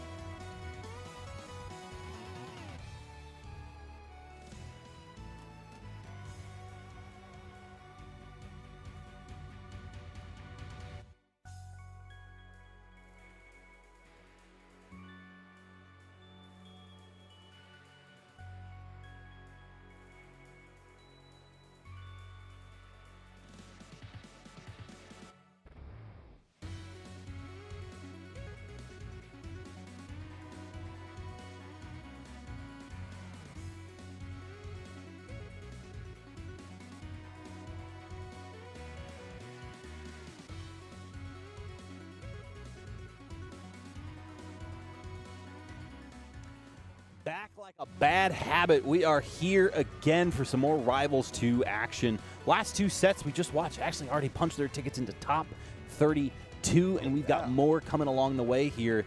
Looks like the next match up is going to be a team kill combo. Rysel versus Pikmon. I believe they ended up getting either 3rd or 4th yesterday in doubles, and actually upset K-Casal and B-Bats along the way too. Crazy. Absolutely insane. Yeah, these two were playing out of their mind yesterday. I was going to cast some of their sets early on in top 8. I'm like, man, these guys are absolute monsters. Team up between Washington and Australia. Listen, right? listen. I mean, that's the global scale that we're operating here at Genesis X2, right? This is par for the course. We're more than used to this kind of stuff. And it's one of those things too, where it's like, how do you get that sort of synergy with the Pacific Ocean in between? Ooh. What is that? That's a beautiful shade of purple. Yeah. Seems kind of familiar. Pikmon, of course, a legend in many fighting games and many platform fighters. Platform fighter, legacy, and OG. Oh, quick advantage here from Rysel, winning the rock, paper, scissors. Instant. See, the mind game's already begun. Here it is. This is the first step. This is the first step. But yeah, it's crazy to have a teammate kill playing for a winner side top 32 slot. Yep. That is crazy. And that just goes to show how stacked this tournament is. Now, I was always told that admitting was the first step. But sometimes sometimes the mind game is too. So we do see, of course, like we saw yesterday, the Maple versus the Fours. Pikmon's Fours burn is sick, but Rysel's Maple might just be sicker. We're going to have to wait and find out. So we also have a very easy point of comparison with HKP and Hayes' set last time. These two are very box-heavy characters that weren't pushing momentum super far. It's all about the little situations and how much you can get out of that before you reset to neutral, or rather reset to, I guess, the boxing ring, and just keep it moving, keep it pushing. Yeah, these little kind of micro movements between each player and between each character now, so important. We're going to see the quick recovery there, lets the clone fall. Hold that strong charge. This is an even closer seed than we saw in the set before here. Just 11 spots separating these two in the eyes of the seeders for this tournament. Very excited to see how this goes. Okay, commits to fully charging that forward strong. Goes for the down tilt follow-up, though. Doesn't want to just go for offstage pressure with the second hit of forward strong. And instead, got to hold a strong attack in response. And you saw the down air there as Pikmon was trying to come down, taking advantage of maybe some not great DI. Yes, Clone's going to fall yet again. We at least got that up special hitbox. Got that up throw up air. Trying to see Pikmon push some pressure, some advantage here. We have to get to the kill. There we go. Something I was actually just watching Rysel do, and I saw it a little bit yesterday, uses the Mark Seed, much like Snake uses Grenade, to shift that momentum mid-air. You don't see a lot of characters with options like that, but using it to just kind of come down in ways that you're not expecting and kind of survive a little bit longer as a character that can die fairly early in Maple. Oh, here's the Super Clone. Wow, immediately making the Super Clone pop, trying to catch that jump option, and then dashes back for the roll. Gets the forward strong. Great option coverage right there from Pikmin, but you're going to have to work your way up quite a bit here with this deficit. Ooh. Dash tech sends you off stage here. This is where Maple exactly wants you to be. Hold this forward air. I think we see another one coming. Oh, not this time. So where do you get your percentage here? Because you know that Rysel is just a second away from getting that strong attack. Clean up that next stock. Rysel with a very solid lead here so far. Pikmin's got to keep up the pressure. These damage confirms got to be a little more consistent. I like it. Here we go. Get that activation from the clone. Bring you in with the forward strong. Ooh, wow, going you're in like deep. that? Even if you die for he doesn't even die for it. He's so alive. Wow. And that's a reversal of fortune if I've ever seen one, Brosa. What? No, not Pikmin just kind of shrugged it off. He's like, well, okay. Hey, listen, that's the best case scenario there. You go for that positioning because you know that's a possibility, right? You know there's an option there. You know that may end up. And Rysel, rolled in Nat 1. It happens. It happens sometimes. Oh my goodness. Rysel working in so hard to push such a significant lead. Pikmon on the back foot for a majority of that set. One offstage interaction, a very confident spike to even things out, and then one more situation, the game is over. Insanity. Yeah, just had cleared out that second stock, was well on their way to enjoying a beautiful, long-lasting third stock, and just falls to your death. Until Pikmin walked up and said, let me flatline you real quick. I'm pulling the plug. Yep. There we go, got that downward angle forward tilt. Keeping Pikmin off. So this looks like a fairly similar retread that we saw in the first game. Very aggressive boxing here from Ryzel and getting a lot of consistent confirms, trying to push Pikmin off stage and look for an offstage win condition. Let's see if Pikmin can either stop the bleeding now or if we're just going to see a rerun of that first game and give Pikmin a second to really build something huge. There's that down star, not going to be able to reset. Ooh. The up B, not quite enough. Up tilt Shoryu was not going to take it this time around. Nice parry there. Here it is. Oh, the recovery's not going to be enough to make it back. First stock, pretty convincingly going to Ryzel. Especially get up there, you don't see that super often from the Maples, but it is a quick little get out of jail free card if your opponent's not expecting it. Up tilt's not going to hit through that left platform here on Merchant Ports. Okay, got that falling off here. All the perfect shield's doing too much right now. Dash attacks to get floor hugged. What's the reset going to be? The dash dance into a strong. Got to hold that damage. The run through turnaround grab, another grab as well, expecting the roll in there to kind of bait them back towards center. We see Ryzel wisely opt for the corner, which is not something you see super often against fours. Yep, fantastic parry there. Into the stun, just get a bit of damage going. We're up airing. Nice, get the tethered forward air. How are we blocking this recovery? Getting stuffed out by the clone up special hitbox. I love to see how the different force burns kind of have a default option of how to want to approach a recovery situation. Wow, that was disgusting. There we go, getting closer to evening things up. Okay, this is how we get started. This is that force burn momentum. Double downer, spike hitboxes, get those forward throws, get those grabs off stage. And look at that forward burn sprite. We are out here swinging in this offstage situation. Oh my goodness, Pikmin is hungry. Holding that Shoryu. We got some smoke clouds. Stopped on your way down. 49% on Ryzel though, nothing to scoff at. Gotta see more of that Pikmin demon awaken. Here we go. Comes to the up air here, tries to get something started. Can't just keep getting these two pieces here. Has to get a full combo soon. Wow, the spot dodge, the immediate scramble situation, but Pikmin had opted to go for an up tilt, which is just a little bit slower than what Ryzel had in mind.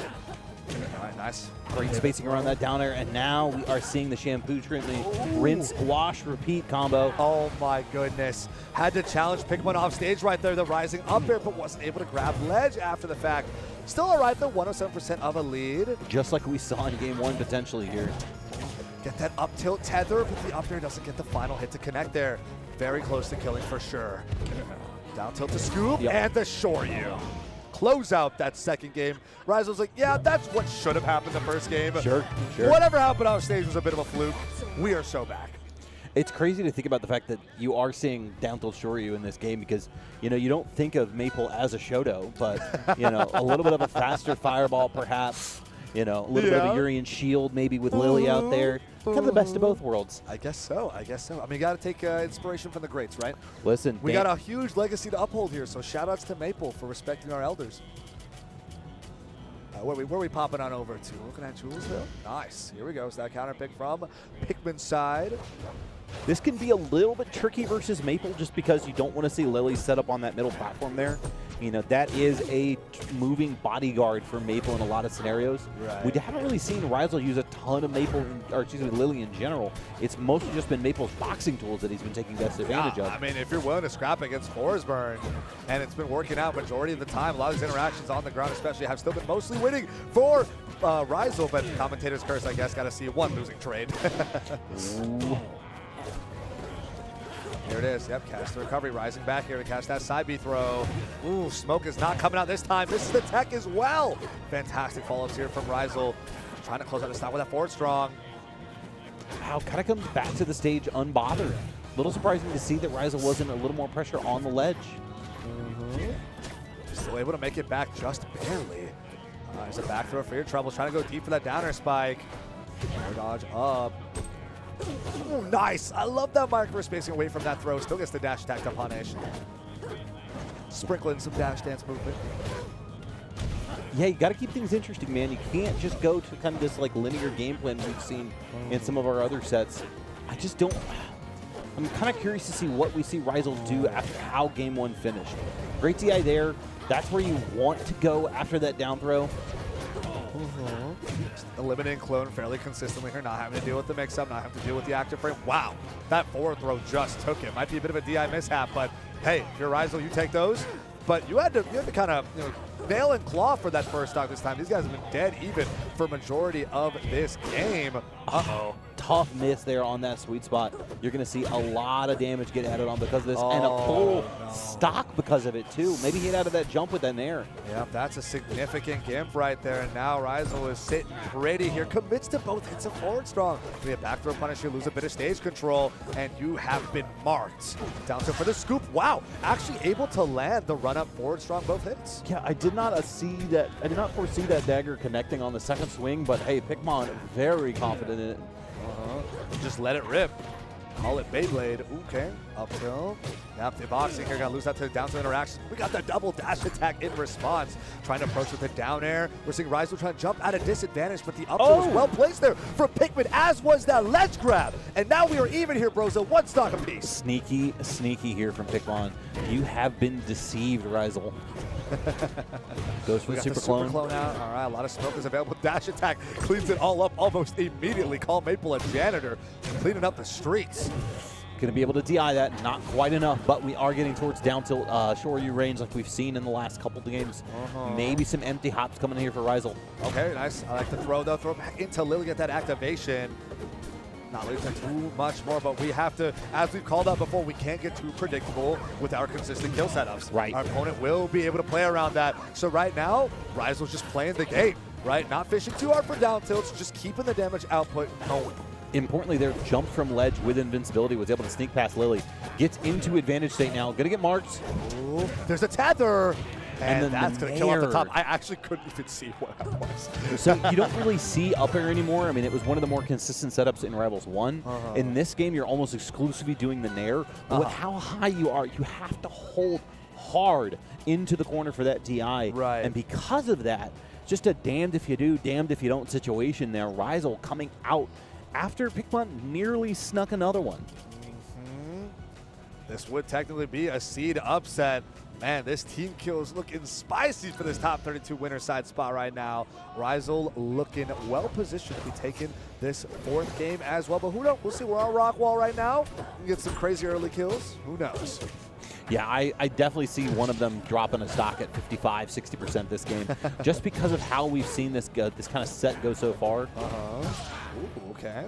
Get both hits of forward strong going. Nice. Later hit a dash attack. Keep that momentum going. Love that reverse downer as well for the spike. 96% and counting. This is entirely Pikmon's game so far, Brosa. I wonder if maybe there was an up smash there. It doesn't matter too much because the pressure is continuing.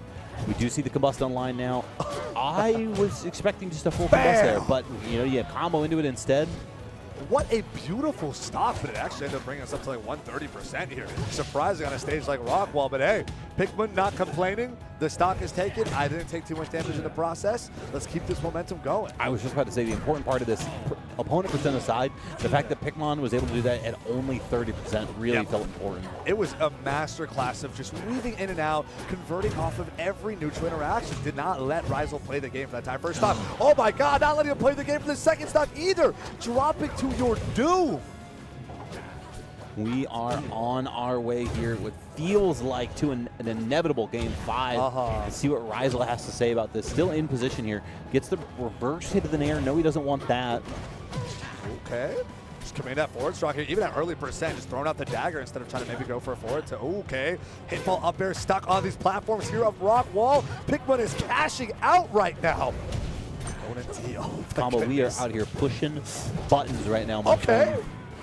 We see you, Ryzel, but that might be too little too late. The good news is we get to see more of him then. Oh yeah, absolutely, absolutely.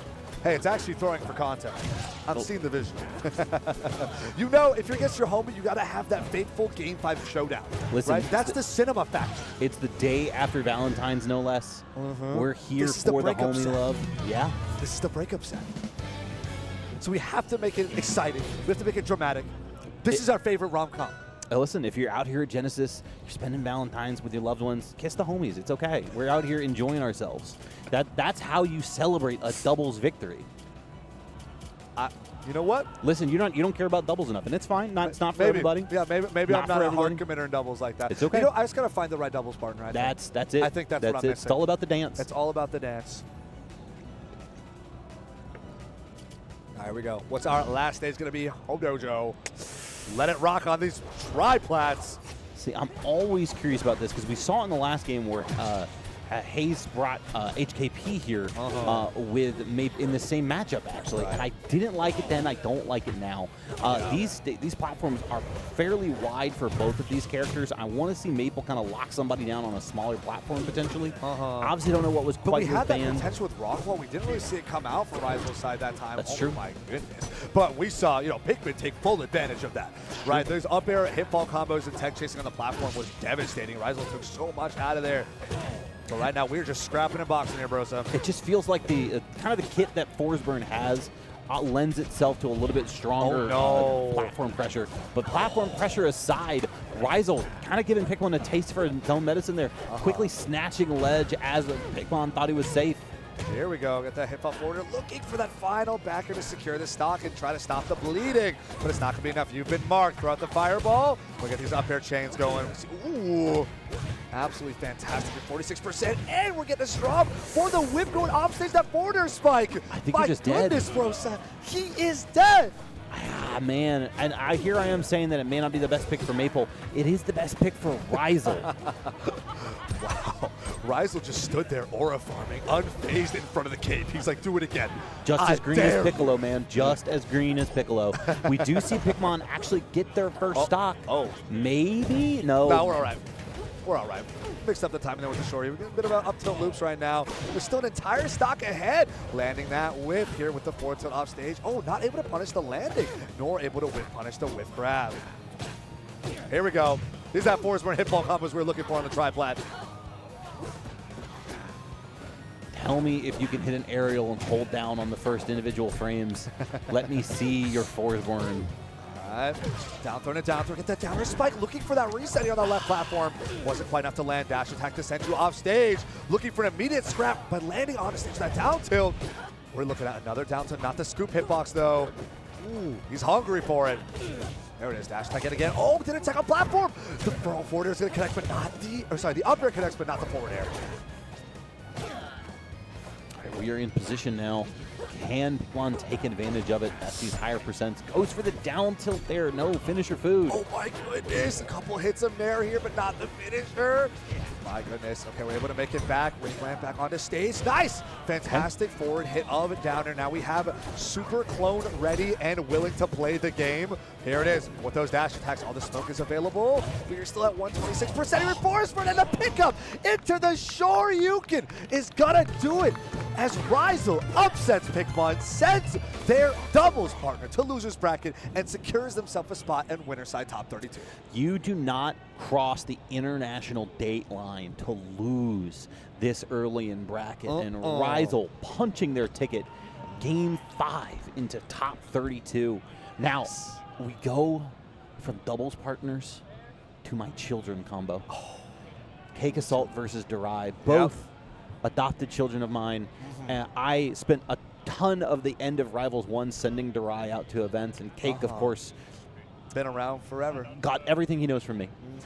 Clearly. Okay, and clearly. so, you would be up there otherwise, right? Obviously. It's just that you no, bless the it's spirits. T-ball. It's like T-ball. I set him up. I hand him the controller. He takes it from there. He knows what to do. He knows what to do. This is going to be a fun one, and something that Cake's pretty familiar with. This is going to be another Forsburn Rano set coming up in just a second here, and it's going to be a great one. Obviously, Durai, a huge part of SoCal Rivals, a huge part of SoCal Rivals 2, putting on events there, organizing events there, and trying to get a bigger scene in the in that area and get everything rolling for him. And of course, putting in the work, but of course, no slouch as well. Now meeting Cake Assault in winner's side, playing for this top 32 slot. Man, Durai does it all.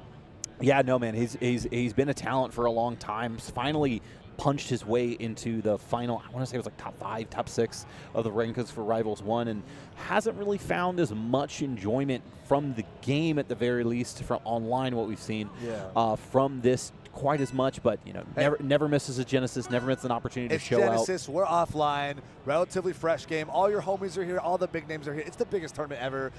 Good to see Durai still here to represent, to show up, support the community. It's crazy because last year Rivals was a free to enter basically like a promotion demo of the game. Right. And I want to say there was 230, 240 people there that entered sounds maybe. right.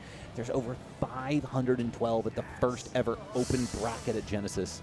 The biggest Rivals bracket ever off-site, or excuse me, on-site here.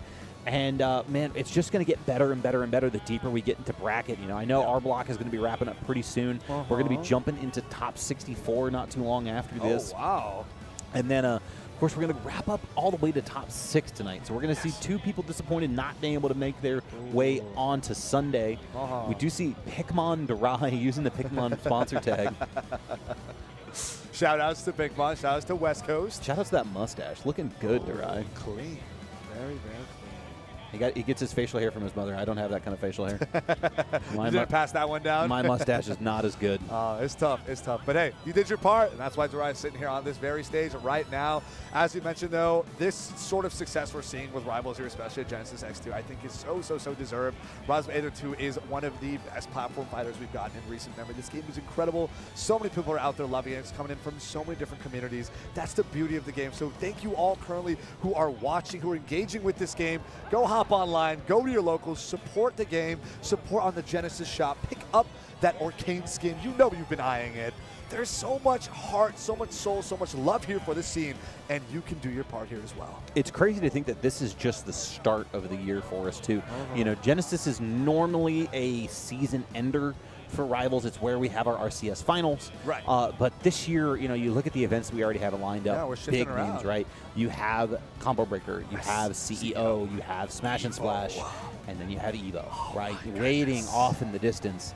The true mecca of fighting games to make it onto that level.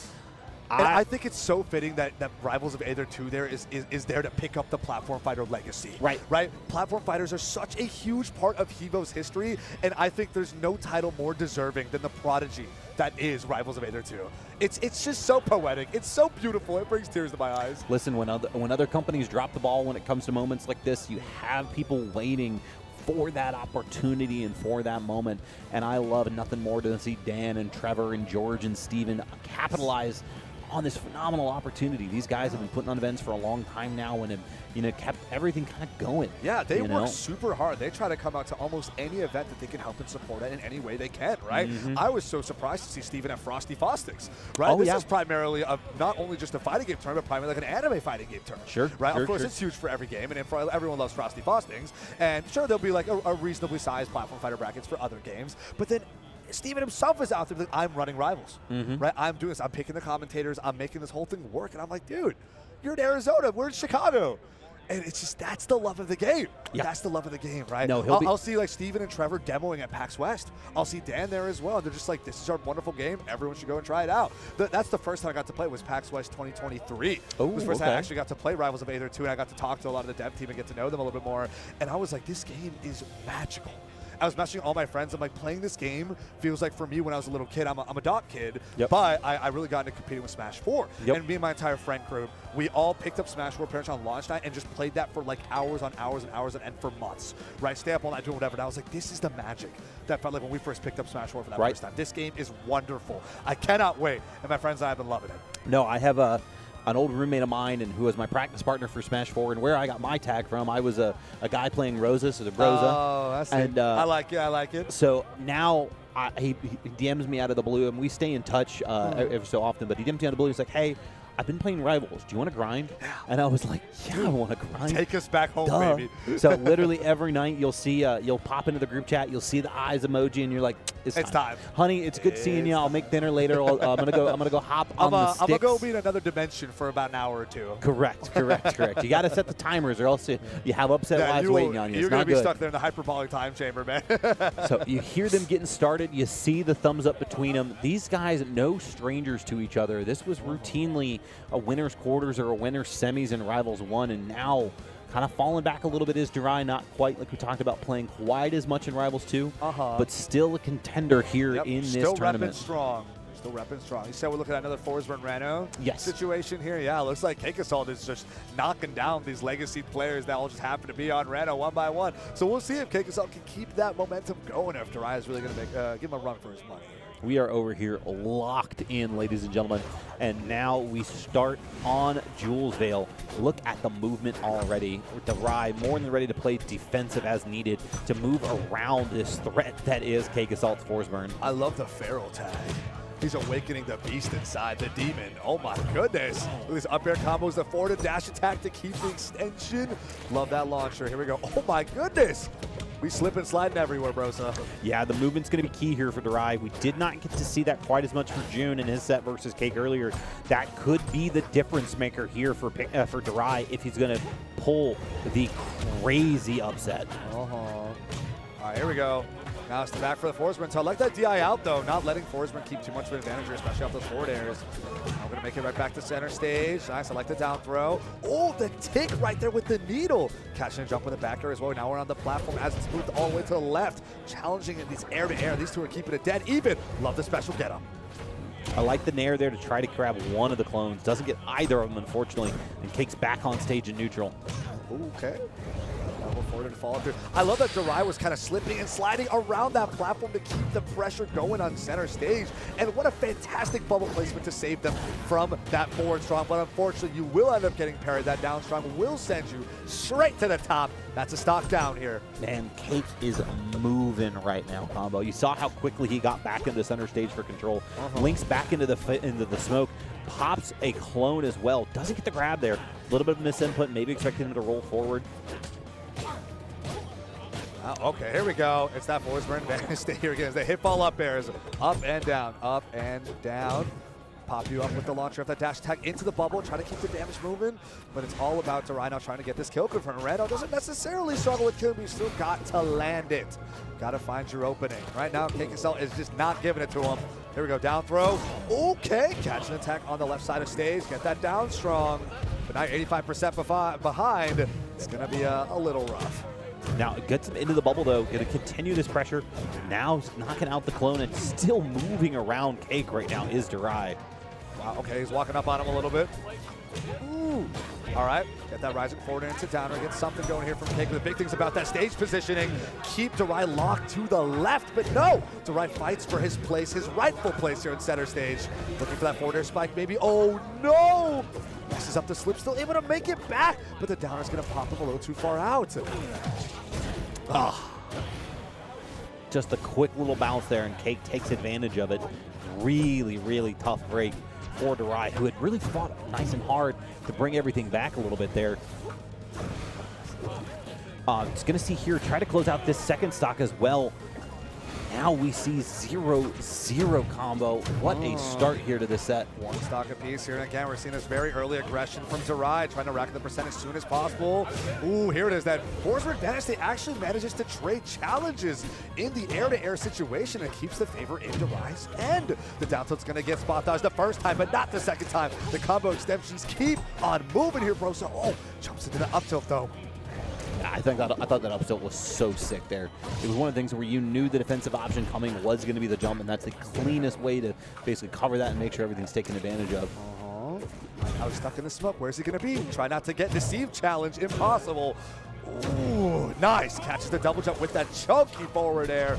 106% on Cake right now. It goes for the regular get him into up tilt. That back air almost taking the stop with the second one is going to do it.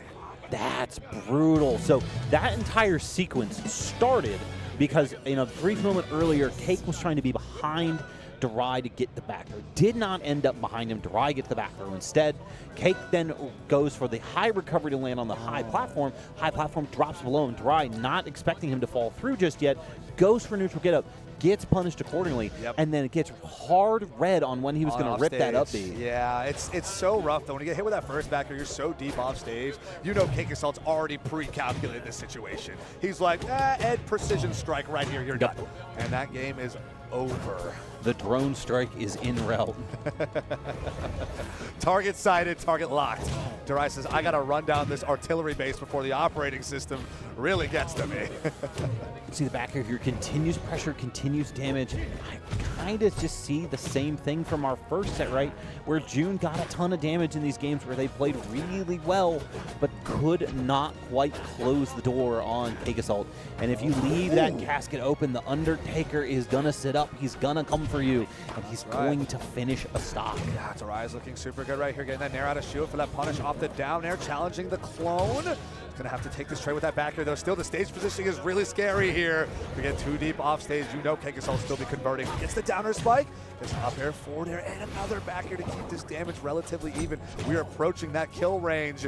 Keikis also done this quite a bit, where actually it manages to stay alive to these kind of 130, 140s, and their opponent starts off at like 30, right? And they might get pushed, Keiko might get pushed like 150, 160, the opponent's now up to 80, right? And now they're getting the snare off stage, and that's a fantastic kill here for Darai, but Cake is not too far behind to even this up. The fact that a hard nair was enough to do it there is honestly crazy in its own right.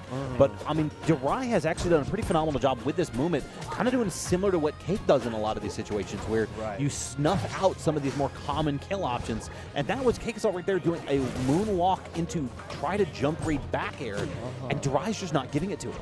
Oh, he's not having it. Now we got full charge combustion ready, not even needing it. Getting that a little bit predictable side B recovery there out from the Reno, sniping him with that back air. But Darai is right back here for vengeance, out for blood. Ooh, finishing off that beautiful combo with that up strong. Keeps it moving too. Cake can't find himself out of disadvantage just yet. Stuck, locked to this right side of the screen. Now we get that falling up air to turn things around. Yeah, this is how it gets started here for Keikis. You know, that falling up air gave him a nice 34%. You definitely understand that he was expecting a little bit more from that. There we go. All right, Darai trying to dash up. Now faking out, dashing back. Gets that run up down strong. Trains the needle to beat out some of the smoke. Oh no! Tries to challenge the clone. Gets downer spike for your troubles. Another rising downer here from Keikis. Won't let him jump either. The up air, a vertical wall. Dragged down by these nairs as well. Being pushed to the left side of the stage. Clone's online. Back here almost connects here, Broza. I'm so scared for Darai. I just don't even know how you kind of basically find your footing again after that. You had this strong moment where you've had all this control, and then Cake just comes back with something as simple as a falling down air, and then suddenly you've lost this whole lead.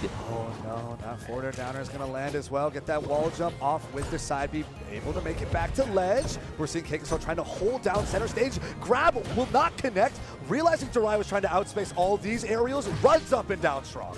And that is the spacing between these two players. Both of them experts on this. You saw the tipper effect of that forward air sending Cake into the depths, and Darai now trying to find footing on this last stock, but Cake just not giving it to him. Forward throw down strong right there. Gets that falling forward air, but the turn on grab from Darai doesn't connect. It's right back to Cake's turn to get that up tilt to send you flying. And we know it's such a strong combo too here. Down tilt for the scoop as well. Gets the falling up air into the downer spike and another reverse down air. This is so dangerous. That first down air was great DI from Darai there to be able to get away from that. You are going to see a double down air here into a weak back air. Wasn't quite enough. The downer spike actually sent Darai so far up because it's so high percent. But you got anti-aired attempting to cross up jump with that up strong. Closing it out with the dagger follow-up. Keikis solidly up 2-0 right now. The sequence leading into that is actually just as important as the up strong itself, though.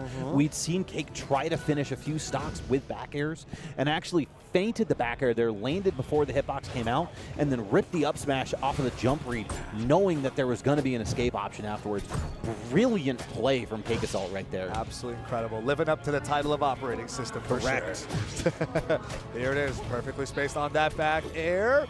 Tries to forward hug on that up tilt. Doesn't get too much off of it. Here it is. That rising there for a bit of consistent damage. Uh-oh. The scramble beneath has led to another up tilt confirm. All right, now we're seeing signs of life right back here from Darai. Nice dash attack. Love the launch. Keep the extensions with things like up tilt. Oh my goodness. Reverse hit of up tilt into the fair. And one nice little needle for good measure here, Broza. Let's just saying hi.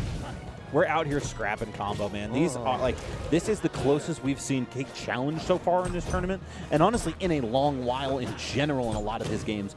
Darai, the level of player, even if without the results so far in this game, to be able to push a player the caliber of Keikis this way. That's absolutely correct here, Broza. Oh my goodness, the weaker hit of Nair into that forward follow-up to secure this first stock here for Darai. We know Darai is going to be fighting for his life to at least find himself on the board since Keikis is up 2-0 right now. Gets the down throw, tries to tech chase forward, but we're going to see Cake just get away from that situation entirely. Trying to reset here and surgically land the necessary kill confirm. Going off stage, pushing the bubble away, tries to get the scoop with down tilt. Not quite enough. The turnaround grab will do it. Looking for a backer potentially. Nice! Stuffing out the side B with his clone activation. The important thing about this game so far is we saw Darai actually take the first stock. We had seen this a couple times now where you're sending atomic damage but not able to close it out. We do see it that time, and now Cake answers the bell as well. But can Darai take this a little bit further is the question. Incredible anti-here on Cake Assault's approach right there with just that raw up tilt to scoop him up. Cake does have full charge on Smoke, though. Who knows what he's going to use it for? We'll see if Super Clone's going to come out for looking at an early combust for the spike. All right, love the tech chase into down strong here. Keep up the pressure with these forward airs. I do struggle for Darai here because you know Cake has got this all mapped out. Ooh. Interesting, the bubble pop. I think he was trying to get in between the bubble and Darai before that hit. Okay. Get the needle off on the clone. Rising Air is not going to connect this time. The later hit of dash attack will. Trying to run up and challenge Forest Burn, but that Nair is going to come out from Cake Assault here, pushing the bubble away. Spot dodge in place, but it was only jab checked by Darai. Fantastic follow-up grab afterwards. I love these little micro situations where they're just boxing, pressing button, catching spot dodges. It's so beautiful. We've got a full stage of Smoke here. Cake more than ready to close this out. Grabs the get up there. Ooh, fishing for that back air too. That landing down is going to get punished out of shield, and we're going to have a couple of needles to get that Smoke away. Can't let you play around with that. That falling there, though, is going to send Darai away. Tries to drop through platform. Fantastic spot dodge, but Darai was ready and keeps up the pressure. Yeah, a couple of unsafe rolls there from Cake, and Darai more than ready to pick up that ledge as well. This is what he's been needing, man. We have seen that Cake Assault can bleed. Can Darai finish a stock out is the question, because now we are back down to 0-0. We're going to see him step away here, continue into this combo now. Yep, this is starting to add up, right? It's a bit of chip damage. We're just kind of tickling with these Forest Burn forward airs, but it's going to stack up, and the stage position definitely matters here. They're up at 61% here. Darai gets one jab check. No follow-ups, no grab, no dash away, whip punish, nothing. Finally, a bit of advantage state to push forward here for Darai. Getting away from that grab. No whip punish, no down tilt, not close enough to land. Gets that landing there to try and push something forward here. I like it, though. Now we're getting some hit fall up airs and forward airs. This could be something huge. Scoop up, past the air dodge with an up tilt, tries to get the spike, but it's only going to be the clone. We do see a return now from Cake, getting back into neutral, getting it back into an advantage state now. Gonna see him push here.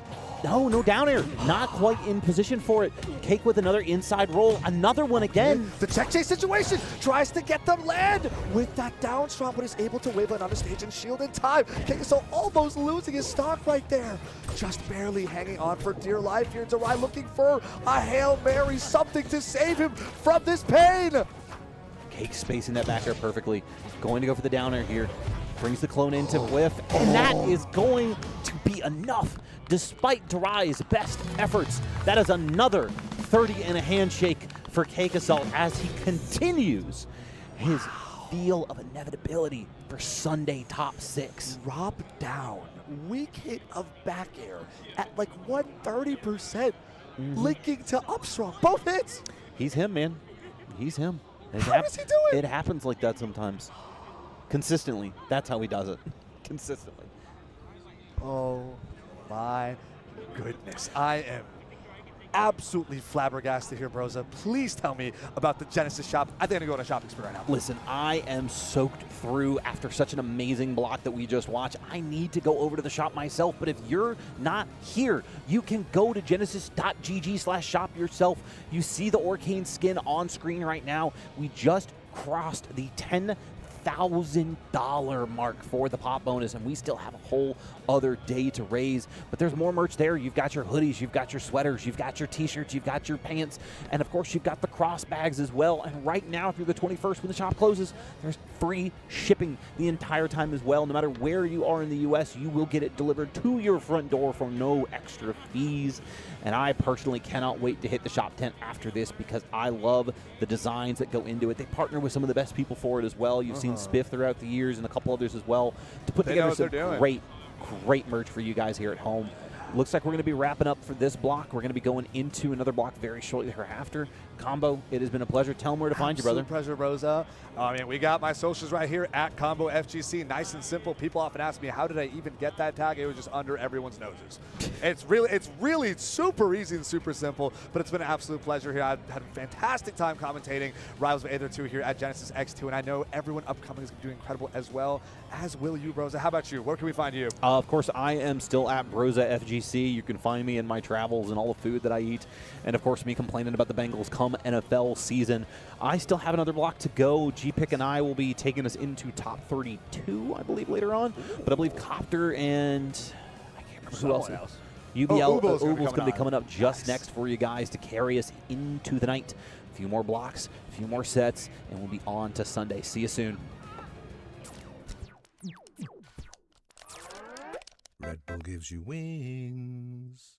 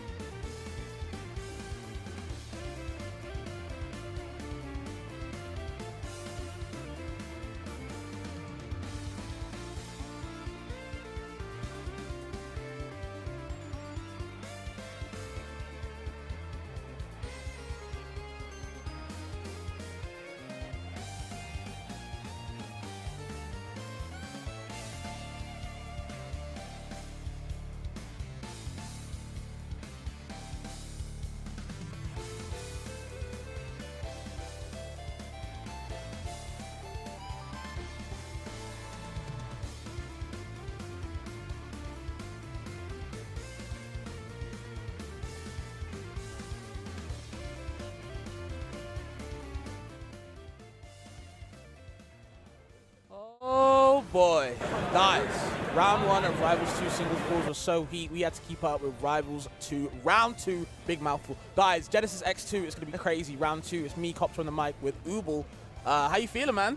Feeling great, honestly. Like, the Wave 1 of Rival Singles was already on fire. Yeah. And then the Wave 2 started out crazy. That final set between Cake and Darai was incredible. Darai played his heart out. It's incredible that Darai was playing some of the best Rivals 2 I've ever seen. The Cake still 3-0. He just does. I feel like it's one of those sets where the such a score shame. doesn't tell the story of the, truly set, does. right? Truly does. 3-0 but close, Unfortunate. though. But yeah, 3-0 but close, actually. Shout out to Darai as always, but, you know, Cake is that guy. Guys, it's going to be a good time. Hope you guys are having a great time wherever the hell you are watching this. We got some good sets coming up. We've got some top 32 qualifiers all around the world. You know, round 2, of course, is to make that top 32, that spot for later tonight. So it's going to be crazy. Right now we've got Tarul and Sealder. Now, here's the funny part about Tarul. Okay, talk to me. So, looking at the bracket earlier, Tarul was seated not in the top 100. Jesus. Not in the top 200. Oh. He was seated 247. So he's just that nice. So he is him right now. Is there been any DQs in his path? Did he take Void Not Seed? that, Or? not that I've seen. Okay. Do we know? Are they playing Fleet? I hear Fleet. Okay, so Sealder is the Fleet. Yes. And Tarul is the Crag. Okay. Yeah. Tarul had to play through the entirety of his Wave 1 pool. Damn. Well, I've seen Sealder before. I saw them at the pre-local the other day, and they're pretty nice. Not gonna lie, they have a pretty nice fleet. A lot of upbeat shenanigans, of course, on the platforms, edge cancel, you know, the stuff that fleets have been doing even before this game's actual release. So Sealder are no strangers to that. And Fleet Crag, man, even with the Fleet nerfs, even with Crag's nerfs, I feel like the matchup would it's never gonna be fun for Crag. You know what I mean? Yeah, when you have a character that is so prevalent off stage offensively, it takes a lot out of Crag's disadvantage that he really, really relies on in order to properly counterplay so much of the onstage aggression for majority of the cast. And Fleet has the benefit of just being able to say, I can wait while also off stage with that flow. Like, for sure, yeah. I mean, a lot of complaints with someone like with a character like Crag, it's like, damn, I can't kill this character, man. He's living forever. He's a heavy boy. But it's like, Fleet don't give a damn about all that. If you're off stage, you're off stage, you know? Now, the benefit of the nerfs that Fleet took, however, is I feel like a lot of her on-stage presence, at least in the mid-range, has been greatly reduced. So that allows Crag to play a little bit more hands-on when it comes to this mid-screen neutral instead of always trying to, like, I have to worry about being thrown off stage at any moment, so I have to play super defensive and, like, really cut down my burst range. It makes a lot of sense. We're obviously rocking the B Crag right now, trying to make something sting, but I feel like Sealder is so good at kind of like keeping his opponent away. Fleet has been called a zoner in the past. In my opinion, not really much of a zoner. Very big mid-range character, right? But they do have very good CQC. But the way Sealder's playing in this matchup, right, he's keeping Tarul out of his face. And, oh, the Nair lingered a little too long, broke the pillar, but just wasn't quite out of the way for to just let Crag fall through in that special fall state. Instead, it lets Tarul get back and charge up that down strong. Oh, jeez. And that's the type of brutality that Crag can always bring. If you find a down throw at any point of that tech chase, you know, it's down strong, it's just going to seal your fate, especially for a character as light as Fleet. Ooh. Oh, the Nair, the reverse hit does linger a bit too long, but it's going to get the back part of it, not exactly the one they're looking for. And at the moment, Tarul is getting a lot of percent at the moment. Still on the first stock as well. Trying to utilize that close to the wall pillar, though. The rock as well being such a hassle to deal with. At this point, you're just playing chip damage here. You don't need to try and rush anything. You can play rocks, you can play shards, you can just kind of hold steady and utilize those Jules Veil multi-dimensional platforms and blast zones to let yourself linger. Nowhere to go with that tornado covering a lot of options. Seattle's just kind of picking it up where they can. Dash attack, nothing too crazy. Tarul's just kind of playing, he's playing like very dash dance heavy for a Crag, right? Just very grounded, like letting the rock just be in one place at one time and letting the ground speak for itself. Makes a lot of sense, of course, with this character against Fleet. You don't want to make so many mistakes, right? Like I said before, you know, when you're off stage, it's an awful place to be in. It's hell's playground. So, you know, Tarul's doing a good job keeping that mid-range option for himself to not be too close to expose himself and not waste any frames against a character like Fleet. Look at this. It hurts. Oh, yeah. One fleet advantage state can last for so long. So many of her moves linger forever, and that is an unfortunate whiff. At the very least, could have been a back throw. Could have been so much more as well, though, Copter. Okay. Good recoveries by Tyrell, living still. But, you know, Seattle's brought this all the way back up. Now it's 2 stocks apiece, though. Just has to get this finisher. Never mind, down and out of nowhere. Seattle was not ready for that, and there's the ledge hog. Okay. Catching Sealer just cherry picking a little too far off stage there. Instantly 20% off of that defense roll, though.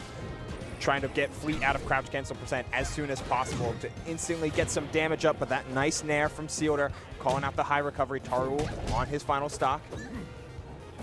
Okay. Just one back air, another one, a forward air. Forward air too, now the advantage state out of nowhere. Tyrell's turned up. Oh, just coverage. You have to go to ledge. You're trying to make Sealer go to ledge, but the insistence from Sealer to get back to stage for that forward air is just gonna do it. And a cheeky smile from Tarul. He looks surprised. He's like, damn, I'm still going. That's what it looks like to me. He's like, damn, I'm actually really still going. Yeah. It's not ended yet. The dream is still alive. Crack forward air is a hell of a button. Just keeps on giving. For sure.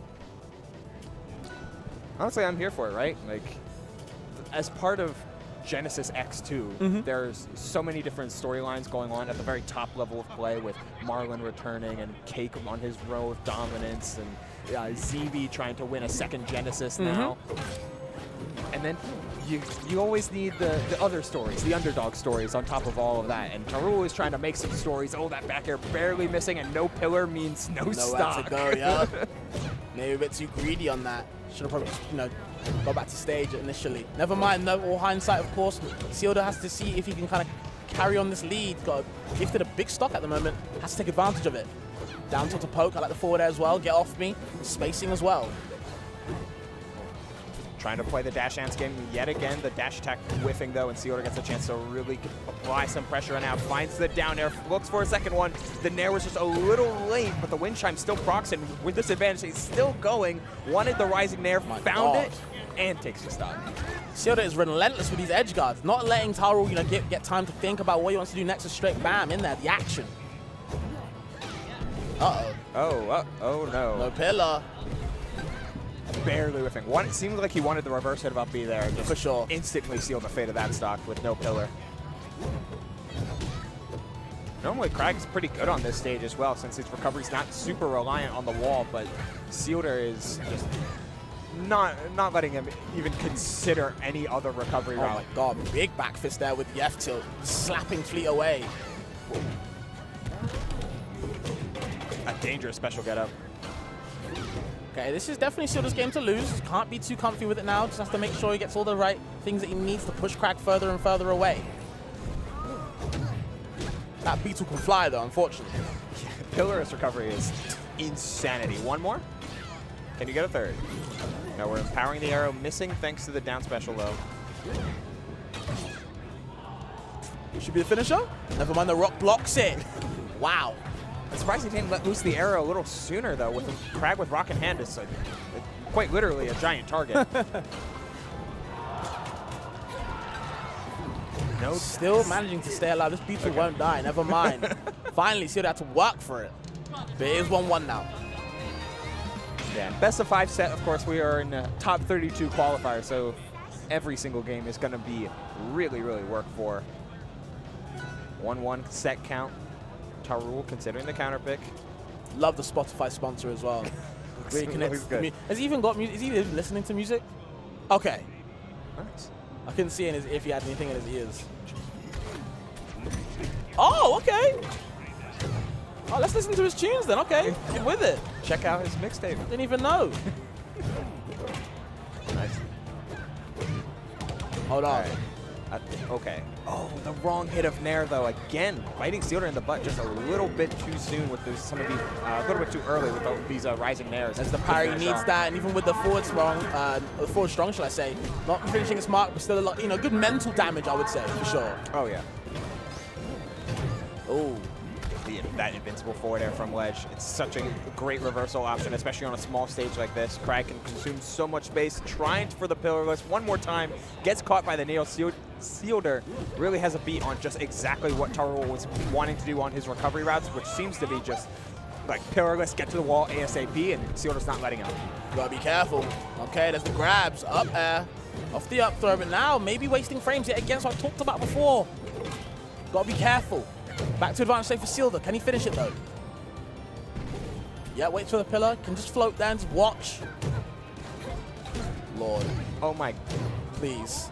some of the craziest down air Hail Marys from Tarul, but we're getting there. Using the pillar, he was already there. Still has a pillar spawn because he touched the, oh no, he doesn't. Never mind. I think he tried to waste as much time as possible so he could get the pop from the wind chime, but couldn't find it in the end. Not enough time. Sealder can definitely take advantage of that now. There's the moves, the nairs, tornadoes. Trying to get the up B, maybe the hitbox for that edge guard. Wow. Committing a lot to that down strong. And again, the special getup, something that Sealder's really starting to play around now. Another rising there. We saw the DI out that time from Tarul here. Fads as we're watching the long recovery route from Tarul, and he does make it back, still whiffing on any attempts to find those low back airs or those low down strongs. Not finding any big hits, but we're at the very least surviving all the same.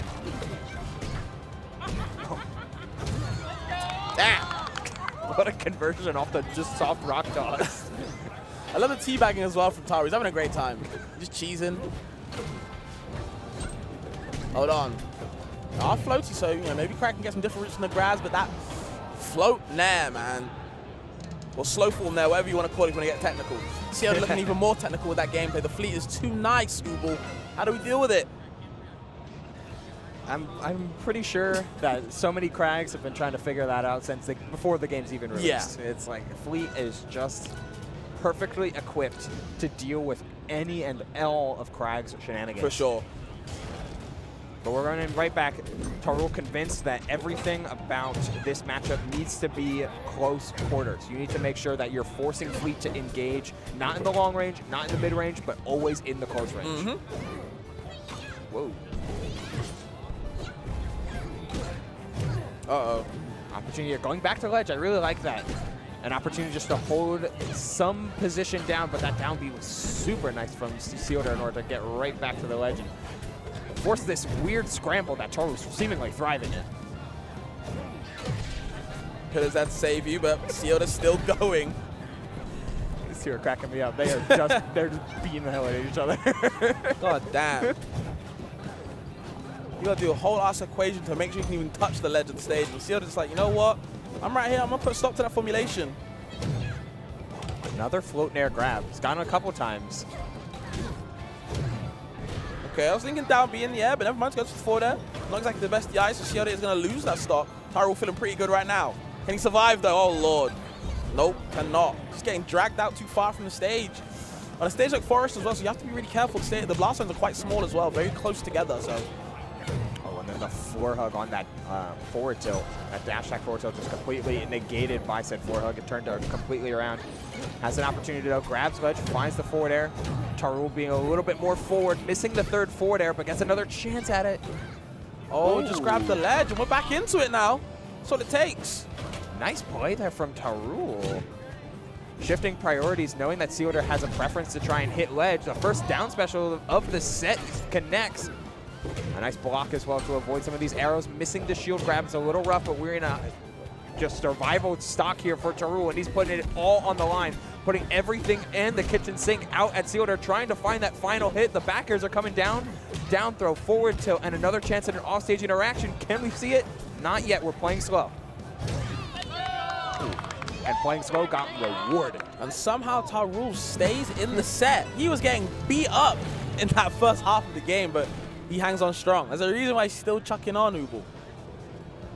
We even saw it on the header, seed 461. Crazy. And he's guaranteed himself 33rd. Yep.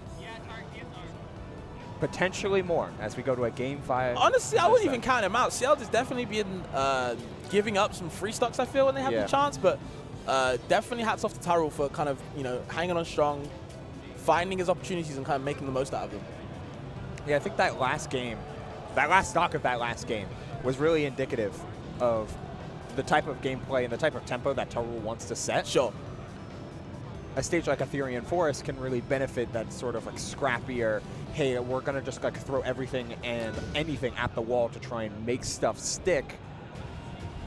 I was thinking we might go to a bit of a larger stage that wasn't already a ban, but the Godai Delta is not exactly known for its surprising width. Like you're still really in the thick of things here. I think Seattle really just wants platforms. Just because, like I said before, he's a big fan of like the up B stuff, the movement options you'll see, but he's just not getting a chance to kind of show the case that right now. Tarul is all over them, tries to get the ledge hog, just threatens it just in case it's an option. Seattle not really falling for it. Okay, triple 4 there. Wants to get the Nair conversion, can't find it. Now you're recovering high. That's Crag's turn. Still trying to put out these back airs. Oh! He tries for the down throw forward strong, and Seattle barely spot dodging it in time. You spot dodge there? Balls of steel, I tell you. Never mind. Yeah, I think he went for the up B pillar cancel, or one of the ones that uses your pillar during the cancel, which is certainly rough there. You need to try and conserve that pillar as much as possible whenever Fleet decides to go off stage after you. Oh, back throw though to try and get the wind chime instead, but the get him attack gets right by. Pretty smart to do get him attack there. Yeah. A lot of people, including me, would have just panicked, but good recognition. We're retaining knowledge. Oh no. Okay. 5 sec. How do you recover now though? Oh, doesn't have pillar enough. Has the pillar side B cancel, and that's not good enough. Down throw into the down strong. The roll in as well. At 100% though, it wasn't enough. The Godai Delta has a decently high ceiling, so you see the down throw forward air that time, calling out the DI up and away. Sealder needs this stock. Uh-oh. Oh, misinput on the waveland. Definitely wanted a waveland up there. I can see it. The arms attack on the down tilt, and we're not finding anything. Still not finding the finishing blow, as the forward air was a soft forward air, but it is enough. 50% and a dream here for Tarul. They're on these platforms. It's so hard to contest Fleet at these positions because you're forced to try and chase her down, and you know that she's going to be doing like slow fall and drift aways and then drift that right was in. so anticlimactic for that last game. It was so back and forth until the fifth game, sorry, was a huge blowout. Unfortunately, Tarul definitely still doing it big. You know, he's got still got some opportunities to make it to top 32, but for now, he will finally show that he is actually human. That 400 and whatever seed, you know, might have been shattered, but at least he's close to top 32. Close to the big leagues, you know? Oh, yeah. And you know what? Top 32 is... Top 32 is already like a hallmark at a bracket like this. Getting top 48 even is amazing, amazing potential for anything, for any player at these ranks. But you know Sealder is aiming higher. Yeah, I mean, of course, you know, it's definitely a hard matchup for Tarul. That's why I think he played it so well. You know, to go game 5, to take 2 games off a pretty good Fleet and Sealder, you know, no slouch at all. Definitely see why he's so good. Can't see why he was seeded that low. So, This was unknown, but that's how you make a name that's for yourself. how you make a name for yourself, exactly. It's better to win. Better that way to show yourself. But we do, guys, have to go into the next set, of course. We are going to be getting Lucio against Ion. So Lucio, if you guys don't know, I believe was a Zetterburn in Rivals 1. Yeah, still playing the character now, of course, yep. I think one of the best in Mexico, if not the best in Mexico. But I might be wrong, so don't quote me on that. But he's very good from Mexico. Up there, sure. Great player, of course. Ion, I think it's his hometown, right? Is he NorCal? Yeah, I'm pretty sure. Yeah. So, you know, in his backyard, of course, there's a Zeta plushie. Ion, no slouch at all. Has done it all at Genesis. Wherever the hell you think of that he's been at, he's done it all. Crazy Crag player. Wouldn't even argue if you say he's #1 Crag. He's probably one of the best ones at the moment. He's been messing around with some characters, but I think he just plays characters for fun. Yeah, every time I see Ion in bracket, you know, he's always representing the Crag. Sure. Recently picked up by Paragon as well. Okay. So shout outs to Ion for that, representing a very, very efficient style of Crag. Much less of the Rivals 1 style of Crag, where you see a lot of players like really lean into the uniquities that Crag can offer. You know, Cheese with the off-stage game, ZB with ZB. Yeah. Ion's a lot more simplified and refined. Yeah, no, absolutely. I agree. Big fan of the conversions with like cargo throw. Yes. You know, stuff like neutral B grab. He loves that. You'll see a lot of the times, like, you know, if you're shielding on too much on the platform, or if you're just on the platform standing there, you know what? instead of doing all the shield drop up that everyone loves to do in this game, why not just grab you, see what you do next? And Lucio, haven't watched too much of him, but from what I know, just a very, very solid player overall. And of course, you have to play the Mario Party minigame of can you deal with Shine? You know, I always say Shine isn't exactly the broken move everyone likes to talk about. For me, it's the moves that come after Shine. You know what I mean? If I whiff Shine in your face, what am I going to do next? If I Shine your shield, am I going to do Shine Grab? You know, there's a lot of things that you have to watch out for. You could even do Shine and CC yourself on a defensive vibe, you know. Shine gives you so many options. And yes, it is a very good move, but for me, the fact that it can be auto floor hugged, just hold down whenever they're wave shining on you, for me, doesn't exactly make the move broken. It's more so the options after, which make that move absolutely scary to deal with. Yeah, there's a sense to Shine where once you acknowledge that the floor hug game is so threatening, you can really start to get a beat on the Zetter players. Like, how do they like to try and beat floor hug? Do they like to do Shine grabs? Do they like to do like Shine jump down airs to try and really punish people for just holding down out of shield? And that type of sequence always then establishes a pattern. And if you can find the pattern that is established on any Zetter player, you can put out parries, you can put out like nairs, you can just instantly start to recognize this is how their muscle memory functions for a character that's so high peak. Yeah, it's why a lot of people will tell you, like, you don't want to get locked in shieldless character like Zebin, because he has probably, you know, some of, if not arguably, the best shield pressure in the game, right? Of course, with Shine, as well as that, as well as just good normals in general that are kind of safe. Yeah, don't look at Drag Down Wiki, you'll be sick if you look at the frame data of this character. But so that's why you have to kind of abuse your movement in this game, and that's why these better players don't exactly struggle with Zetterman as much as kind of the lower rank. You won't see these Zetterman at this level do Shine Dare all the damn time. It don't work like that, because people know to hold down, to parry, the next option, stuff like that. That's when the Zettermans get good and realize, you know what, we can put in some mix. Now it's your turn to guess, and making your opponent guess all the time. People like to talk about mental stack. Oh boy, Zetter's got not a fun time. Yeah, absolutely. On the flip side, however, the same thing can be applied for Zetter on defense. The defensive options are surprisingly vast for Zetter. He's got some decent mix with the down B cancels, of the pity flips, all of the extravagant movement off stage in order to get his jump back. However, it gets really problematic once you include Krag's ability to force out defensive options without committing to offstage himself, with like Pillar, with Rock, with Shards. It can force Zetter to get creative with his own recovery routes, and then in turn kind of leave himself open if Krag is going to be in the proper position, which you know Ion is going to try to put himself in. Yeah, that big B-tool does a lot of things right, especially when it comes to edge guarding. You know, being able to put the pillar up high, having a rock just in your arsenal. Because I like to say that Krag is like a stance character, right? In a lot of ways, when he has the rock in his hand, he is a completely different character. Yes, his defense is absolutely trash, but when he be throwing the rock at you, it's hard to respond with. You know, so we'll see how Ion gets on with the Krag, the tried and true color, of course, always. And I'm liking the Abyss skin, or the Abyss palette, should I say, for Lucio. Yeah, I don't remember ever seeing this skin. This is kind of you have to do, let's say, the interesting arcade mode in under 4 minutes and 31 seconds. Sheesh. So, yeah, it's a tough one. I won't talk about it, though. Yeah. It's time for another time. We'll see how these guys get on Merchant Port, of course. Arizona Classic in this stage. And it's looking similar to Evenish. Evenish, shall I say? Yeah, letting these down airs rock from off stage. We're seeing Lucio play a little bit more forward. There's not a lot of platform movement in the early part of this game, just trying to use it for extensions and bypass to get to the ground ASAP, breaking the pillar with that fireball. Excellent back there from Ion, getting the reverse hit. Oh, that's just going to do it. Yeah, it's really hard because, Krag does a really good job of stuffing out your jumps, but then so does Zetterman. You get caught in some sort of combo, you're getting back or out smash, you're getting something in tilt smash, as long as you're on fire, and that really does help Lucio's game plan in this matchup. And actually tried to grab him, didn't abuse the new mechanic with Krag where you can actually do a different input with the B button to make sure you grab them instead of the rock. Right. Probably muscle memory. Oh no, Jesus. What a deep commitment for that forward air, and you know what, we're all the way back though. The downside of going for that deep forward air is that you really don't have any other options for coverage. You're kind of betting it all on this forward air, closing the stock, trying to bet it all again. Wow! By the down B! Overcommitted. I mean, you pick up the stock immediately after, but that is a brutal way to lose a lead for Ion. And you know that Lucio's trying to take it to the bank.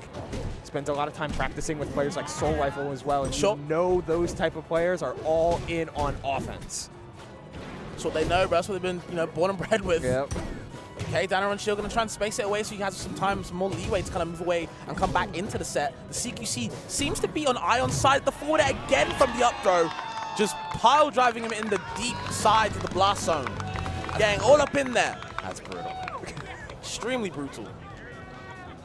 And the familiarity on Ion's part, right? Like, that is you're spending your jump, and you're fast falling the forward air. There's probably only a few stages that have a low enough floor that you can actually do that on. All right, Yep, grab. Yeah, what's the mini game? Yep, still going. Tries to read the option with a down B, but of course, good on Lucio to kind of recognize, get the trade. Back to even now. The rock ceiling guarantees the jab after the tech on the rock. Nice awareness on the side of Lucio, who doesn't go for the Gatling, instead just choosing to try and play with some dash back in mind, giving himself some space.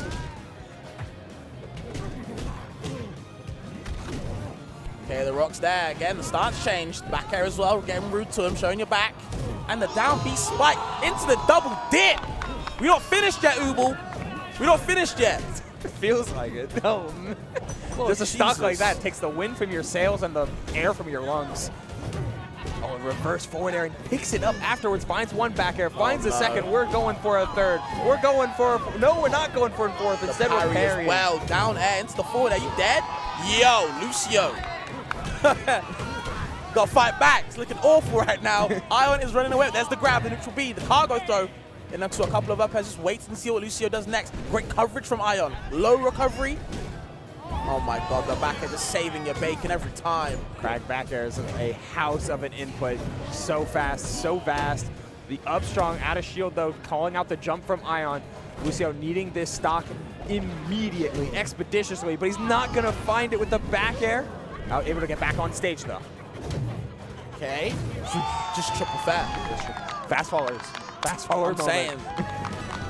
Fast fallers love beating the hell out of each other, right? Because it's like, you know what? Yeah, I get beat up, but what if I hit you? You know what I mean? It's a taste of your own medicine in a different way.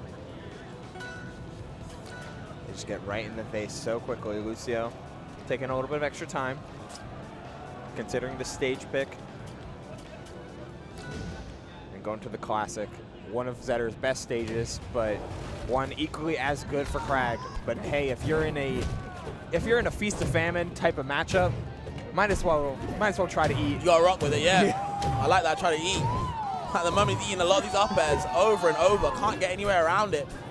Only taking what, 9%? Jesus, not even 10. Do something. Okay, Lucio in there now. My bad. Yeah, Lucio wanting to just consider. Oh no. Can't be giving away stocks for free like that. Valentine's Day was yesterday. Get your gifts out the way, Lucio. Okay, it's a shine into the forward air. The weak one, though. One of the stronger hit. Now you're getting down to it into the forward air. The kicks coming out. Very good angle there from Lucio in order to avoid what was certainly a stock-taking type of opportunity for Ion. Nice shine into Nair. Has opportunities with a couple sour spots on these up airs and forward airs, and that is perfectly fine for Ion. You're the heaviest character with a stock lead. You are more than willing to take some chip damage if it means getting a stock out of it. For sure. High recovery, no baiting. So I love that fast fall from Ion because he's baiting going back to his pillar. Then pillarless is over to the ledge as Lucio decides to be patient. Nice little feint there in order to get back to stage, and Crag survives another interaction with a chance to take yet one more stock. Ion looking so confident, but finds the back air into upstrong. So it takes. Okay, back square even though. 87% down, not too much against Crag. That might hurt, but nothing seems out for a character like that, but there's a lot of damage on the board. He's a couple of hits. Trades aren't really working out in his favor though. Oh no, down tilt poking your way. He's able to get the forward air.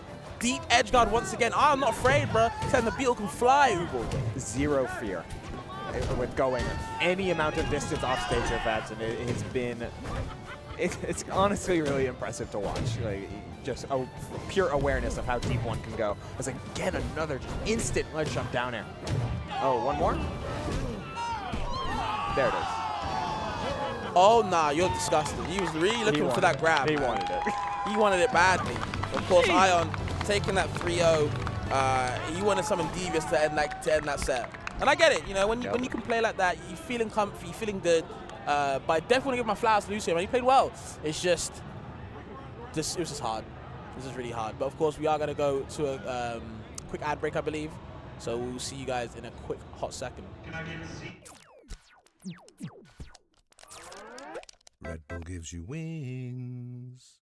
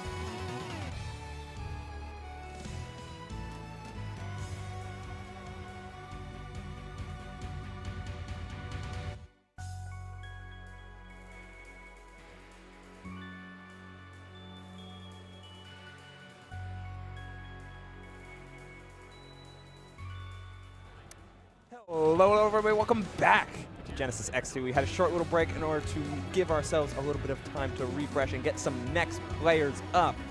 Uble joined by Copter for the remainder of this top 32 qualifiers. How you feeling, Copter? I'm feeling good, man. Like, you know, that first set was just enough to really get my heart pumping, and then we had Eye on Lucio straight after, and that was great. Yeah. You know what I mean? I enjoyed Silda, versatile rule, great players, of course, but I'm not exactly biased, but I just love seeing the top players play this game. Right. Because I don't know, I think there's such a big skill gap in the way these guys play, and we're going to get even more top players coming up. We've got Elkeys, Plup, this might be a Ditto, maybe Plup pulls out the Orcane, who knows. I don't think they would like to play this matchup, but I'd imagine the Ditto is probably what it will be. Yeah, I think Plup had the Orcane in doubles. However, every time I've seen him play out today, it has been the Maple. Sure. And for Elkeys, she's been the Maple, bro. She's been the Maple for a while now, in my opinion. She is literally dressed like Maple. Didn't even realize that. Wow. I just saw the ears. Wow. I just accepted it as like, I think I spoke to her today earlier. I was like, you know what? My bad. Didn't even notice the ears. But yeah, I don't think Plup will go Orcane. I can't see any Orcane liking this matchup. So he'll probably reckon with the Maple Ditto. Yeah, for sure. Yeah. Maple mirrors are already...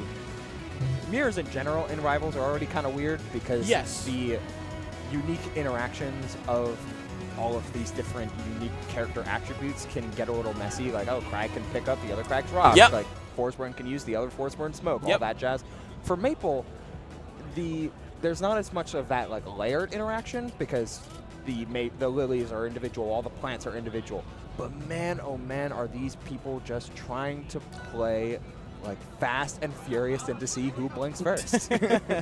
Yeah, characters like Maple, just the Ditto in general in a game like Rivals, like you said. For me, it's more about the skill expression of, you know, how people play certain characters. Like my base example is that if I watch a Zeta Ditto and I watch Cody Schwab play, and then I watch like Stangor switch, the difference is like night and day. Cody is literally balls to the wall, up-stringing you like Yes. 7,000 times, He's gone. right? Whereas Stango and Switch aren't exactly like that. I feel like in the Maple Ditto, from what I noticed of Elkies, a lot of like, you know what, the second you're off stage, I'm tethering towards you. I will burn it early. A lot of edge guarding with Yes. forward air, wall jumps and stuff like that. She's very aggressive off stage. We'll see if Plop can handle it.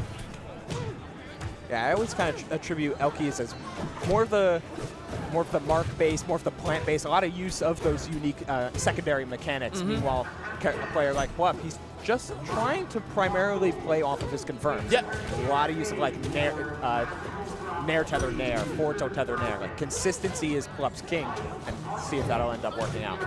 And I believe Elkies is rocking the white Maple as usual. Plup on the red. Okay, double nair doesn't go for the tether that time. Elkies has to tether towards her opponent. Plup doesn't do anything too much of it to punish it. There's the F tilt, scary button, reassurance. Trading between both as Plup finds another forward tilt. Going for the down tilt into the uppercut to finish off that dash. Slightly misspaced and allowed to find that prime launcher for Plup to take the lead. Yeah, I think he noticed Elki's DI kind of early. She didn't really DI out too much, so he's like, you know what, I'm going to throw it out and see what happens. Got the mark, and we can still keep going. Now you're marked up yourself. Dash attack unsafe on shield. Down or out of shield, I like that. Interesting pop-up, just for a little string. Yeah, I've been kind of loving the different Maples that we've seen on stream today utilize different levels of, down air, and that was a brutal confirm. That was violence. Okay, double nair, I'm liking the push-outs. Downward dash after the jump was certainly a way to get back to stage, but Plup is not having it. Continuing the combo from all the way off stage. Can we get one more? No, we're just going to grab it. Elkies Didn't even not need able it. to recover. Wow. So we're just peppering with down air, prioritizing to get rid of both of the plants and not going to let him have it. Crouch cancel through the forward air in order to find that grab, but no dice. We're too low percent in order to make any opening matter too much at this point. Now we're starting to get there. Oh, Plup. Uh-oh.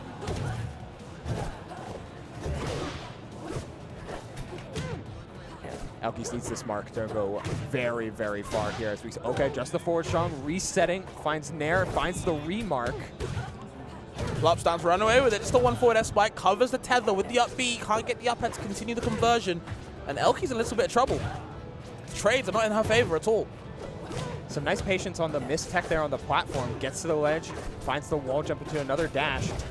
It's just taking too much time. Like, that's the downside that Plup really started to needle in on at the end of that game one. Like, she's taking so much time to try and set up like a layered trap to confirm a stock, or to utilize the extra mechanics to set up like a Lily, or to remark, or to do some sort of extra tech chase. Sure. And Plup is just find a hit, cash out, go back. Seems so simple, but it's a very effective game plan. It's really benefiting them a lot against Elkies. And I feel like I thought Elkies, maybe a lot of the majority of people would think that, you know, she might have the edge in this Ditto, even if it's a Ditto, but Plup is really commanding that first game, so we'll see if he can continue.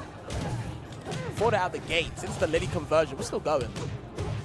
Yeah. Simple damage, but every percent matters because Maple still has her ability to run away whenever she needs to. That's how fast she can be. Not so much on a stage like Aetherian Forest, but can always be on the table to reposition. A nice little uppercut there in order to stop the down strong, and we're converting off of it. Plup not hesitating in any of the decisions he's making. The up angled forward tilt missed. Yep. Why not? Not super delayed there.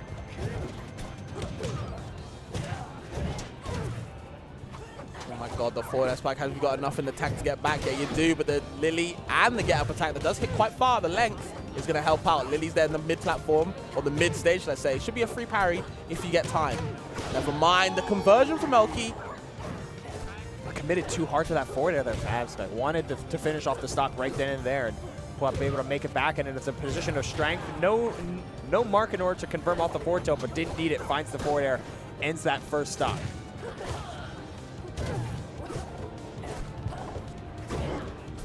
Both nice parry, but no punish. Little bit too slow on the mark, unfortunately. It's a little bit too slow. There's the up tilt. There's another one.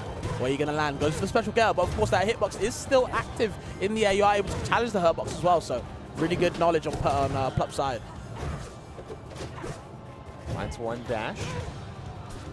Plup really started to run away with things here. The uppercut, nice edge cancel though. Avoiding that, the end line completely. Wow, the up air, just kind of like the last lingering part, actually found its kill on the Ethereum Forest, let's say. Forward air spike though again. Can you make it back? Do you have the resources? Not enough. Everything to get back to the ledge. That's what an edge hog there is for. Pull up, closing down the stock. Up 2 stocks to 1. Trying to get more. All these downward F tilts. Look at them. Poking. They told me that move got nerfed. I don't see it, Dan. I'm sorry. Oh, man. Oh, my. They're just so comfortable with forcing tether and then instantly continuing the string afterwards. No problems whatsoever. The drop zone nair into that forward air after the wall jump. Dissected off stage. We were talking about Elkies is the one with the mastery of offstage gimmicks and offstage edge guarding flowcharts, and Plup has been ruthless to her. Yeah, I might have to switch it up, man. Maybe I was wrong. Maybe I was wrong. Stuff. Instantly trying the complete opposite, though, here for Elkies. It's like, all right, if you're in Forest, didn't like how many of the scrambles we were getting into, how much Plup seems prepared for exactly this mirror, so let's get some space. Go to a big-ass stage. That's right, huge rise in there. Reverse dash there in the corner. Elkies really wanted a pretty high prime type of starter in order to find any sort of reversal. Elkies just doesn't feel like she has any momentum to her name. Yeah, I feel like Plup has sapped the whole momentum out of this set so far, man. He's been kind of, doing his thing. It's like completely seamless. And the up strong to anticipate exactly that tether. Only one option left, and you know that Plup was ready for it. It's absolutely the only thing he had to look out for.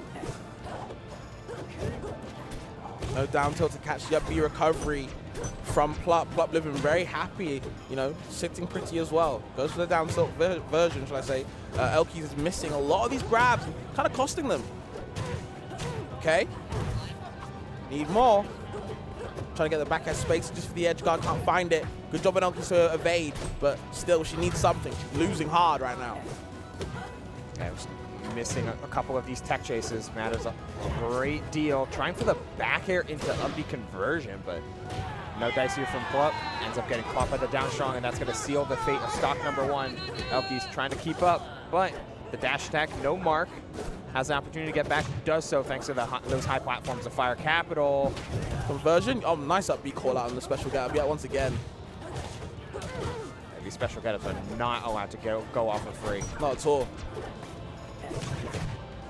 Honestly, everything Elkies gets, like that was a prime up throw on top platform, and it turns out Plup takes the stock. Everything that Elkies gets, it's like pulling teeth. Crazy. Nothing's easy. Nothing's free. Trying to full sprint in with that back air, though. Finds one tech chase. Gets the time to set up Lily. Hides behind it, but of course, yep, it's free invincibility for me. Thank you very much. Yummy, yummy.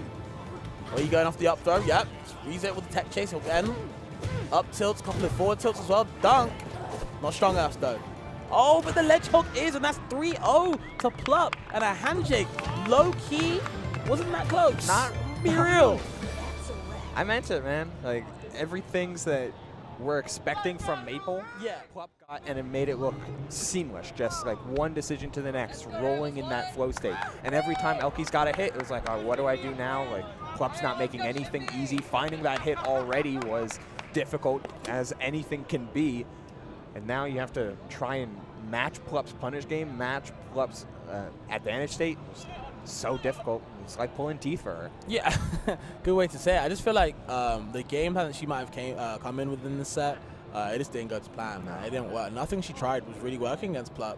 And we talked about how, like, Plup's game plan is like kind of just like a, not exactly simplified, but it's very just bare bones of like what he wants to achieve, right? Exactly. A lot of these Maples will be like looking for all of the craziest rewrap confirms and into the Lily confirms off that back to back ping pong and whatever, that tether stuff. And Plup is literally just like, I'm gonna edge guard you, bro. You know what I mean? And it works. You know what I mean? You don't need these fancy setups all the time. They look cool, but it's not always about, if you look cool, it's about how you finish the stock. Yep. Like you said, simple yet effective. Minimalistic is key. Yep. And I do feel like Plup is showing that, man. So shout outs to him. Unfortunate for Elkies, but she will dip down to losers, see what she can do. Yeah, and I think that's a as we can keep talking about Maple a little bit as we see Soul Rifle coming up this stage. Not playing Maple in this game, but it's a nice difference between like Rivals 1 theory of characters and like everyone trying to push their on-hit game as far as possible, as we'll see a little bit later with the end of the Rivals 1 bracket here at Genesis X2. But both of these two have kind of run into the problem where, I can't really play the way I'm used to with the character I'm used to in Rivals 1 to 2. So for Soul Rifle, that decision made it, that problem was met with a decision to change characters. Yep. For Cheesy, it's been to just tough through it, to bite that bullet and acknowledge that she still wants to play Crag. She has to change how she wants to play it. That's a good way to put it. I do feel like, I think everyone knows, there's no surprise that whenever a new character comes out, I say new, but since so far, returning characters come out, the people that used to play them are like, oh my god, I can't wait for them to come out. They finally come out. Man, this character don't feel the same. They're different. They're so different. I hate it. I need back my old character in Rivals 1. It's like, well, we're not really trying to port the character over. We're trying to port certain things and obviously, balance it that way. But it's just like, most of the time, you're never going to have fun with your old character. Most of the time, Cheesy still plays Crag. Cake's back on Force, stuff like that. But Soul Rifle don't play Maple no more. No. His Maple's still good in Rivals 2. I've seen it. I've played against it. It's still nice, but why not when the Force Burn is just kicking alive and so well right now? His Force Burn is nice. And he's more ready to go to the Loxodon than he is my god, yeah, he started off as the Lox, yeah. No, it's the way that I always heard it, as this is a hand warmer, y'all, is, I believe it's a hand warmer. Yeah, it's hand warmer. Yeah. Whenever you're trying to pick up a new game and maybe you have some familiarity to it, whether you're going different iterations of the same game or what have you, you always try to meet it on its terms. Meet the game on its terms and what it wants the character to play by, and then try to iterate from there and evolve from there. And that's what Cheesy's doing with Crag and what Soul Rifle's doing with a character he probably really doesn't like in Rivals 1. He was not a fan of Force and Rivals 1. I think the Rivals fans know that.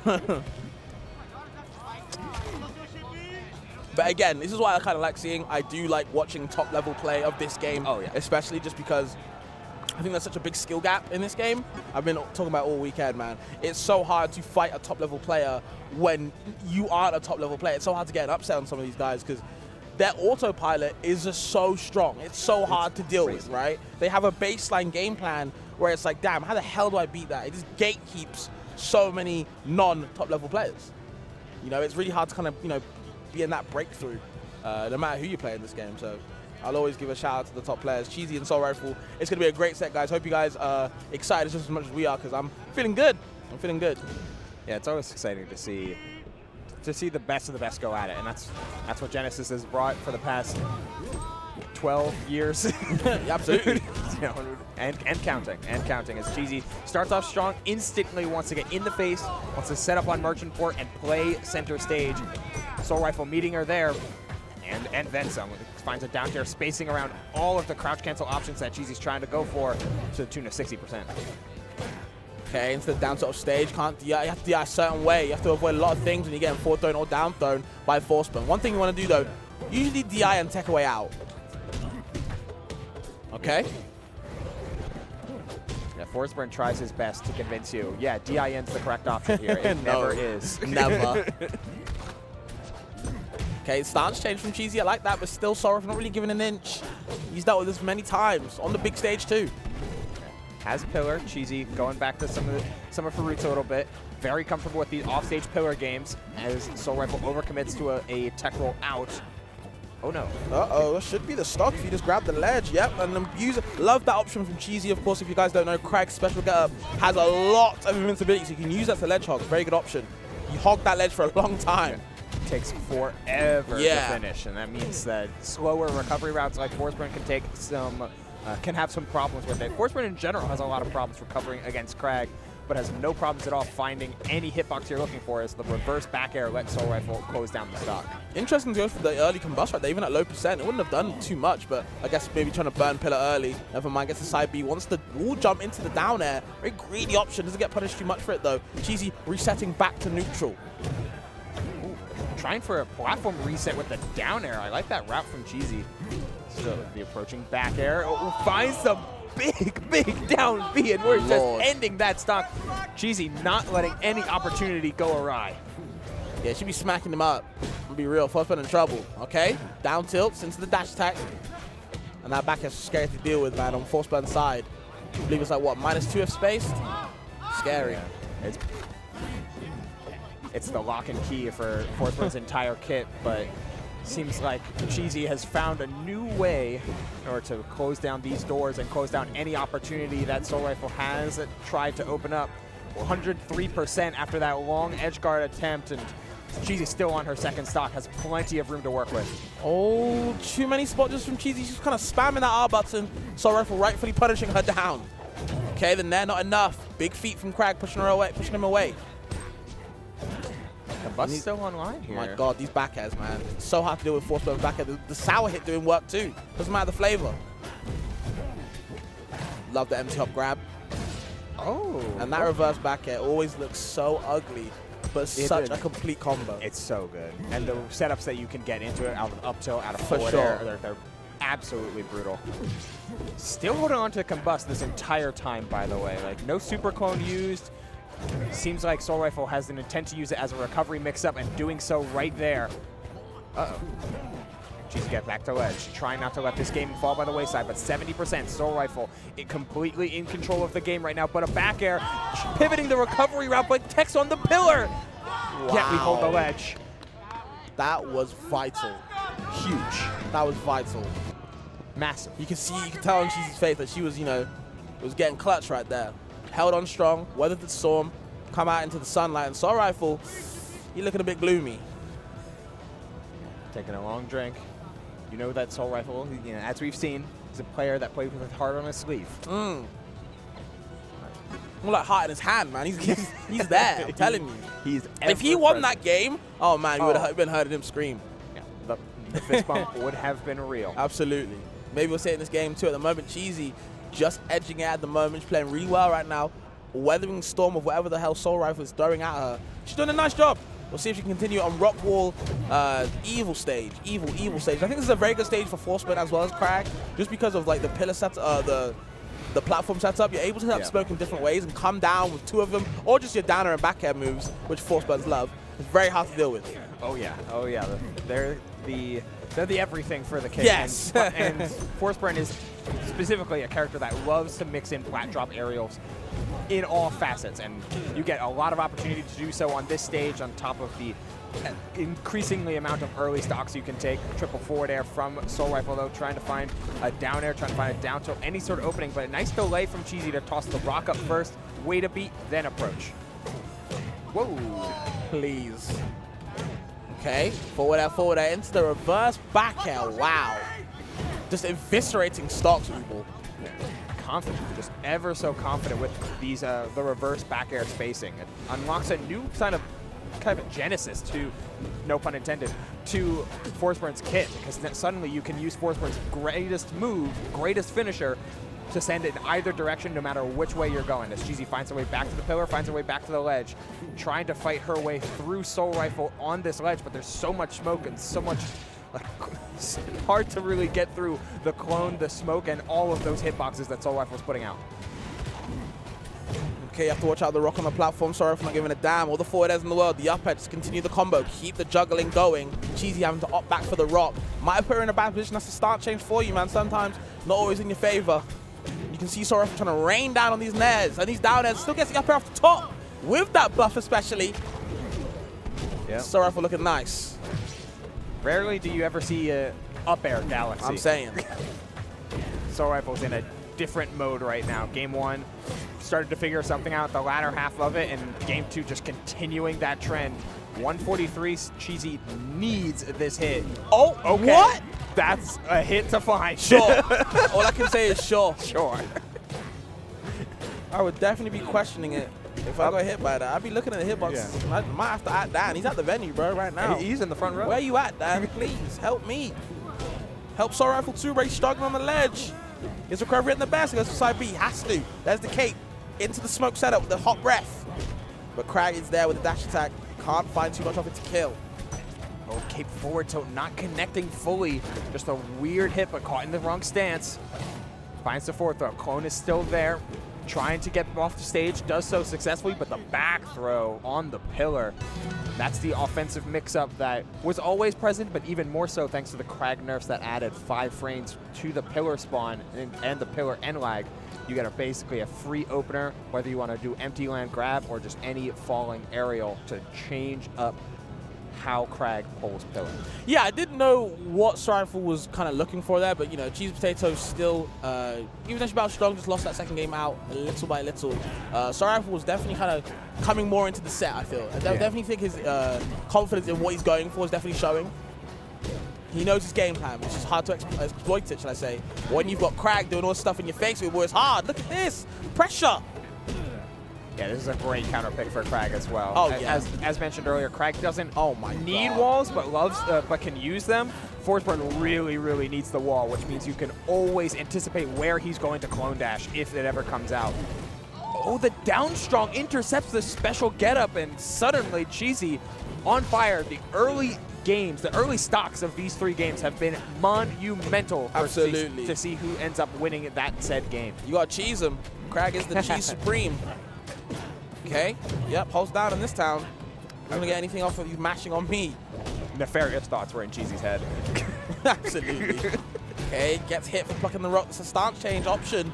Okay, slides off the plat. Nothing too much from it. Soraf doing a lot of falling forward as on shield. Obviously, it's a decent move, but I feel like you want to use your districts against Crag. You don't want to be next to him when you're attacking his shield. You want to be spacing away from him with your down air, with your back air to make sure he's over-committing. But it doesn't matter, though. Soul Rifle still finds that stock with the back air, back to even, but Cheesy does have a little bit of that % lead. Shortening, though. Yeah, it seems like just a slightly different idea compared to every other Forsburn versus Crag matchup I try to see. Like, for sure. Most of the time you see Force like try and really flex those powerful disjoints to keep Crag at bay and to open up some really massive punish routes. Soul Rifle is all in on trying to cash out against Crag's big body and fast volley weight. Like, trying to make sure every hit can matter, and forward air and low percents is the way to do that. Oh, high recovery route. The clone's a little lost, but that's okay. Goes under the rock throw. Now they're able to get a dash attack punish. Sets up the clone. Yep. Has no pillar. wall. Yep. Has to rely on pillar. Too far away. What a down air. Great down air. All charges of Inhale are used up, though.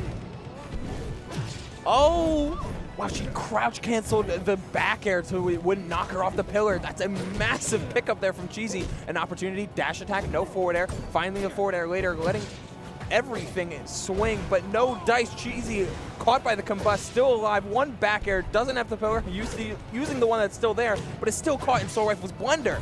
The down air spike, past the clone, the smoke as well, and Cheesy doesn't know where she's going at the moment. Sets up all the smoke, he's hidden. It's a game of hide and seek, and Cheesy's losing right now. There's the up tilt. Can't find the back air to confirm. Charges the cape. Maybe Soul Rifle getting a bit too overzealous, but Cheesy just still can't capitalize. Oh, the up throw at these high percents. Just trying to make some space. Cheesy tosses rock. Parry as well, yep. No down smash available. Unlucky. Down strong berry whipping. Nope. Oh, there was a clone the entire time as the back air connects through the smoke. Opportunities abound, but no dice. Soul Rifle finds yet another combust, stopping Cheesy from doing any of the offstage gimmicks, any of the offstage game plan. Just going out there and swinging every time he sees a pillar or a pillarless. And that's what you have to do. You have to interrupt these Crag players. Yeah. Don't let that beetle fly, man. You gotta be confident. Keep him down on the ground. We're going back to Air Armada. Nothing wrong with the stage, says Cheesy. It was all on me. Now, again, game of hide and seek, and man, Cheesy got to figure something out because the way that Soul Rifle's playing right now, so evasive, and it's keeping Cheesy guessing, and I think that's causing her stress on how she wants to kind of settle this game plan in. Conversions. Yeah, he's so flexible with the clone as well. Normally, Cake is the player who's so good at mimicking clone. Yeah, Soul Rifle's not using clone to mimic. He's just using it as a way to confirm, and his hit confirms are second to none right now. Touch up there, I like that, just to kind of put him away. Decent buff to kind of throw out neutral. Not exactly the best conversions unless you get that kind of the tricky hitboxes, but still Soul Rifle making it work. Up air from, or should I say, rock in the air. Have to watch out. Don't get the parry, but not getting punished too much from it. There's the falling up air into another one. No kill. She's still working. Hits the clone this time. Too high percent for up tilt up air. brutal as the rock is in hand, caught in the stance, and that's going to seal the fate. DI can't do anything while the rock's in hand. No hope of survival there. That's the downside, bro. Yep. Yeah, you got rock in your hand, but you also can't do anything else. Gotta throw it away. F tilt is the way to get back onto stage. Again, it's just these full hop rising fairs. It's like you are not allowed to jump in and get a forward air out or get a back air out for free.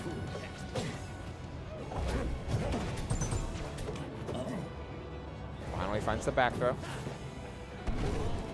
Hides in the smoke once more. Okay. Comes in with the nair. Doesn't do too much off it. And there's the cape. Brings you back into the combo. Hides in the smoke yet again. Keeping Cheesy guessing. There's the smoke clone. There's still the pop, but of course has the pillar on deck. Just getting whittled away here.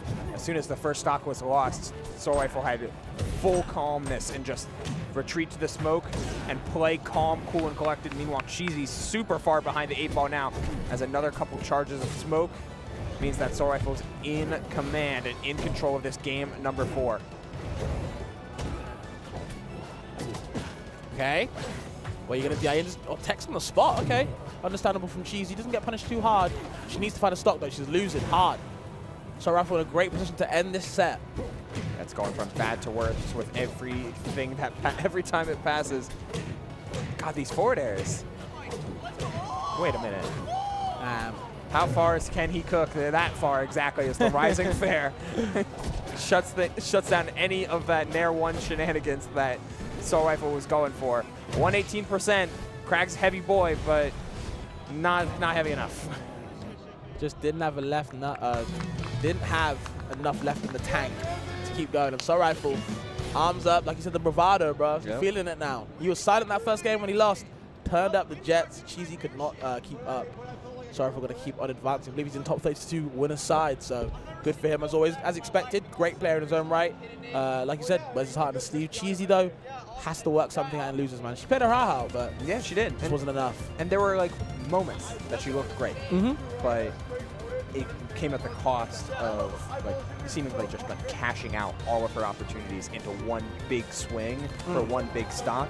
Meanwhile, Soul Rifle was just sustained excellence. Just feel like for me, Soul Rifle gets better and better as the set goes on. Absolutely. And that's what makes him such a scary player. So it doesn't even surprise me that he lost the first game. And it wasn't, of course, only to his own, own things. Of course, Cheesy played great. But I just feel like he gets stronger, learns more, understands more as the set goes on. Like, oh, this is like what I got to do. Yeah. And it's so hard to kind of respond back as well. Unless you're one of these top echelon players like Cake, like your Marlons, your Stangos, you whoever's like that. So very tough to deal with. But we are going to go to that little ads. Oh, my fault. Production telling me something that I completely misread. But yes, of course, we do have to shout out a couple things of this event. There's a lot of stuff going on. Definitely going to start with the merch shop, guys. The merch in this place, absolutely crazy. Biggest thing right now is Arcane. If you guys are familiar with Rivals 1, Genesis did a great skin for him. We brought it back into this game right now. And it's actually, if you buy the skin, available, of course, until the 21st of February, you get 50% off. All skin sales go towards the pot bonus. You're just making Cake's prize pot bigger. Drinks are on him this weekend. I'm telling you guys, don't worry about that. But yeah, man, if you've got time, please buy the skin. It's cute. It's great. Great design. I love the numbers and stuff like that. The binary code. Very cool. So yeah, man, visit genesis.gg/shop today. Yeah, there's also the Red Bull Kumite going on this weekend. It is the only U.S. qualifier for Red Bull Kumite. There's other ones over in Canada as well as over in Paris in the coming months. The winner will get an all expenses paid trip to the play-in over in Paris. So gotta make sure that you're playing it out here for the Red Bull Kumite. That's for Street Fighter, which is happening over on Genesis GG4, I believe. Yes. Shout outs to Red Bull as always. Yeah, just providing stuff for us. Great sponsors to have for this event. So big shout outs to them. Shout outs to the merch as well as always. I need to check out Spiff. They got some Rivals hoodies, so it's going to be a good time. Love the Rivals hoodies. Love a lot of stuff they got going on. But I believe that is the end of it for this block. Me and Ubu had a great time. Oh, it was great. I hope you guys had a good time listening to us. I will always big up people like Ubu. I think he deserves more blocks. If you guys are agreeing with me, let them know. No, of course, man. I like to give people their flowers, man. I think you're a great commentator. Anything to say to the people? nothing more but to keep watching some Rivals V3 2. Keep watching Copter as well, as you'll see him later, but on multiple other streams here this weekend. And make sure to check out the finals day happening tomorrow as we whittle our way down to 6 remaining players. Oh, boy. This bracket is a bloodbath already, and it's only going to get more and more exciting. You're not going to want to miss any of the action right here. Until then, stay tuned. We'll see you later. Red Bull gives you wings. Oh my